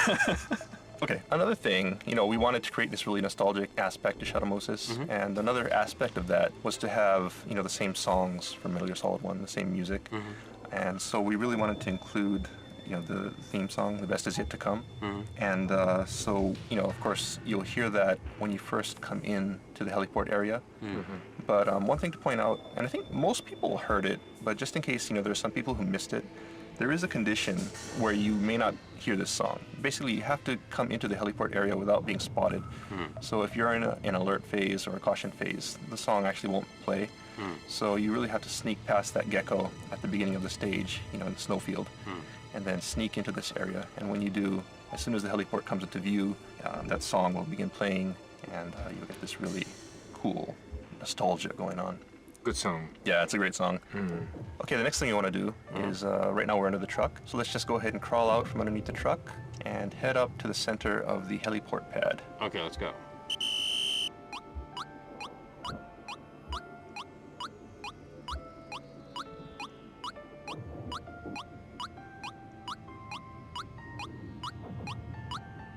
Okay, what happened? Oh, there's another item right in the center. There's an item right in the center, which people remember was here in Metal Gear Solid 1 as well, chaff grenade. In addition, when you come to the center of this heliport, you should be hearing some voices right now. Yeah. So of course, it's a scene from Metal Gear Solid 1 where you first get introduced to Meilin. People who are playing Shadow Moses, there are these flashbacks hidden all over the stage, so be sure to look around and listen for those. There's one more thing as well. If you stand in the center of this heliport, and I think this is a secret that I think most people probably have not figured out, because it's really hard to, and most people wouldn't do this. But if you put the camera, shift it so that you're looking at Snake from above, similar to the camera angle in Metal Gear Solid 1. Top view. Yeah, top view. Yeah.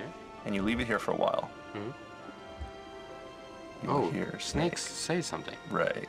So he starts talking about the overhead view, Yeah. saying how it's just like old times. And The game was the top view. Yeah, overhead view, right? Yeah, right. Yeah, and you actually, I heard a tune that you got some driven points. Right. So yeah, so this is actually a hidden feature, so you can get some driven points for this. People may remember that back in South America, there was, one hidden flashback on that stage as well. So for all of these flashbacks, if you listen to the end without skipping ahead, you will get driven points for that. So be sure not to run away and, cut the flashback off early, because you won't get the driven points. So be sure to listen to the end. Okay. One thing also is when you came up into this heliport, you picked up some chaff grenades. And these items, of course, people will remember them from previous Metal Gear games. But in Metal Gear Solid 4, they are very useful, especially in Shadow Moses. Because, this time around, Shadow Moses is completely inhabited by robots. So you've got the gecko, you've got the dwarf gecko, and when you use the chaff, it just totally disrupts them and makes it much easier to get to the stage. So, for people who are having a really hard time with dwarf gecko, what you should do is, save these chaff grenades and, use them wisely, ration them out, and use them to get past the hardest areas of the stage. Actually, I remember I used this. I don't know it worked, but I kind of used this predicting it worked. Right. And actually got them confused, and especially for the dwarf gecko. The dwarf gecko just get completely wiped out by this chaff grenade. The geckos, they'll still be able to fire at you, but it does, keep them from moving. So either way, it's a very useful weapon. Good. Okay. Yes. Some people might gonna say, 10 years ago the chaff grenade was very, very, useful, and 10 years after, still the chaff grenade is useful. Yeah, Is it, we're living in a world of information and technology and things, and Yeah, but still, yeah, yeah, but Ken, but if someone put out the batteries off your phone, you're gonna be in trouble, right? I know, but yeah, that's true. But You're saying there should be anti-chaff grenade, It should be countermeasures. counter chaff grenade thing. Hey, you could be right, yeah. yeah, well, some people might gonna say. And then there's gonna be a counter anti. Right. We can just say it evolved beyond the next step, right? Okay. Like they countered and countered again.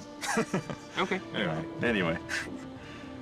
Sean was, working really hard, and maybe, his life has been changing from this point that something was happening. What happened? Did something? Do you want to bring that up? Well, I thought, you were going to talk about, like, the game Okay. thing, and then your life in My Japan. life in Japan. Yeah. Well, where to begin? Well, when I first started on Metal Gear Solid 4, it was shortly after I got married. And let me just give some advice to anyone out there who wants to start in the game industry. Do not get involved in a really huge project right after you get married. Your life will be hell. Well, Yeah, it is very tough. I mean, there's always, crunch time in these games, and especially for a game like Metal Gear, we're pulling some really crazy hours. And when you're single, that's fine, right? You can sleep in the office, you can do whatever, and it's your own time. But when you're married, things are a little different, and yeah, it's not as easy. yeah. Yeah. Okay. Well, Ken, we shouldn't talk about this anymore because Sean's starting to cry. And Yeah, I'm getting a little misty. Yeah, well, and, yeah, he really missed his wife, she, who left. Okay. Well, Sean, Anyway, let's move on. Let's go to the west part. all right. West part of the what was it? The Yes. What do you so call it? From the helipad, Yeah. let's head to the west, Okay. and you'll see there's a storage Storage room. Yeah. to the west, and so let's just head in that direction. People may remember that the storage room was here in Metal Gear Solid 1, but you couldn't go in. This time, the doors are open, and you can go in from this room to the other adjacent rooms through a duct at the back of the room. If you look at the corner, the northeast corner of the room, you'll also see a camera. Yes. The that surveillance people- camera. Right. Yeah. Surveillance camera that's also here from Metal Gear Solid 1. Right now it's not doing anything because we started the stage kind of in the middle from the back of the truck. But if you came in to this stage from the snowfield and you have The Best Is Yet to Come playing in the background, and you come to this camera without being spotted by any enemies, and there are no flashbacks playing or anything else like that going on, you can actually see a very special sequence. Another very hard to find hidden sequence where we actually relive the first time Snake sees these surveillance cameras in Metal Gear Solid 1.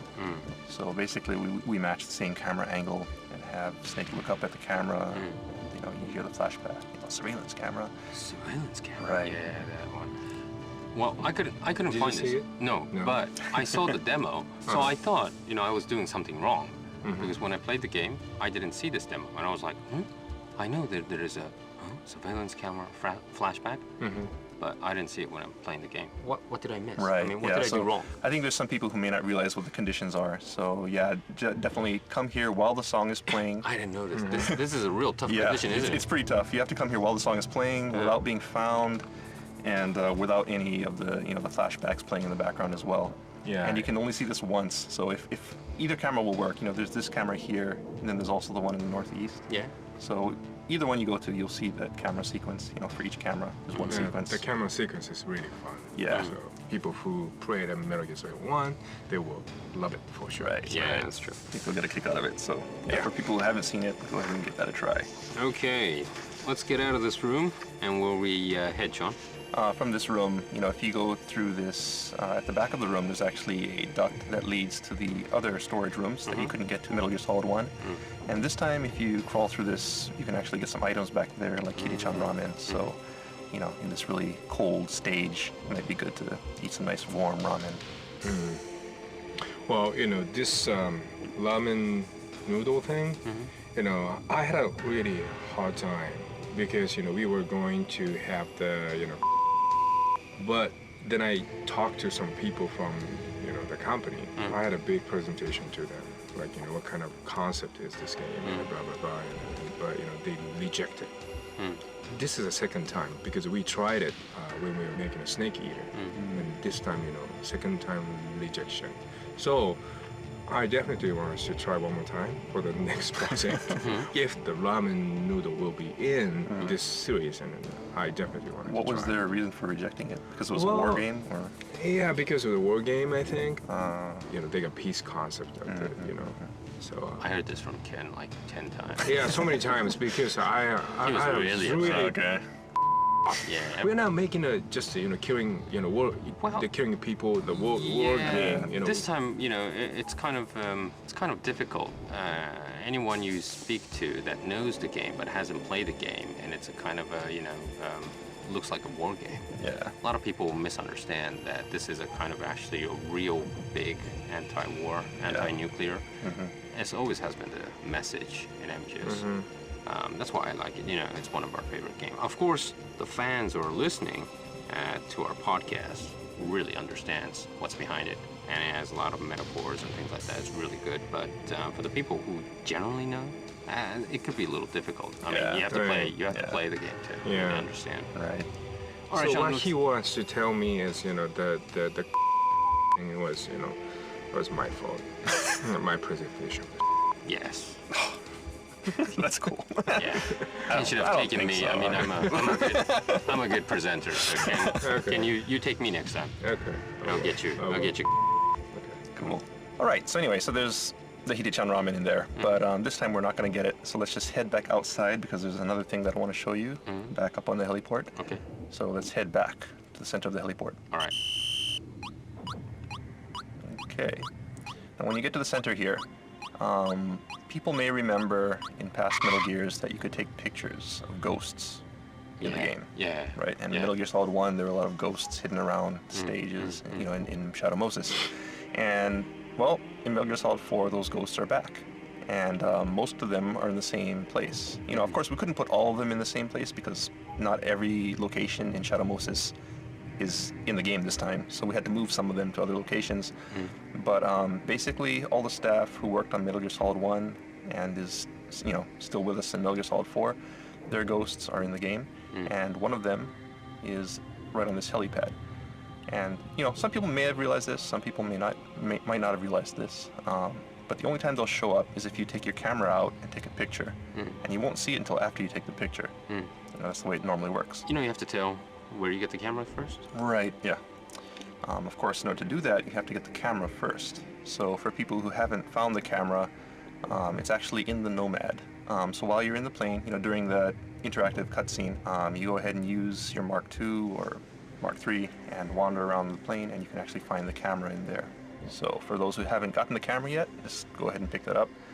And in Shadow Moses, go ahead and equip it. So we're going to go ahead and do that right now. So if you go into your menu and equip your camera and kind of aim it at the center of the heliport and take a picture, and you'll see a faint ghostly image appear when you hit the shutter. Yeah, some center. Yeah. Right.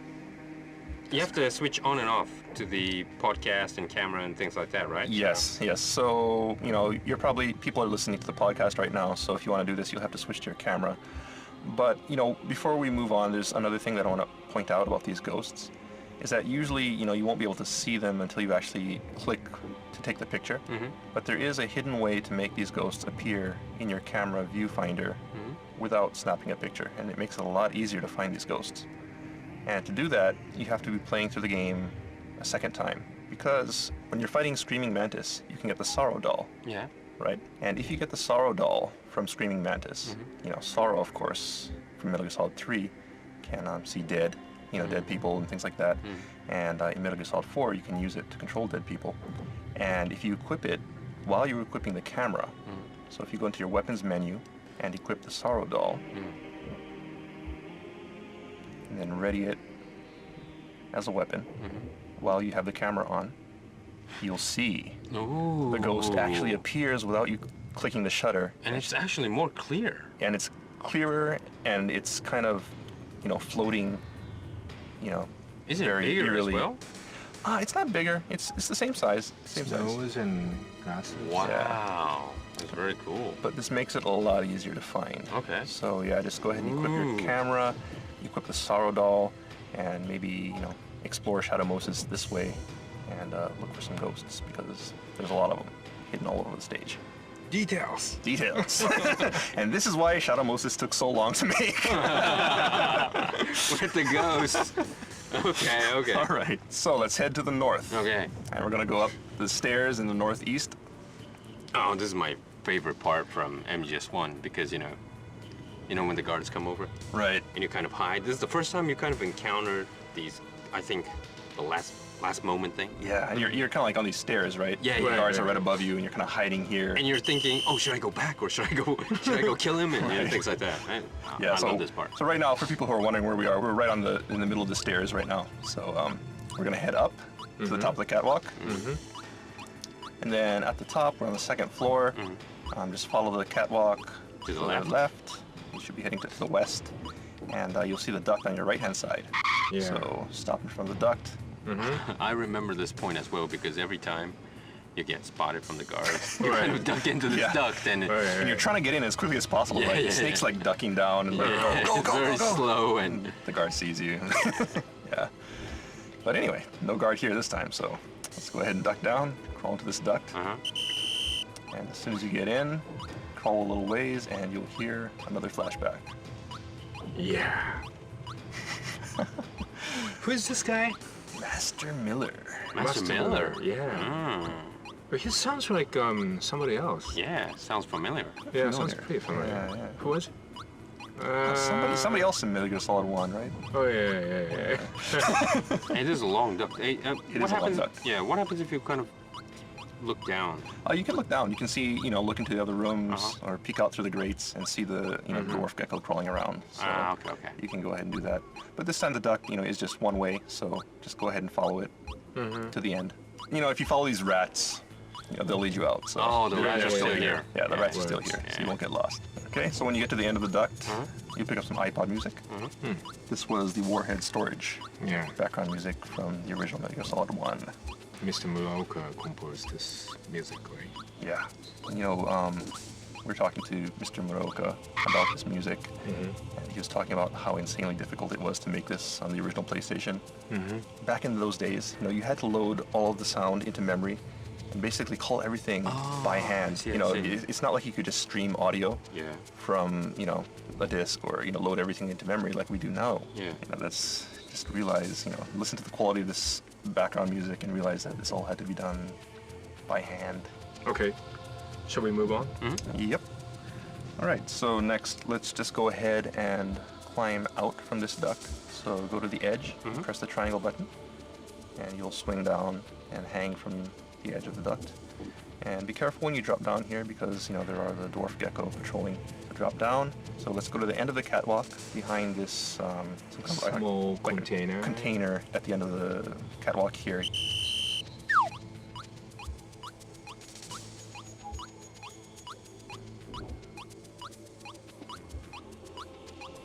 Hide behind this container here so that you don't get spotted by the dwarf gecko. And if you look to the east, you'll see that door with the number 4 written on it. Number 4. Number 4. Yeah. Yeah. And there's actually something really special about that room number 4. Special. Special. Yo.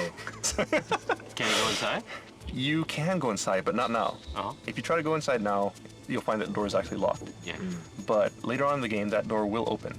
Actually, in the next stage, when you activate the power, and Otacon disables the security, this door will be open. So be sure to come back here and check inside of there because there's a pretty cool item. What kind? Actually, get an iPod track. Oh.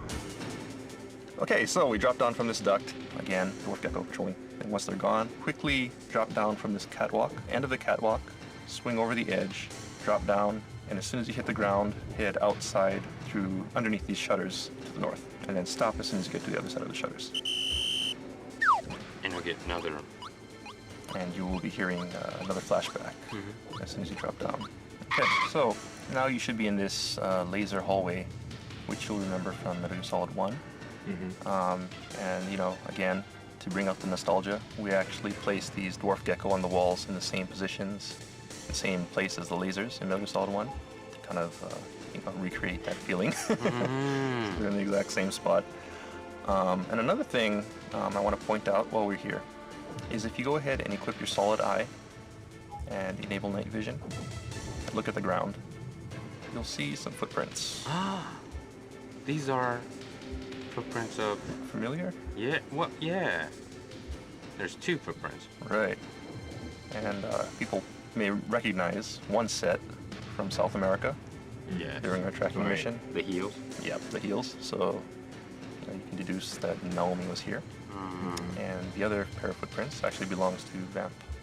Yeah, he also kind of does that vamp walk. Yeah. Yeah, over here. Yeah, His he was trademark turning. Vamp walk. Yeah. Look around on the ground, you'll see their footprints here and there. So people who want to do that can go ahead and take a look. Okay, so now let's go ahead and move through this hallway. So we're going to head to the north and just be sure not to get spotted by these lasers. So wait till you can run through and run under these lasers. Go. Get to the end. Okay. All right, Okay. you're out in the canyon. Okay, we stop here? Yeah, so let's stop here. So, once again, we're out in the snow, and you'll hear another flashback. We're out in the canyon, and what do you want to tell us All right. in this canyon part? All right, so first thing I want to do is let's head to the right, go to the east, East? and there's kind of like this big boulder here. So Yeah. let's just go around this boulder until you hit the wall, like this rock wall. Yeah. And then to the east, there's actually a pathway Yeah. leading up to the east. Uh-huh. So let's go up this pathway. Okay. And at the end here, you'll find a rock wall and a bunch of items. But, originally, when we were making this stage, there was not a rock wall here. There was actually a lake Yeah. beyond this. And, we had this whole, scenario where there was a frozen lake and there were gecko patrolling on top of the lake. And you could break the ice and drop them down to the water, and things like that. And that was actually an entirely different route that you could take to get to this point. Yeah.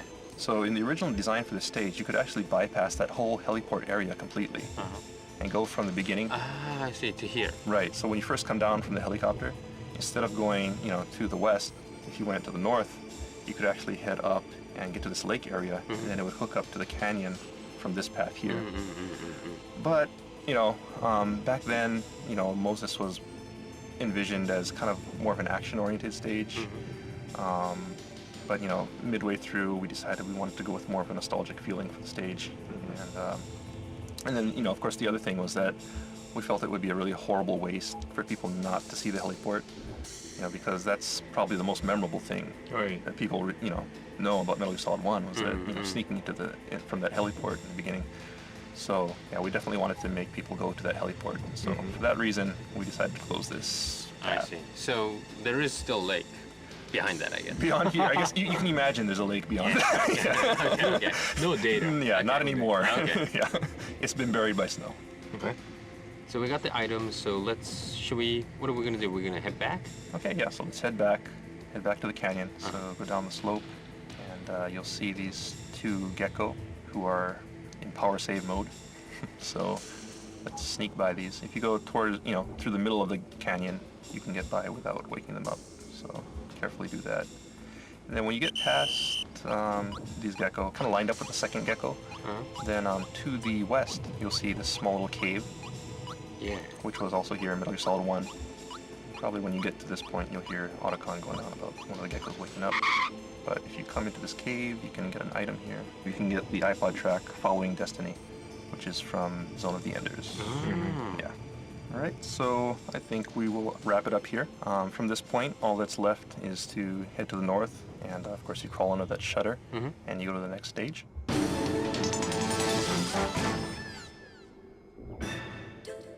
We still get a lot of requests about Zone of the Enders, don't we? Yeah, everybody Yeah. wants part 3. Yeah. It was a good game. You like to know how many people want us to make the sequel? Yeah, well, because a lot of the Kojima Productions KJP fans really know Zone of the Enders or Boktai or other products as well, like even Snatcher or Police Notes. Not officially even released in some areas, Right. but people still know, say we want this officially or we want a sequel to it. And Zone of Enders is always kind of referred as, in interviews or things like that. When are you going to create, to Mr. Kojima, when are you going to create the next Zone of Enders? We would like to see, and we get this request all the time. However, we were thinking, Ken and I were always saying, actually, how many people, really want Zone of Enders as a sequel? So, guys, if you're listening, and tell us not about you, but your friends who are like casual Metal Gear fans, if they're interested or not. Yeah. Don't lie, okay? But Don't inflate the numbers. yeah, we just want to know, purely, if it's really, of course, as Hideo's been always saying, he would like to do this when he has time, but there's always sacrifices. If he does that, you'll get to see the latest new Hideo's thing even later. So that's kind of a trade-off, isn't it? Right. But if there's so many people wanting to see Zone of Enders, why not put the priority on top, a little further up? But we just want to know. Ken especially really wants to know because he's been asking this all the time. Yeah. Well, I wish I could have like a poll or something. I mean, ask like all gamers and how many people wanted to play ZOE sequel. Well, we have all the Metal Gear Solid 4 players listening to this podcast. Okay. Okay, well, make sure you write your comments, and we'll check your comments out. Yep. And where are we going to start next time? So next time we'll start right on the other side of that shutter. Okay, the nuclear warhead. Right, nuclear warhead storage building.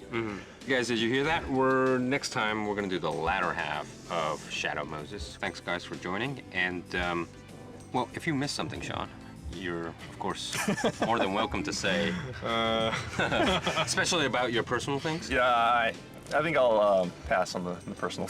Okay. We'll hear more next time on the latter half. So thanks for tuning in, and see you next time. All right. See you. Bye. All right, that's going to wrap up this edition of the Metal Gear Solid 4 Integral Podcast. Check back next time for more tips, tricks, and insider info on Metal Gear Solid 4. Brought to you by Kojima Productions and Hideo Kojima himself. Make sure to send in your comments to Hideo Blog. See you next time.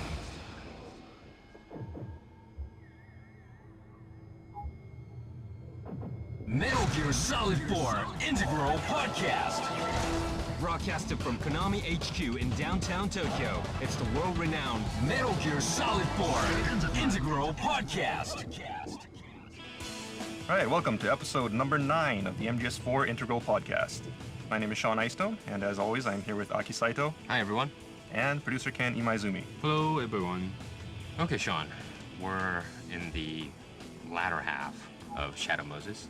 Right, so we are in the Shadow Moses nuclear warhead storage building, first floor. So at the beginning of the show, this time, we'd like to try something a little bit different. Okay.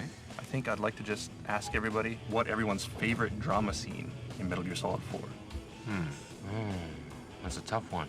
Sean, do you have already one? For me, yeah, there's a lot. There's so much drama in the game that it's hard to choose just one. And this is a spoiler, by the way, so anyone listening, if you don't want spoilers, just turn it off now. But I think for me personally, it's that scene at the end where Big Boss makes his appearance.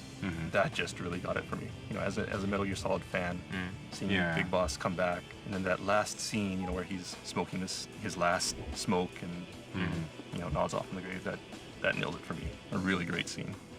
Well, for me, the part I liked, which I cracked up for about 5 minutes, was the part when Liquid seems to die, battling with the Metal Gears. The famous, the boss battle scene. You get to ride the Metal Gear. Right. He rides his Metal Gear and things like that.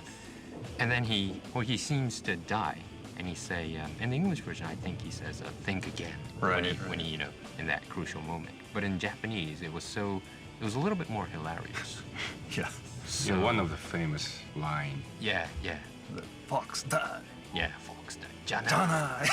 Janai means not, or something like that. Right. Yeah. So the original translation, I saw the script, was not actually. Not. Yeah. Fox die. Not. Right. But this was a little not so funny, so I think a lot of people changed it Yeah. to Well, think again. Yeah. Not was little classic. I mean, little old, like Yeah. Wayne's World. Yeah, it's kind of like, type, you know, like a 1980. like in the yeah, 90s, not 1990, you know, sorry. you'd say something, then nod, you know, yeah. there's that kind of gag. I guess it felt a little And bit then old. it went to, I think, if I can remember it correctly, just kidding or something like that. It went to several phrases during the Yeah, translation. right. Anyways, that scene, and after he gets up, he kind of runs really in a cute style, like a girly way, Right. like almost jumping. Jumping and skipping, Yeah, yeah, laughing. and that really, really, you know, I cracked up. And that's one of my favorite cutscenes. Ken? We had a really hard time to do motion capture with writing part. So when he fight versus Vamp, you know, the South American part. Yeah. Do you Yeah, remember? with the geckos, right? Yeah, with Yeah, the gecko. yeah. Yeah, that part. When we were doing the motion capture, writing guy, you know, he was trying to do like a break dance kind of, you know, turn, Right. Yeah, you yeah, know. yeah. And we use a wire and stuff. You know, we spent so much time to do the motion capture because we failed so many times, and you know, and the motion team worked really, really hard, and then finally finish, you know, those, you know, whole sequence. It was so decent, you know.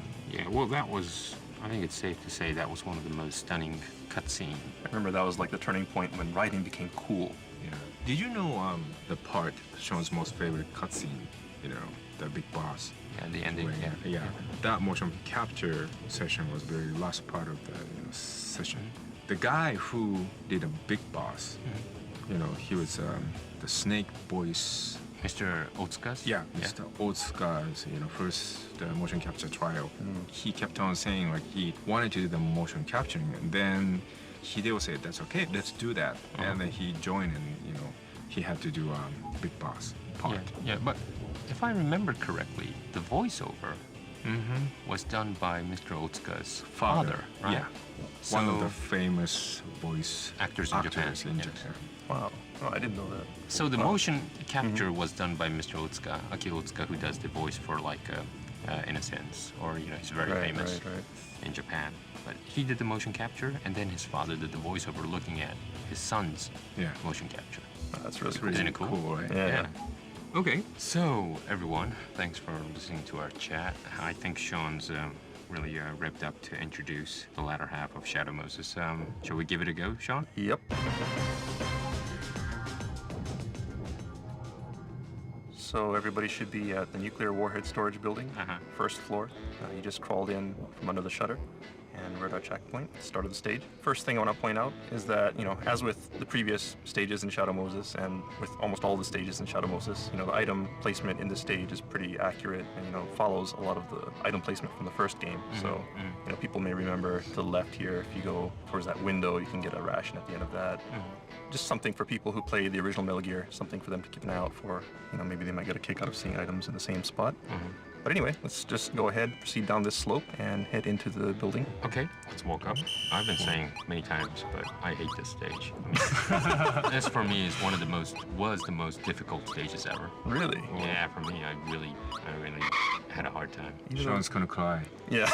I know. We You know, he talked has- about this before. Yeah, he spent such a long time. Yeah, to create this stage. So we just crawled under the Gate, I mean, what do you call?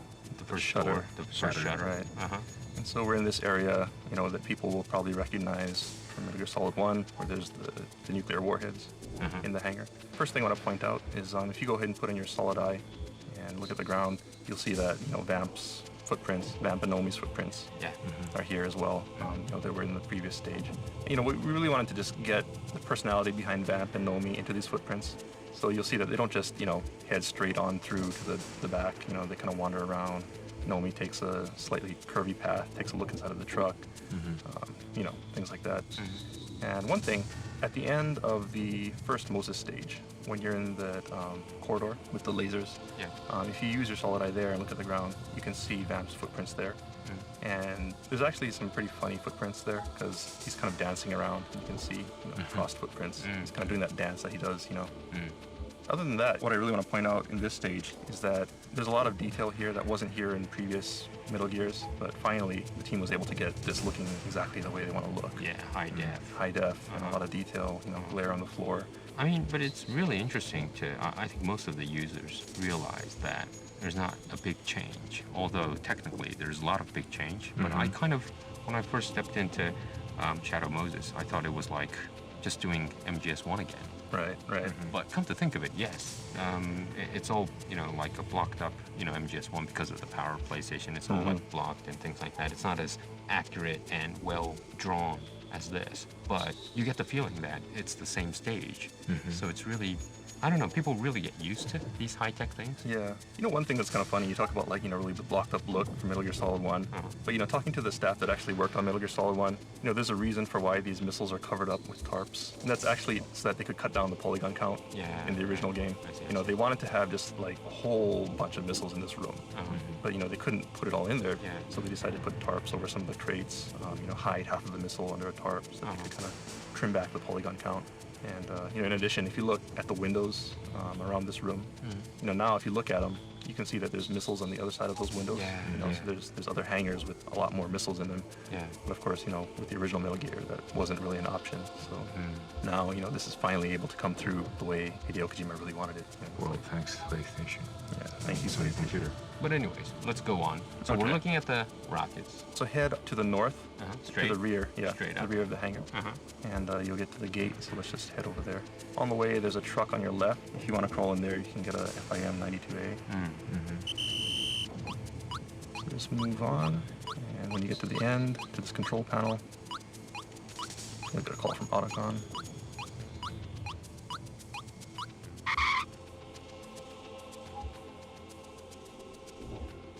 So he'll tell you the door's locked, you gotta get the password, and then he'll activate the elevator for you. So let's just head straight to the elevator and head on down, because there's a lot of cool stuff down there. Okay. So we climb up the catwalk. Right, climb up the catwalk, head to the second floor, and then just go around, follow the catwalk until you get to the elevator. And one thing, this is going way back during the concept planning stages for the stage. Originally, the stage was more of an action-oriented stage. One of the ideas was that you could actually take the elevator down to the bottom. Really? And access a secret base, things like that. But in the end, we decided we really want to emphasize more of the nostalgic aspect of Moses. Okay, so let's go ahead and call the elevator. There's something about this also. People who played the original Metal Gear may remember that if you rapidly press the elevator button, the elevator actually will come faster. Oh, so that's preserved in here also. We wanted to have that in there for the fans. In real life, because that's what you do, right? You're in a rush, you're like pressing it. You want it to come quickly, but the elevator it never comes. No. Yeah. In this game, you can do it, and it will come a little bit faster. Okay, so we head to which floor? B2. You head down to B2.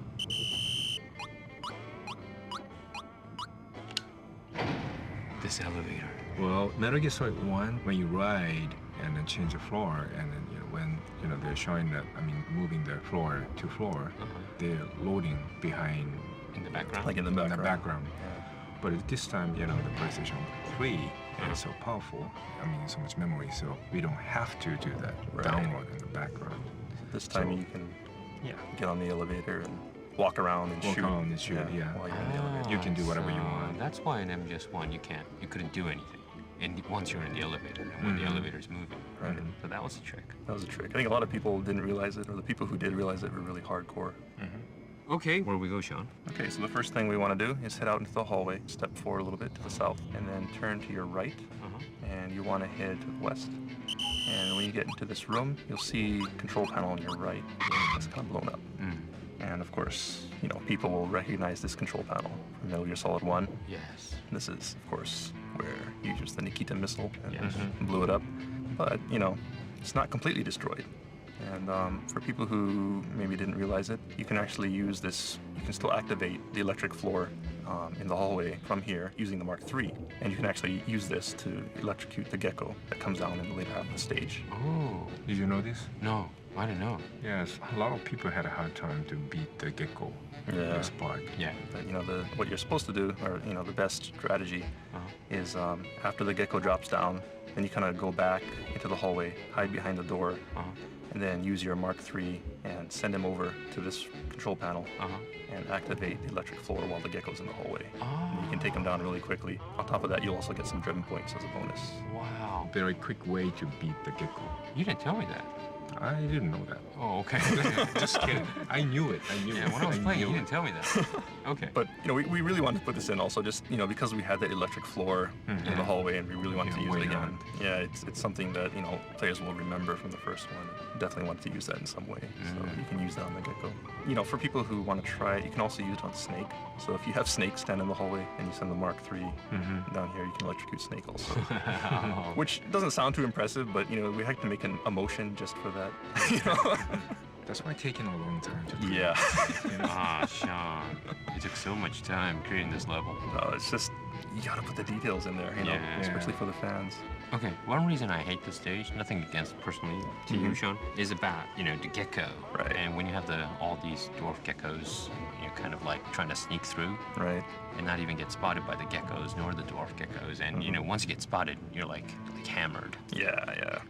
There's a way to do it. Yeah, tell me what's in this stage, how do you do it? Well, in this stage, of course, at the end, after you finish talking to Otacon and restoring the power to the stage, Yeah. you come back up the elevator, and there's a gecko that follows you up. Yeah. You're supposed to distract the gecko while Otacon opens the door. That's what you're supposed to do. Yeah. But there's actually a faster way to get through it, and that is just to destroy the gecko. Uh-huh. And so this applies to all the gecko in the game. The weakness is their leg, right? They have very weak legs. So if you aim for the knees, you can actually bring them down.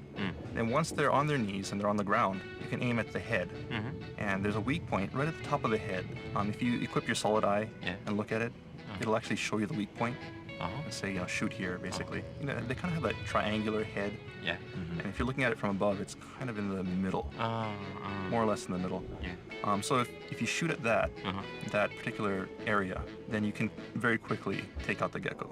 So even using something like your M4 custom or just any type of gun, you can quickly hit the legs and then hit the head right after that, and you can take them down pretty quickly. Any other gecko episodes? Well, there's the gecko, and then there's also, as you mentioned, the dwarf gecko. Yeah, I hate those. Yeah, you hate those. I think everybody hates the dwarf gecko. But we wanted to add some kind of personality to the stage that was different from everywhere else. And so the idea was you have these dwarf geckos that just kind of swarm out and smother you. But there's a way around these as well. Of course, you can just shoot at them with rapid fire, and that works. If you're trying to sneak by them, you can also use tranquilizer rounds on the dwarf gecko as well. Really? But you have to aim for the arms. Ah, the So, arms. yeah, if you hit that orb part in the center, they'll just, realize you're there. Yeah. You get found. But if you aim very carefully and hit the arms, you can actually incapacitate them. I always got the feeling that the dwarf geckos are much more, smarter than normal guards and things like that. Just a feeling. Yeah. Well, the thing is, they're mechanical, so they follow, set routes and like patterns because they're supposed to be a machine. But the thing is, they're very sensitive. They have very good hearing, especially. So you really have to walk slowly while you're around them. If you run by, they'll hear you running. They'll come after you. So. Yeah, I think the key is just to kind of walk slowly. Use your tranquilizer guns to get past particularly challenging areas. Yeah. And then also, of course, if you have chaff, you can use a chaff grenade. And that makes things really, really easy. Well, at the really end of the game, I really kind of gave up and I just ran through the dwarf geckos. Someone told me this technique: just run through it, just dive and run through it. Well, that works. That works. Yeah, because you wanna head to the next. Cutscene or whatever, or the next stage. I just kind of ran through everyone. But anyways, okay. Yeah. But if you do fight them though, there is a reward that you can get for taking them out, and you can get a very rare weapon from these dwarf geckos. Oh, really? If you destroy enough of them, they'll drop a DE, which is the handgun. Yeah. It's a really good handgun. Yeah. It's a very rare handgun. Yeah. And the only enemies that drop them are these dwarf geckos. I see. All right, so anyway, from this room now, let's head to the west, and we'll go through this other lab section.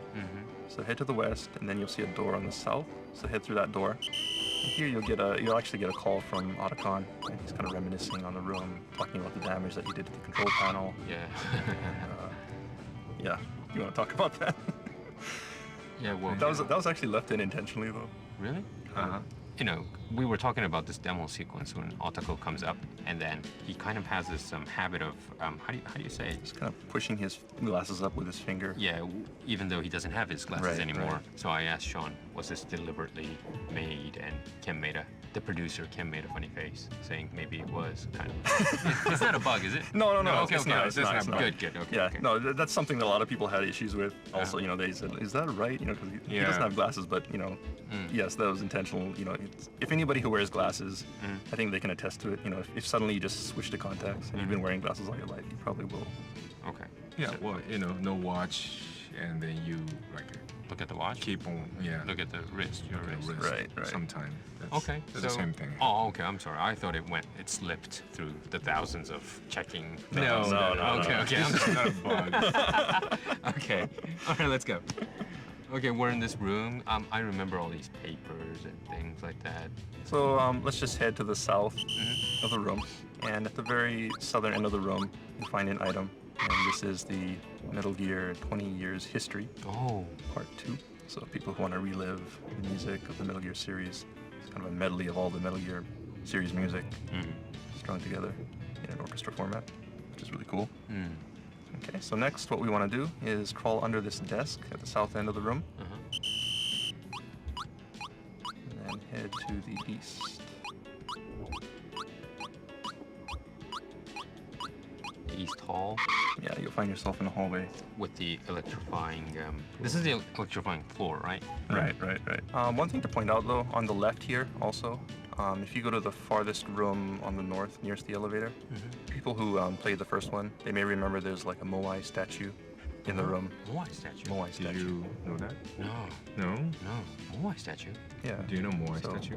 If you head to the north, Yeah. and just head to the glass door, number 1, Room number 1. Room yeah. number 1. Yeah. and look in there. Uh-huh. You'll see that Oh. Moai head from Gradius. Yes. Yeah, The Konami's kind of icon. right, Yeah. right. Yeah. So that's still there. And we actually paid a lot of close attention to that while we were making this. So all the rooms, have the same type of items in them. Anyway, so from this point, backtrack and head to the east. You'll head through this doorway and head into this hallway where you hear a flashback Uh-huh. with Ninja, right? Yes. From the Ninja sequence in Metal Gear Solid 1. Yeah, the corridor, or the hall with all the blood and, there's a lot of dead bodies. At Right, there. right. So we're just going to head through here and head to Otacon's room, but stop right before you enter the room and actually end here for this session. Because once you enter Otacon's room, there'll be a long cutscene. But we would like to talk about some other things in this stage. People may not realize is, when you are in the cutscene, Otacon asks you to input, the passcode for, the computer. And there's actually several codes that you can put in that aren't actually the correct code, but they'll give you some special bonuses. Cool. And so I think we'll go ahead and explain those codes. Okay, name one. Okay, so the first one is 78925. Uh-huh. And that'll give you the old LA 2040 music. Ooh. Where's that from, Ken? Police notes, right? Right. Yeah, Police yeah. Knots. There is the Police Knots poster Yeah. in the room Yeah, also. yeah. So, I think a lot of people at least kind of heard of Police Knots, Well, even if yeah, they haven't played it. I think a lot of Kojima fans know about Police Knots and Snatcher right. in general anyway. Yeah, Snatcher and Police are here. And, well, one more code is another Police Knots song, and that is 13462. People who want to hear the ending song from Police Knots, 13462 is the code for that. Wow.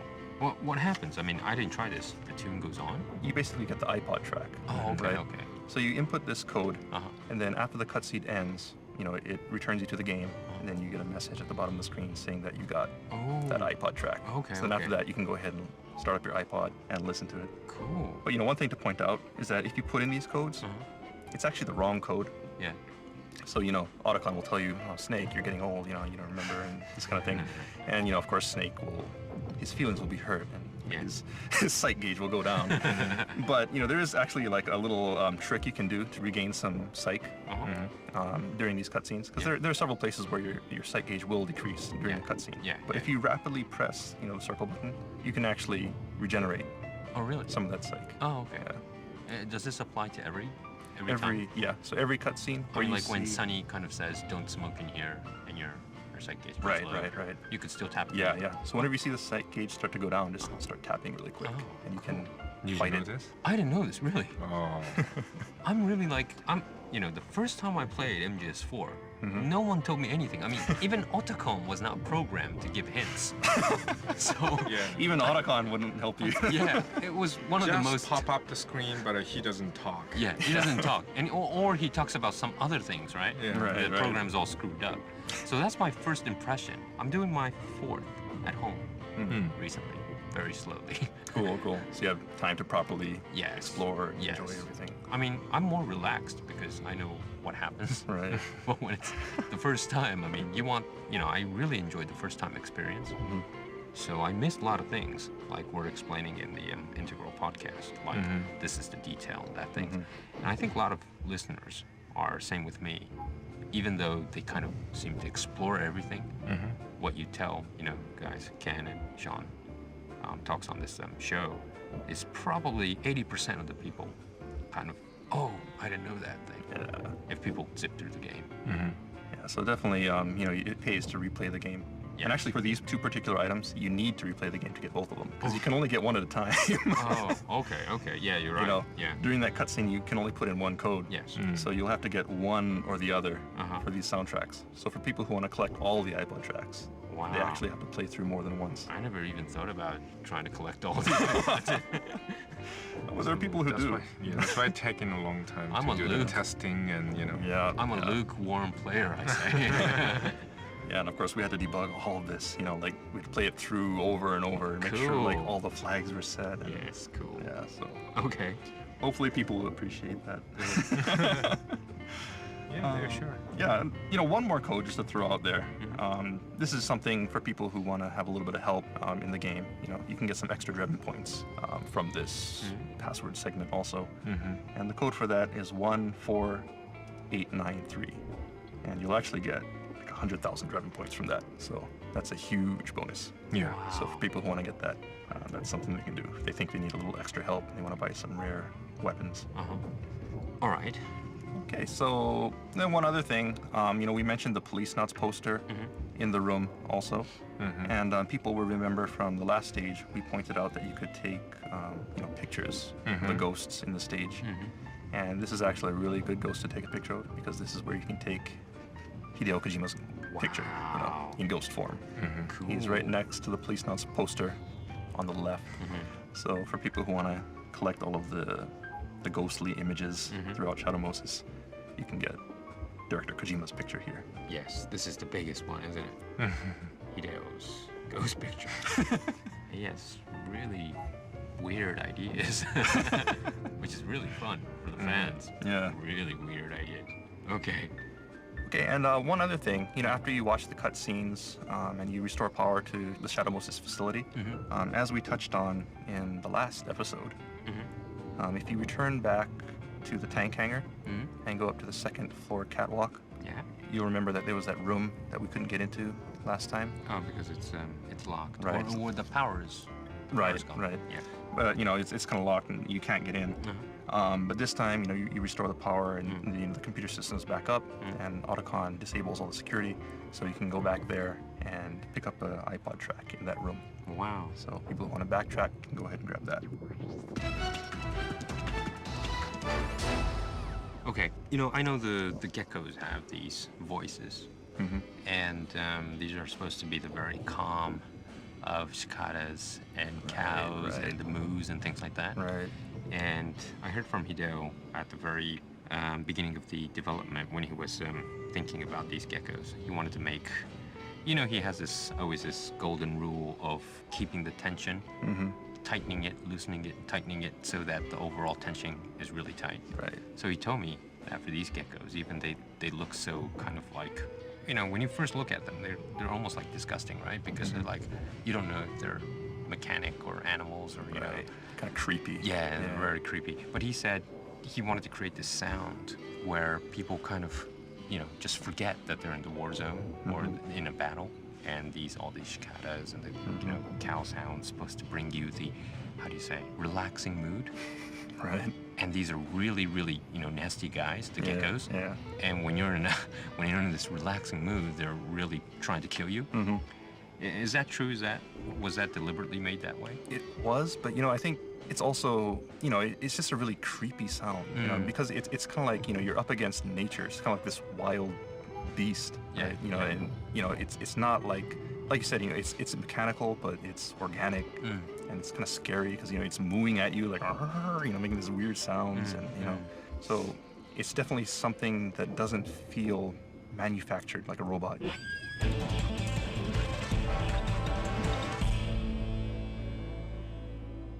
Sean, that kind of wraps up this session of Shadow Moses. Did you talk everything you wanted? I mean, it's your... There's a lot to talk about, but I don't think we have time for that. We only have about half an hour.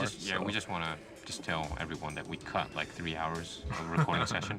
Yeah. Sean went on and on about his... Well, he has so much memory and some like good stuff. And You spent how many years on this?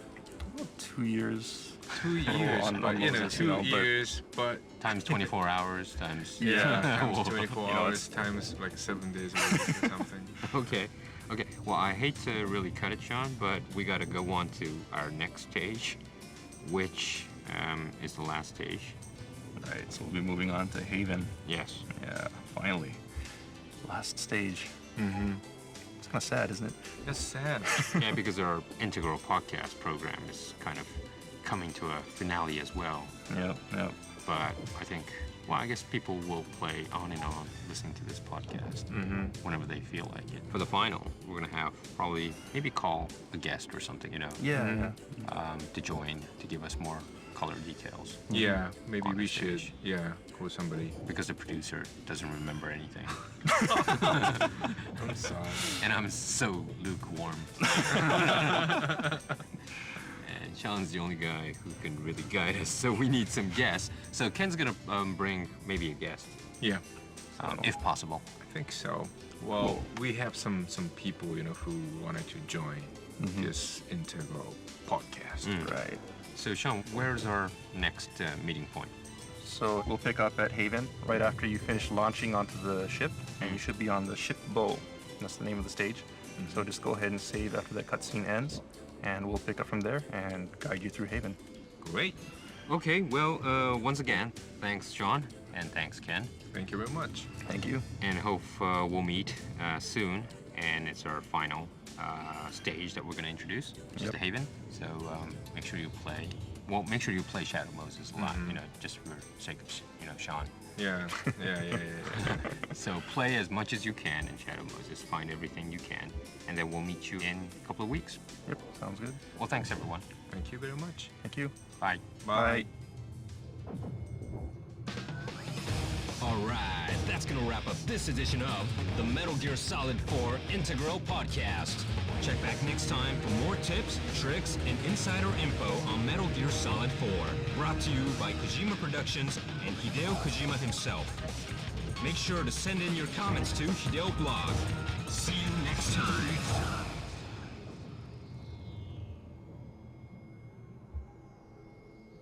Metal Gear Solid 4 Integral Podcast.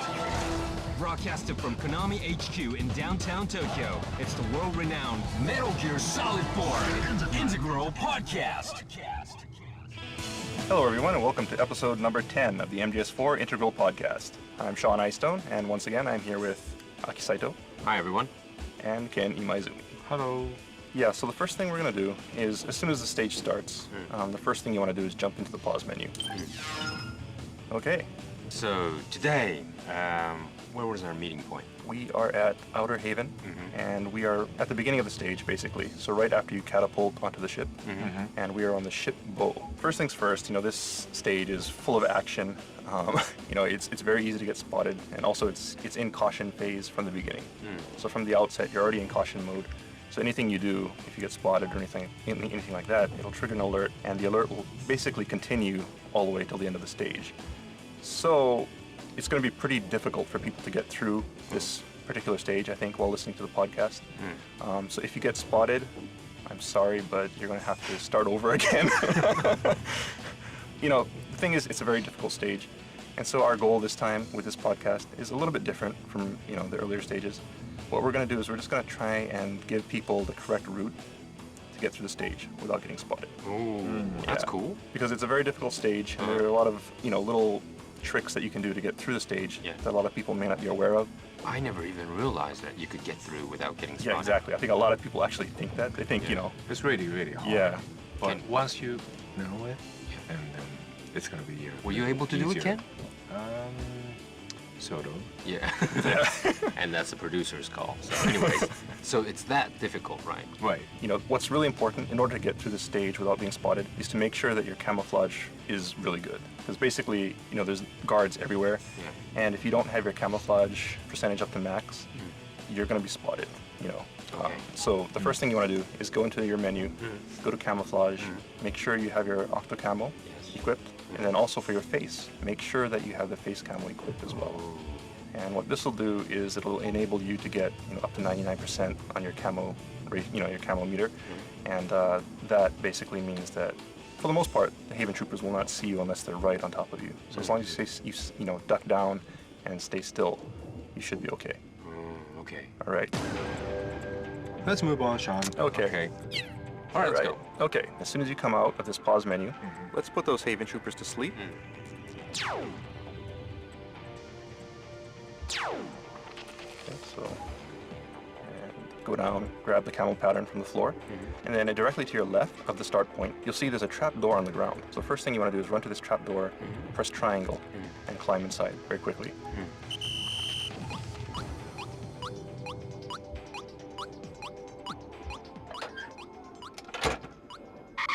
All right, so I think a lot of people may not have noticed this trap door because it does kind of blend in with the floor. Yeah, maybe most of the people think that's a texture pattern. or Right, something. right. They see it there, but they don't think maybe that you can go in. But if you go up to it, you actually see the triangle icon comes up, which means that you can use triangle, use your action. Did you know this, timing. Aki? No. I kind of just went through the left side and tried to avoid those Haven Troopers coming. And I didn't even notice. Well, first of all, I didn't put on my face camo to start with. But anyways. Okay, now you know. So. Yes, Now but you know. I think everyone starts battling right from the start. Yeah, Yeah. majority of the people, I Yeah. think, too. Right. Okay. So we're in this duct now. What this is it basically connects the east and west sides of the ship bow. So from here, we can crawl to the west, Wow. and you'll crawl under the bow. If you look up, you can see there's a grate above you, and you can see the Haven Troopers patrolling above. So be careful not to make any noise, because if you do, they'll hear you. As you crawl through, you'll get this iPod music. So let's keep on going. Continue on through the duct. You'll come to another opening, and here you'll get an RPG-7. Cool. Pick that up and continue on. Climb up this slope. And when you get to the top of the slope, it kind of opens up, and you'll see a trap door on the ceiling, kind of in the center of this square room, I guess you could say. So press triangle under that trap door, and you'll climb out. So as soon as you climb out, careful, because you'll see Haven Troopers jumping down to the south. So just kind of crouch behind this container-looking thing and wait for them to finish their patrol route.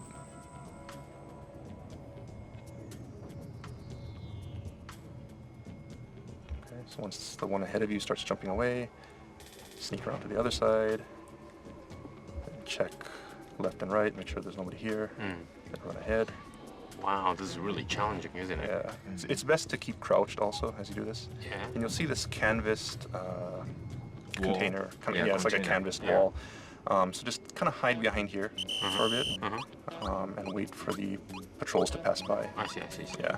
And one thing to point out also is that I think a lot of people maybe take the threat ring for granted. But in this stage, you really should pay attention to your threat ring because it's very useful. You can see where the enemies are in relation to Snake and know which direction they're coming from.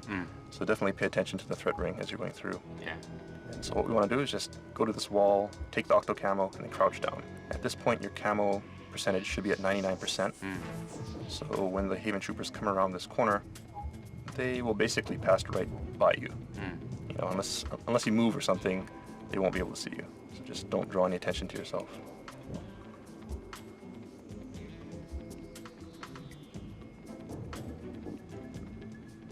And I think a lot of people freak out at this point because they see the Haven Troopers coming, like, oh god, and they try to attack or something. But the best thing to do is just stay still and let them walk past.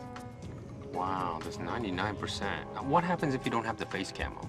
If you don't have the face camo, your camo percentage will be lower, Yeah. and you probably will be spotted. Oh. So yeah, definitely make sure you So have. you the face have to camo.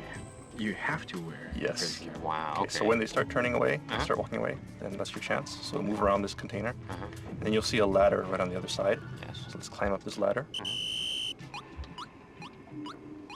When you get to the top, you can climb off to the left onto this balcony, and then there's another ladder here. So pick up the Arsenal. item, the arsenal compress, then climb up the ladder. And then at the top of the ladder here, it looks like it doesn't go anywhere, right? It's just kind of like a dead end. But actually, if you look to the right of the ladder, you'll see that there is actually a rail here, Yeah. and you can actually climb onto this rail. Ooh. So while you're on the ladder, Yes. press to the right, and you'll climb up onto this rail and inch your way along. Move along the rail until you get over the second balcony, kind of to your right, and drop down onto that. And you'll get some railgun ammo. Wow. Okay. You'll hear some Haven troopers jumping down, so be careful. Next thing we want to do is jump from this balcony onto that duct that you see kind of to your southwest. So we'll jump onto that duct as soon as you get on. Crouch down, get your octocam again, make sure the coast is clear. We're gonna try to stay under this Yeah, duct. so just stay on the top of this duct and follow it. Curves and heads to the south. So just keep on following this. And while you're on here, you'll notice that a Haven trooper actually drops down right above you. And you can tell this by looking at the shadow on the ground. Right. So this is a really valuable strategy here in Haven, because you have these Haven troopers that just kind of they can jump anywhere, right? They can jump really high, and they'll just suddenly drop down out of nowhere. So what you want to do is really keep an eye on the shadows. All the catwalks here allow light to pass through, and so you want to keep an eye out for those shadows to see if the Haven troopers are jumping down. And we actually did a lot of balancing here to make sure that you could see these shadows. I see. Because we don't want people to just get suddenly found without any way of knowing that they're going to be found. So this is the method. Just keep an eye on the shadows. This is very useful tips. Yeah, this time it's a lot of practical game tips. Very real sneaking. Yeah. True. Okay, so when the coast looks clear, jump across onto this balcony and quickly run around the corner. Okay, so you should have jumped across the balcony. That's across the duct. It's on the west side. So jump onto that balcony, then run on the corner, and you can then jump onto another duct. When you're around the corner, there's going to be a ladder, but you don't want to climb down that ladder. What you want to do is actually jump onto this other duct that's right on the other side of the ladder. Yeah. So we'll do that, and that's to the west. Okay. So jump into the duct and crouch down. And you'll see that it looks like a dead end, but there's actually, if you crawl, you can actually crawl under this fence here Yeah. along the top of the duct. Yes. So go ahead and do that. You should be heading to the south. Yes. We're heading to the south. Right. Oh. And to your left here, you'll see there's a PSS handgun. So people who want to pick that up can go ahead and pick that up. Okay. But otherwise, what you want to do is head straight ahead until you get to the end of this duct. Ahead of you, you'll see some Haven troopers patrolling. So be careful, don't jump down yet. Wait until the coast is clear. And what we're going to want to do is as soon as these Haven troopers turn away, we're going to press toward the end of the duct and press triangle to swing down. Okay, so triangle, swing down, it should be hanging. And while you're hanging, press and hold X, and you'll drop down and lay down on the ground right below where you dropped. Cool. Okay, so get that octo camel. And now from here, you see there's a pillar kind of behind you with R3 written on it. You want to go to that pillar, press up against it. And there's actually like a little gap between this pillar and this container. And we want to go through that gap. So press up against the pillar and go through that gap. You kind of slide through. And be careful, because on the other side here, you'll see there are Haven troopers patrolling and looking for you, as well as a gecko. Yes. In the middle, Right, right? yeah, in the center area. So be very careful here. It's very easy to get spotted. When the coast looks clear, Oops. just kind of crouch down. Make sure you got your 99%. Okay, so climb down to this trapdoor, and you'll be once again in another duct. And what you want to do is crawl to the other side of the bow now. Keep on going. So this duct method Okay, is another really ration. useful for going from east to west, is it? Right, east to west and west to east. Yeah, I mean So- right side or right, left side. Right. So basically the right or the left side of the ship. Is really, really handy, isn't it? Yeah, yeah. Then when you get to the other side, just go underneath that trapdoor and press triangle to climb up. as soon as you climb up here, just lay down, get the octo camo pattern from the ground here. Just try to keep your camo at 99% as much as possible. Then you round the corner here. There may be some Haven troopers patrolling here, so be very careful as you go through. At this point, it's probably a good idea to have your Mark II tranquilizer equipped. So just in case you see any guards, you can take them out. Because at this point, there are a lot of Haven troopers wandering around, and it's very easy to get spotted. The other thing is that there's a sniper. So as you're heading to the south, right now we just got out of the trapdoor, we're going to head to the south. And as you're heading to the south, just kind of crawl along and look up, because at the south, you'll see there's a wall. And at the top of that wall, there's actually a sniper. We want to take her out. Okay, so once she's asleep, it's safe to move on. What we're doing now is we're just going to head to the south. So basically just, sneak along to the south. Keep an eye on your right-hand side because there's a gecko in that center area, so don't get spotted. When you get around to the southern wall, just going to stop and look to the right. Make sure nobody's there. And we kind of hide behind this pillar here. And wait for the coast to clear. You'll see a Haven trooper on the other side. And there's also the gecko here. So, if you want, you can put that Haven trooper to sleep. You don't have to, but it might make things a little bit easier. Although it's kind of hard because there's explosions going off everywhere.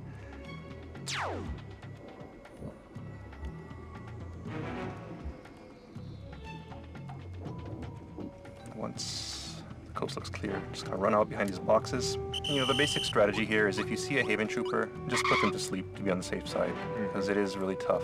Just make it much easier. It makes it much easier. And there's the gecko in the center, so we're already having enough problems just avoiding the gecko, so just try and put the Haven troopers to sleep. Right. And that way you can just focus on the gecko.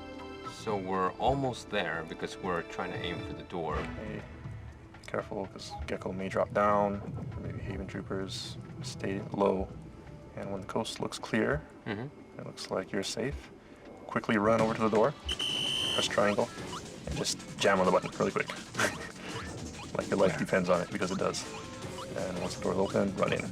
Go around this corner here. And there you go. Wow. Yeah! Cool. I'm impressed, Sean.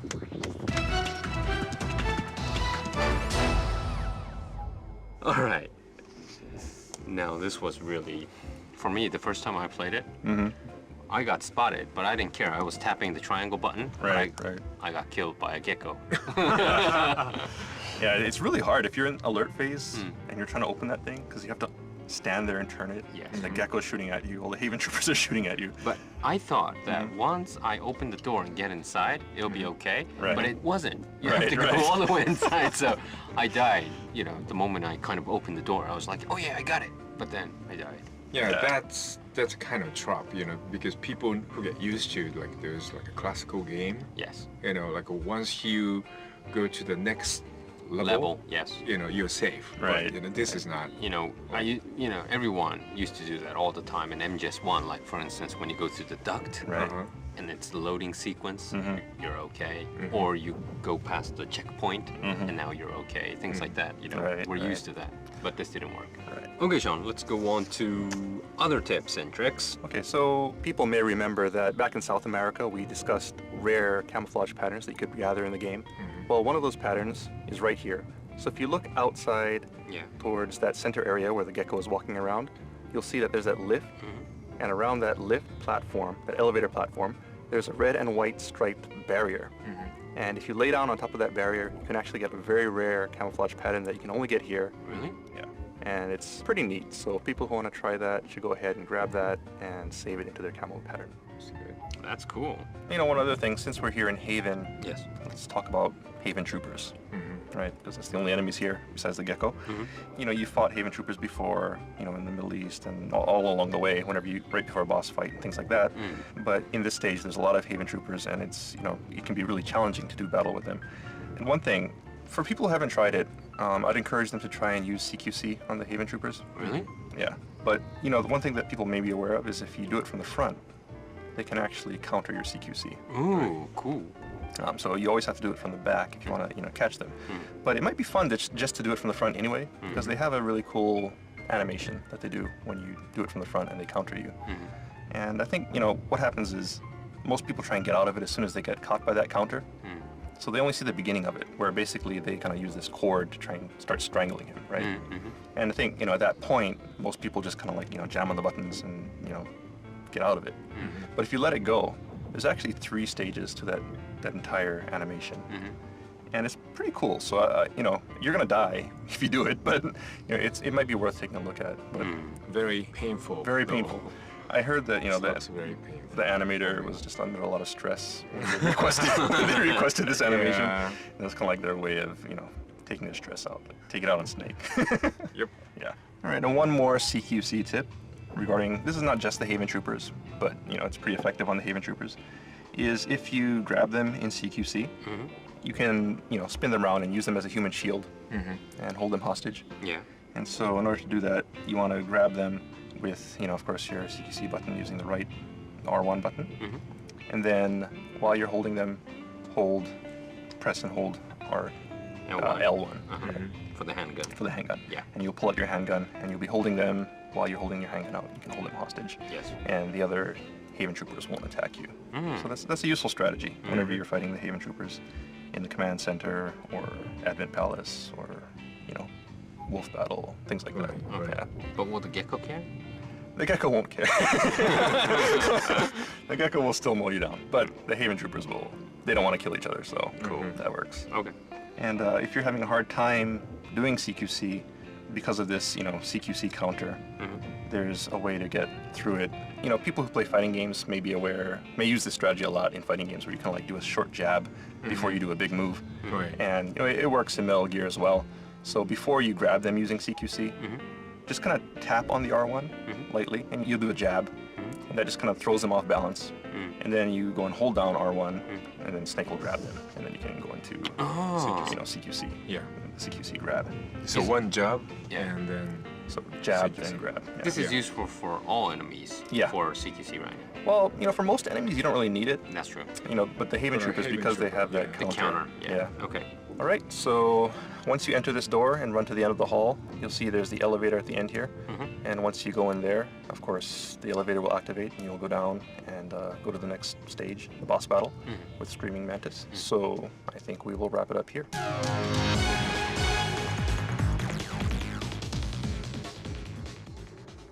Okay. Well, basically, we took the shortest route, right? Right, well, it's not necessarily the shortest, but it's the fastest way to get through without being spotted. I see. I Right. see. So this is Kojima Productions kind of recommended. Yeah, so this- Fastest and not getting spotted. Right, so this is kind of like the route that we had in mind when we were making the stage. So there are other routes, of course, but this is kind of like the optimal route Right. to get through. So tell me, Sean, when Kojima Productions create a stage like this, do you actually create the correct one first? Basically, well, we always have a route in mind when we're creating things, and then the process kind of goes where we block things in. We just do really rough models, right? Yeah. Right. And just kind of have a rough model, and then just kind of test the gameplay first. Seeing okay, what kind of routes does it look like there are, and if possible, we also plan more than one route. So we don't necessarily say okay, it's this route or nothing, right? We always plan to have at least 2 different ways to get through the stage. Yes. And then usually there's a lot more. Like if you look at the Middle Eastern stage or South America, Yeah. I mean there's just a lot of options you can take. You can ally yourself with the militia. Right, you right. can sneak through. You can run and gun. I mean there's a lot of options, Yes, and yes. even within those options, there's a lot of different paths you can take. And so yeah, basically we think all that through. Ahead of time, and just kind of say, okay, this is the type of gameplay that we want for this stage. We want this area to be tense, so we'll have some guards here. And maybe since we're getting spotted, okay, put a box here. Okay, we'll hide behind this box. And then also tweaking things like the octo camo. So saying, okay, it's really hard here. There's not really many places to hide. Let's make it so that you can go along this wall, and the octo camo will be pretty I see, good. I see, Things I like see. that. So. So Sean and his team and then playing the stage like over and over, and I figured out there was a good balance. Right. So they basically make the right route from the beginning, but they play so many times, and they might change some routes, and and figure out what's the best. Right. But don't you get kind of like confused because you know everything at all? So. Well, then we also have test plays, within the office also, because that does happen. After you're working on your own stage, of course you know how to get through it, but nobody else does. So what seems obvious to you, because of course you're making it, right? Like, okay, well, you can do this. A lot of people may not realize you can do it. Yeah, like the trap door. Right. And so, we have test plays within the office where everybody on the team kind of plays each other's stages and offers feedback, saying, okay, maybe it can be more like this, or, I got spotted here, felt this was unfair, maybe can you change it this way? And basically we just, offer feedback on each other's stages and just, go from there and bring the quality level up. Yeah, make, break. Right. And a lot of times, sometimes we have to change things quite a bit, because sometimes the route that we thought would work, like this is the route that we wanted. But then when you actually do it, it's like, well, maybe it's not as fun as you thought it would be, so you kind of have to go back and redesign. And there's no real quick way to get through it, because it's a game, and until you start playing it, putting in the enemies and seeing how everything interacts with each other, it's hard to tell whether it'll work or not. I see. Yeah, and sometimes the route is okay, but when you play through the whole game, it's okay, but it's sounds like a little boring. I mean, the piece of the route, the gameplay was okay, but playing through the whole game, and it seems like a little dull or something, and then they might have to change some gameplay and stuff. And another thing too is talking about going through the whole game is we also look at pacing. So we don't try to put back-to-back action all the time, right? Yeah. You want kind of that rhythm where there's action and then it kind of falls off, and you have a little bit of silence, and then more action again. It slowly builds up, towards the climax. And, Right. So that's kind of how we balance the stages. Start off maybe with some action, and then after that it's a little bit quiet, and then you get to say Eastern Europe, and it's just totally sneaking, different type of gameplay. Then you go to Moses, and it's kind of silent and nostalgic before the big climax at the end. So yeah, just take everything into account. I see. So then you might have to rework because the whole balance is tweaked this way or that way. So maybe you do it and it works okay, by itself, but maybe it doesn't fit into the overall rhythm of the game. So sometimes you have to go back and tweak that. And then little things like the shadows in this level and things like that, right? So, a lot of people were getting found, so we're like, well, what can we do? And they were like, oh, well, we got this wonderful lighting system where, everybody casts shadows. Let's make everything, the catwalks great, and make it so you can see the shadow. And not to mention the Hideo Kojima check that you have. Right, of course. That you face every day. Yes, he's very strict. Very, famous. I guess everyone knows, looking at the Making DVD, that he makes notes all the time. Right. And then he just passes them around, right? He says, His It's trademark. really hard to read. His handwriting. trademark handwriting, that's kind of sparkly pen that he uses. Right. It's really cute. Yeah. Like a Japanese, like a junior high school student, girl junior high school student, use those kind of pen. But it's almost It's impossible. really cute, but cute pen's color, but there's a sentence. The meaning is very, sometimes a little harsh. Yeah. So Fix this. What the hell is this? with the cutie pen. Yeah.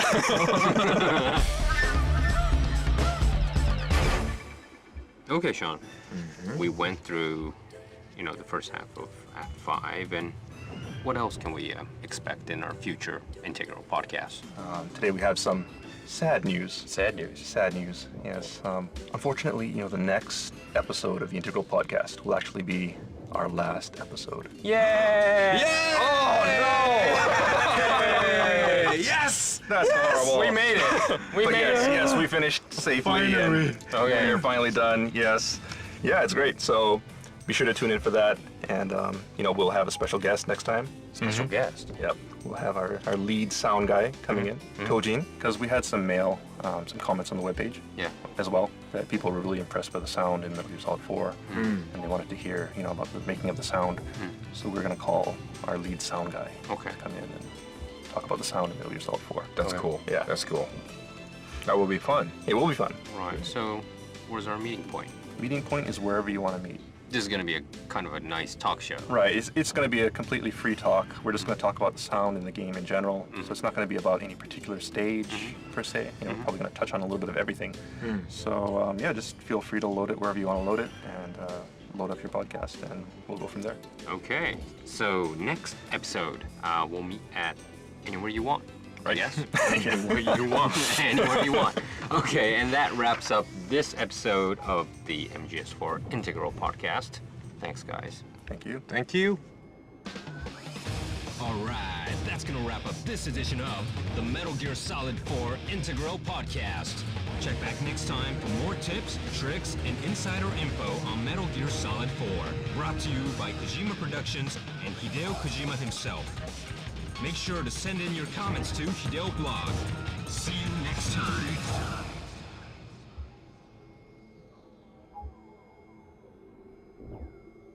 Metal Gear Solid 4 Integral Podcast.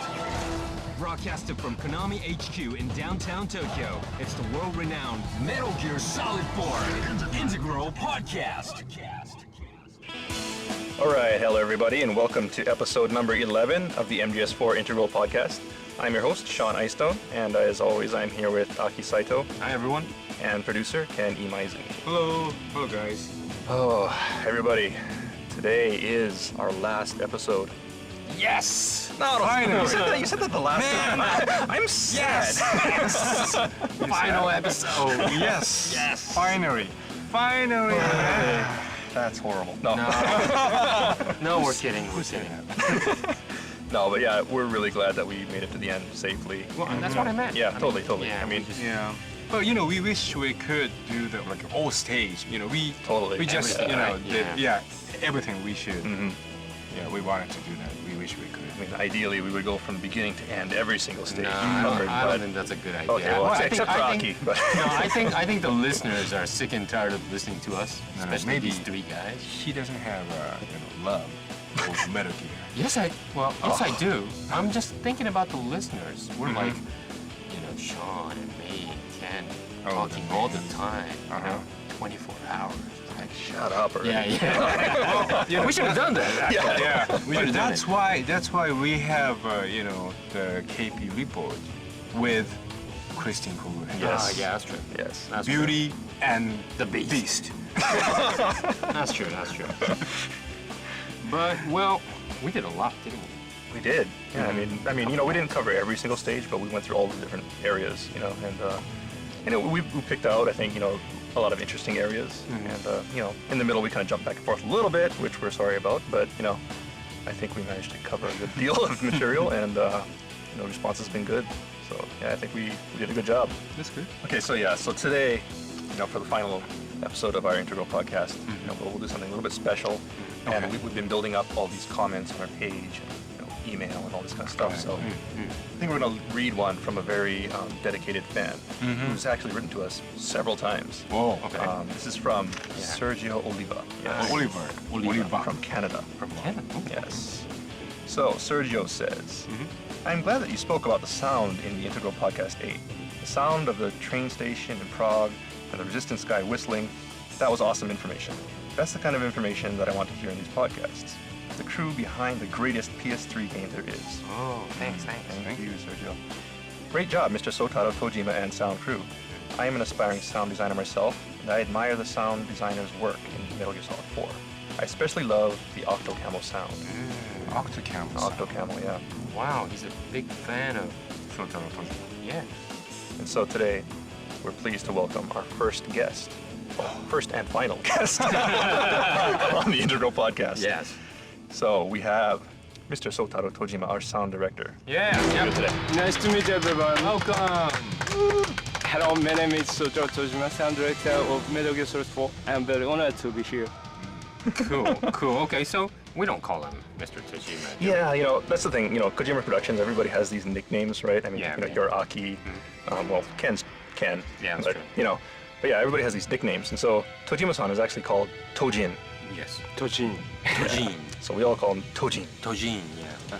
Anyways, All right, so finally we have a guest. finally, okay. Finally a guest on the Integral Podcast. And by the way, Tojin, do you speak English? Oh no, my English is not so good. Okay. But we overcome bad situation with using our sound technologies. Cheating. Cheating. Yeah. No, we can't say cheating. It's sound magic. Magic. Yes. Magic cheating. So we're going to use sound technology. So he's going to use his sound director magic. So for all the people listening right now, you're listening to, Tojin speaking in English, but, we're talking to him maybe in some other language. So it's this sound magic, right? Yes, it's the magic of sound. Yes. He is really popular in the Japanese Hide-chan radio That as is well. true. That He is doesn't true. speak. He doesn't speak at all. His key is really known for laughing. Really? It's the Tojin laugh. Oh, there it is. All right. All right, well, so I guess we'll move on with the interview. So first of all, okay, Tojin, you were the sound director on Metal Gear Solid 4. So how is it that you came to participate in Metal Gear Solid 4, and how long have you been with Kojima Productions? Actually, I was a composer at Konami for some time.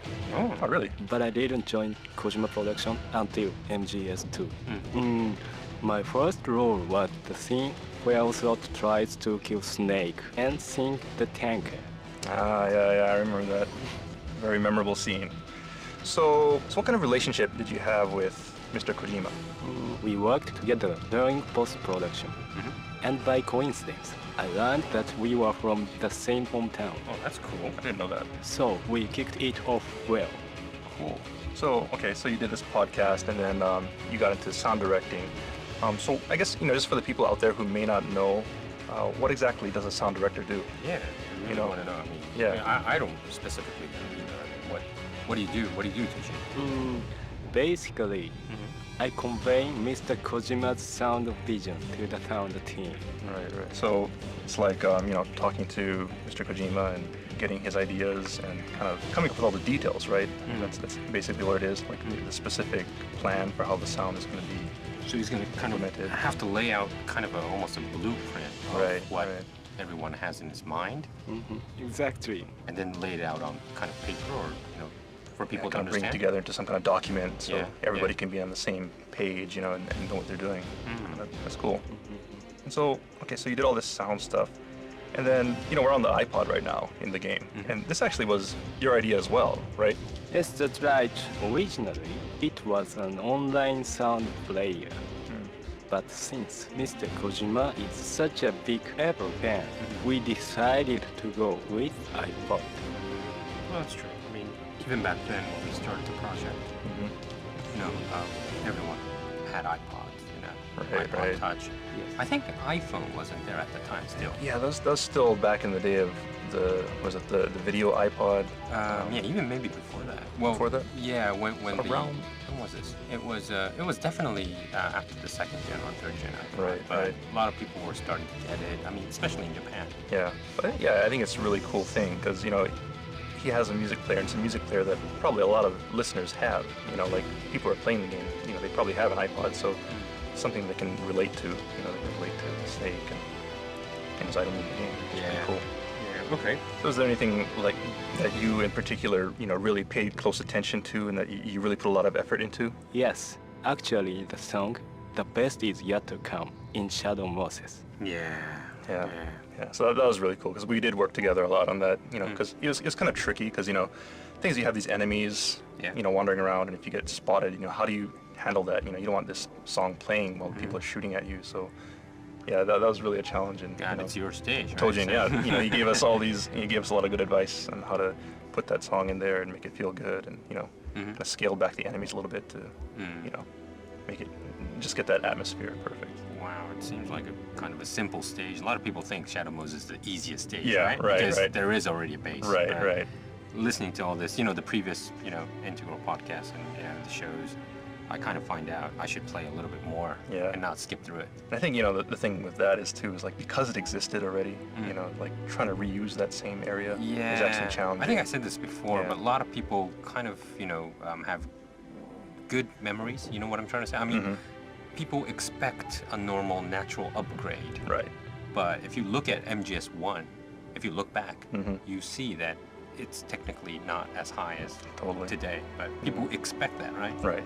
So it's quite difficult. But anyways, okay, other than Shadow Moses, but MGS4 in general, what's the sound concept that you had when you started creating sound for Metal Gear Solid 4? My goal was to create movie quality level of immersion in the game's sound.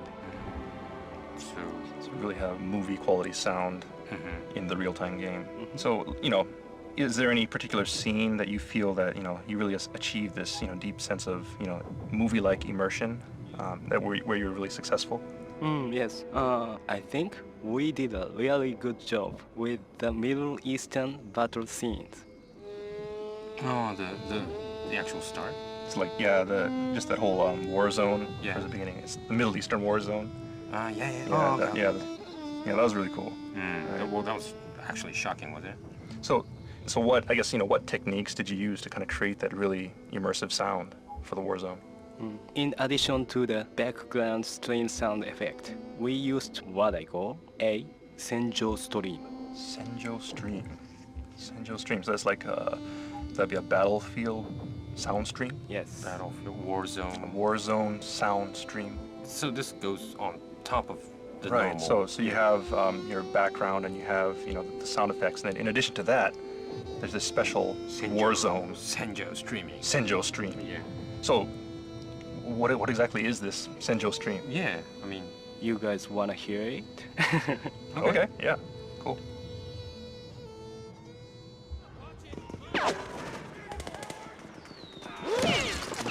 Okay. Wow.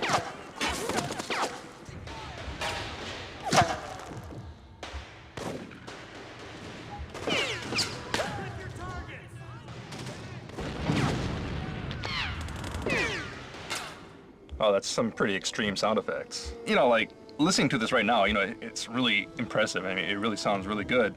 But does this ever get in the way of the gameplay or anything like that? Having all this sound, explosions and gunshots and things like that. Yes, but I was careful not to have gunshot too close to the player, so that it would not confuse the player. Ah, okay.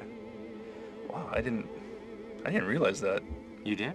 No, I didn't. Okay. Did you? No, of course not. I mean, yeah, it just sounds so natural. Just when you get into a fight, you just hear all these gunshots. I didn't realize that was, a completely separate track. well, I didn't know about the Senjo stream either. Normal game sound effects like da da da da da da da da da da da da da da don't have enough variation. So Senjo stream was added to create more realism, like don da don da don da don don don don. Okay, that's really cool. Yeah, because I think that's something that I think stands out also. Like even when we first had the first playable at TGS, after talking to people who had a chance to play it and they listened to it and played the game, I think that's something that everybody said. That the sound was of the war zone. Yeah, well, I was really remember immersive. we specifically try to highlight a lot of people to concentrate on the sound, so we set headphones. Right. Not a lot of Tokyo Game Show or E3 whatever don't really do that, right? But Tojin, I remember he insisted we have to have sound so that people could go into it Yeah. and feel the sound. And I guess it's right he said that because he and his team did all this effort, right? Yeah. So Tojin, what's your team like? I mean, Metal Gear Solid 4 sound team. Well, what's the team like? It's a very talented team of about 10 people. It is divided into composers, sound designers, and sound programmers. Cool. So yeah, you guys work really close with the programmers and scripters, and I remember this too. That you did actually go into the script and do things yourselves also, which is really cool. And I think that's why we're able to get that really immersive level of sound. Because the sound designers had like total control over everything, which is kind of unusual. Okay, so you got this internal sound team, which is really great. But I think a lot of people also, when they think of Metal Gear, they think of collaborations with these really big name composers like Harry Gregson Williams or like Christopher Boyes from Skywalker Ranch and things like that. So can you comment on that at all? Yes, they are very talented professional. I was very honored to work with them. They really inspired me and the team. I remember this part with Harry Yeah. and Tojin. We came up early. We came in early in the morning and did like video conference with Harry in LA. Of course, there's Haji in Tokyo. a time difference, of course, Yeah, right? So yeah. that's really early in the morning. Exactly. Yeah, I remember. Okay, well, Tojin, it's a integral podcast, so I want to hear some tips. I mean, like, can you introduce a kind of a tune that you think that no one could find it? Okay, in the Middle East, Yeah. right before the scene with Johnny in the ballet, you can get an iPod track by crawling under the wall on your left before you jump down from the collapsed building. All right, everybody got that? So go ahead and look for that iPod track. All right, well, unfortunately, I think we're out of time for today. Aww. But, so Tojin, before we go, do you have anything else that you want to say to the fans out there before we sign off this final podcast? Since it is the last mission for our beloved Solid Snake, I just really would be happy if people could turn up the volume and listen to the game the way it was meant to be listened to. All right, thank you. Thanks, Tojin. That was Tojin, everybody. Let's give him a hand. So I think we have to wrap this up. I want Tojin's laugh. Okay. Yeah, by popular demand, Huh. we need the Tojin laugh. I think everyone Yeah, wants to hear I think Tojin so. laugh. Okay.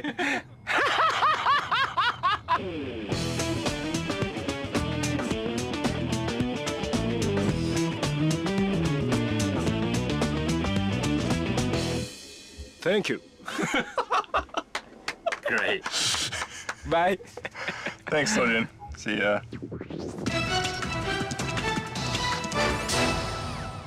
So since it's the last, integral podcast that's going to be in Metal Gear Solid 4, do you guys have any particular memories or, I mean, we had a lot of fun making the game and doing this podcast, and hope everybody had as much fun playing it and listening. So, but do you guys have anything in particular that really stands out as like a memorable moment? Well, doing this podcast and knowing a lot of details about, a lot of things, I kind of take back my word that I don't like the stages you worked on. Which was Shadow Thank you, Moses. Aki. Right now, I'm playing at home again, Okay. Shadow Moses stage, and I'm kind of remembering everything you said and Ken said about, take a photo here Right, or right. sneak here. Yeah, and his wife. Yeah. I think we cut that. So it brings me, even myself doing the show brings me back, special memories of, oh, we talked about this, or this is really cool. There's so much Right, effort right. here, and to me, it changed totally, the impression of even how I play the game, even as one of the people in the company, associated in this work. Cool. But I think people should kind of really listen to this and go back to their favorite stages, and you'll probably have a totally different view of it. Yeah, totally. Right. What about you, Ken? Me? Yeah, MGS4. Well, you don't want to think about it? It's a good memory, my 4 years since 2005. We started the Metal Gear Solid 4 project, and it was really tough project. We had so many problems, and some people might know, some people watched the making of video, and we had a problem, each like a month, but we have huge problems. Yes. Yeah. We gotta solve those problems, and just like we're running like full speed, like for 4 years. Yeah, I mean, a lot of people in the game industry, they have, crunch time. It felt like Metal Gear Solid 4 was crunch time all the time. Full 4 years, Yeah. it's crunch time, and we finally finished it. But then I look back this, Metal Gear Solid 4 and then check all details, one more time, and then I was kind of like, oh, it looks totally different. It's so beautiful. Totally, yeah. Yeah, I know what you mean, because, when you're in there, it's kind of like that whole, you don't see the forest for the trees Right. kind of thing. You're so deep into making the game that you can't really step back and take a look at it. But yeah, now that it's been, about a year after we released it, going back and playing it, while we do this integral podcast, it's it's really nostalgic and Yeah, brings back a lot of memories. It's totally different. And I can play it as a game, Right. rather than as a developer, which was Right, a lot of right. fun. And for the final episode, I think we should just talk about things that maybe some secrets or tips maybe that maybe people may have missed, maybe like the bosses or just little secret things here and there.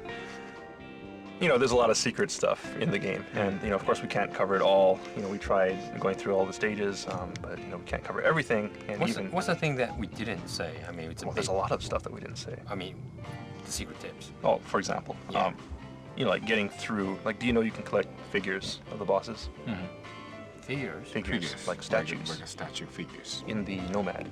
In the Nomad. You can give figures to Sunny. Right. You defeat the boss Yeah. in some way. Yeah. And you can get the figure statue at that stage. Yeah. Not the mask. Not only Well, that. there is the mask also. So I think we never really explained that, how they can get this kind of Right, stuff. right, right. So That would be good. And it's something they can use throughout the entire game, because you can do it on any boss. Right. For the whenever there's the Beauty and the Beast and you fight them, of course it's Metal Gear, so you don't have to kill them. You can use non-lethal forms of combat. And of course there's a kill count in the game, and of course you can get through without killing anybody and things like that. And even more than that, the thing is with the beast form of the boss, even if you use your regular weapons, it won't count as a kill. But you still get something for using non-lethal combat on the beasts. And what that is you actually get a figure. So you fight the boss, right? And then you use some non-lethal form of combat, whether it's tranquilizers or whatever, and then you defeat them, and then after that the beauty battle starts, right? Yeah. They come out of the suit, and at that point, somewhere in the stage, there'll be a figure hidden somewhere. So if you look around, And you can find find out. like a statue of wolf or a statue of octopus. Yeah. I didn't know. And also, I think some people may have found those, maybe, for the beasts. Yeah. But there's also a statue for the Haven Troopers as well. Where can you find them? You remember the first Integral podcast where we were talking about Advent Palace? Yeah.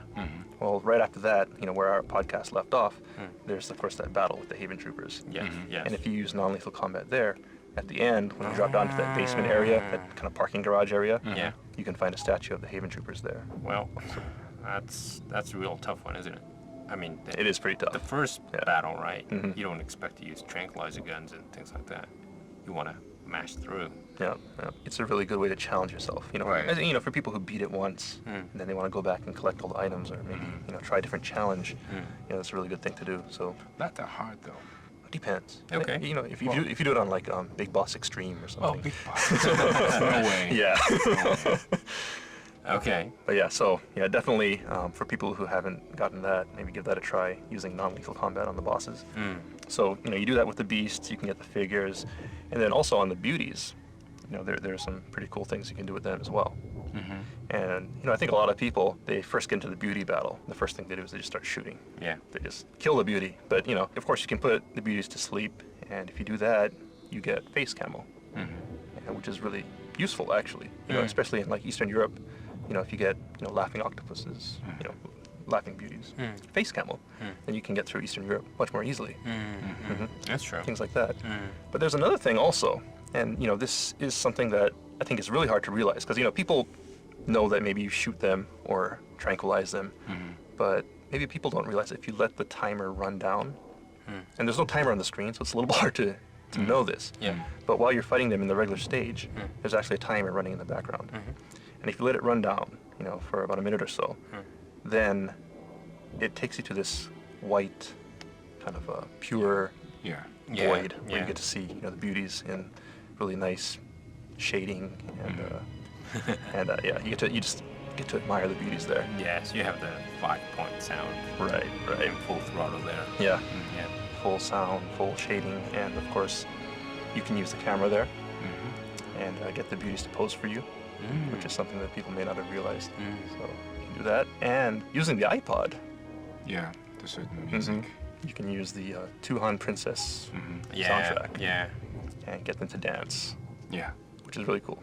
Yeah. We didn't cover all these, right? No, we Right. didn't, because we didn't have time. But But I'm Now we sure do. people. That's good to know. yeah, people, some core fans knew about this, but most people probably can't really figure out by themselves, right? Yeah, watching people play, like, I kind of, whenever I see somebody playing, I kind of like, sneak up behind them and see how they're playing, and, usually they kind of, go to the beauty, and then, they kind of like run around. Some of them, start shooting right away. Other ones, maybe they kind of wander around, like, what am I supposed to do? But then eventually they just say, okay, I guess I'm just supposed to, shoot or something, and then let it go. So they never see that white void area. And then probably even those who see that white screen maybe never think to use the iPod Or the camera. Or the camera. Yeah, and things playing like that. Yeah. Princess music. Wow, that's a good tips. Okay, a little bit of trivia, a little bit of final parting tips for everybody out there. And I think we're just about out of time for today, unfortunately. But, we'll be continuing the Kojima Productions Report. Yes. Our web podcast. And of course, me and Ken, Ken and Aki will show up from time to time. And we also have Christine there. Female. Girl. So you don't have to listen to a bunch of guys blabbering all the time. So, yeah, definitely. This wraps it up for the in-game podcast, but please be sure to tune in to Hideo Blog and check out the Kojima Productions Report. And be sure to send us your mails, because we still do check all of those, and we will address your comments or questions on the air. Cool. All right, well, any final parting words? Okay, well, I guess Ken and I will try to appear in KP Report as often as possible. Yeah, totally. To help you out. Please, please. Because it's really fun. Yep. And a lot of the listeners do really like Ken as well. So. I think they like your voice too. You have that, smooth Aki voice. Aki yeah, voice. people recognize you even from the People keynote. people like his voice because My mellow Yeah. voice. Yeah, okay. It's very relaxing. Okay, thanks. somebody said your voice is so cool or something when you were doing a simultaneous translation. In San Francisco? In San Francisco. Yeah, well, my voice is the only popular thing I have. Ken. Okay. Anyway, we're gonna have KP report, and we will continue to have some news for people. Yes. Yeah, and one thing, I'd like to mention one thing. From June 2nd to 4th, we're gonna be at E3. E3 2009. Yeah, Yes. E3 2009. And Kojima Production will have maybe big news announcement.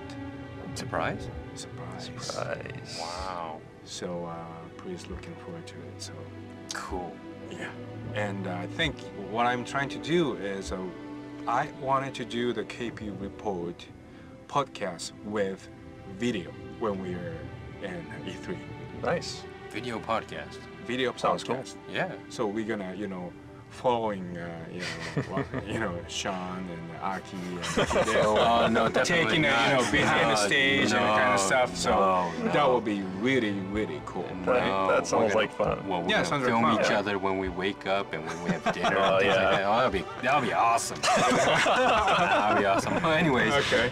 and this is gonna continue like this forever, right? Right. And the KP report. For all eternity. Yeah. Okay. Yeah. Okay. Come on, Sean. Wrap it up. Okay, well, everybody, we'll see you on the KP Report. Till then, this is Sean and Aki and Ken saying goodbye, and thank you for listening. Thank you for listening. Thanks, guys. Bye-bye. Bye. Bye.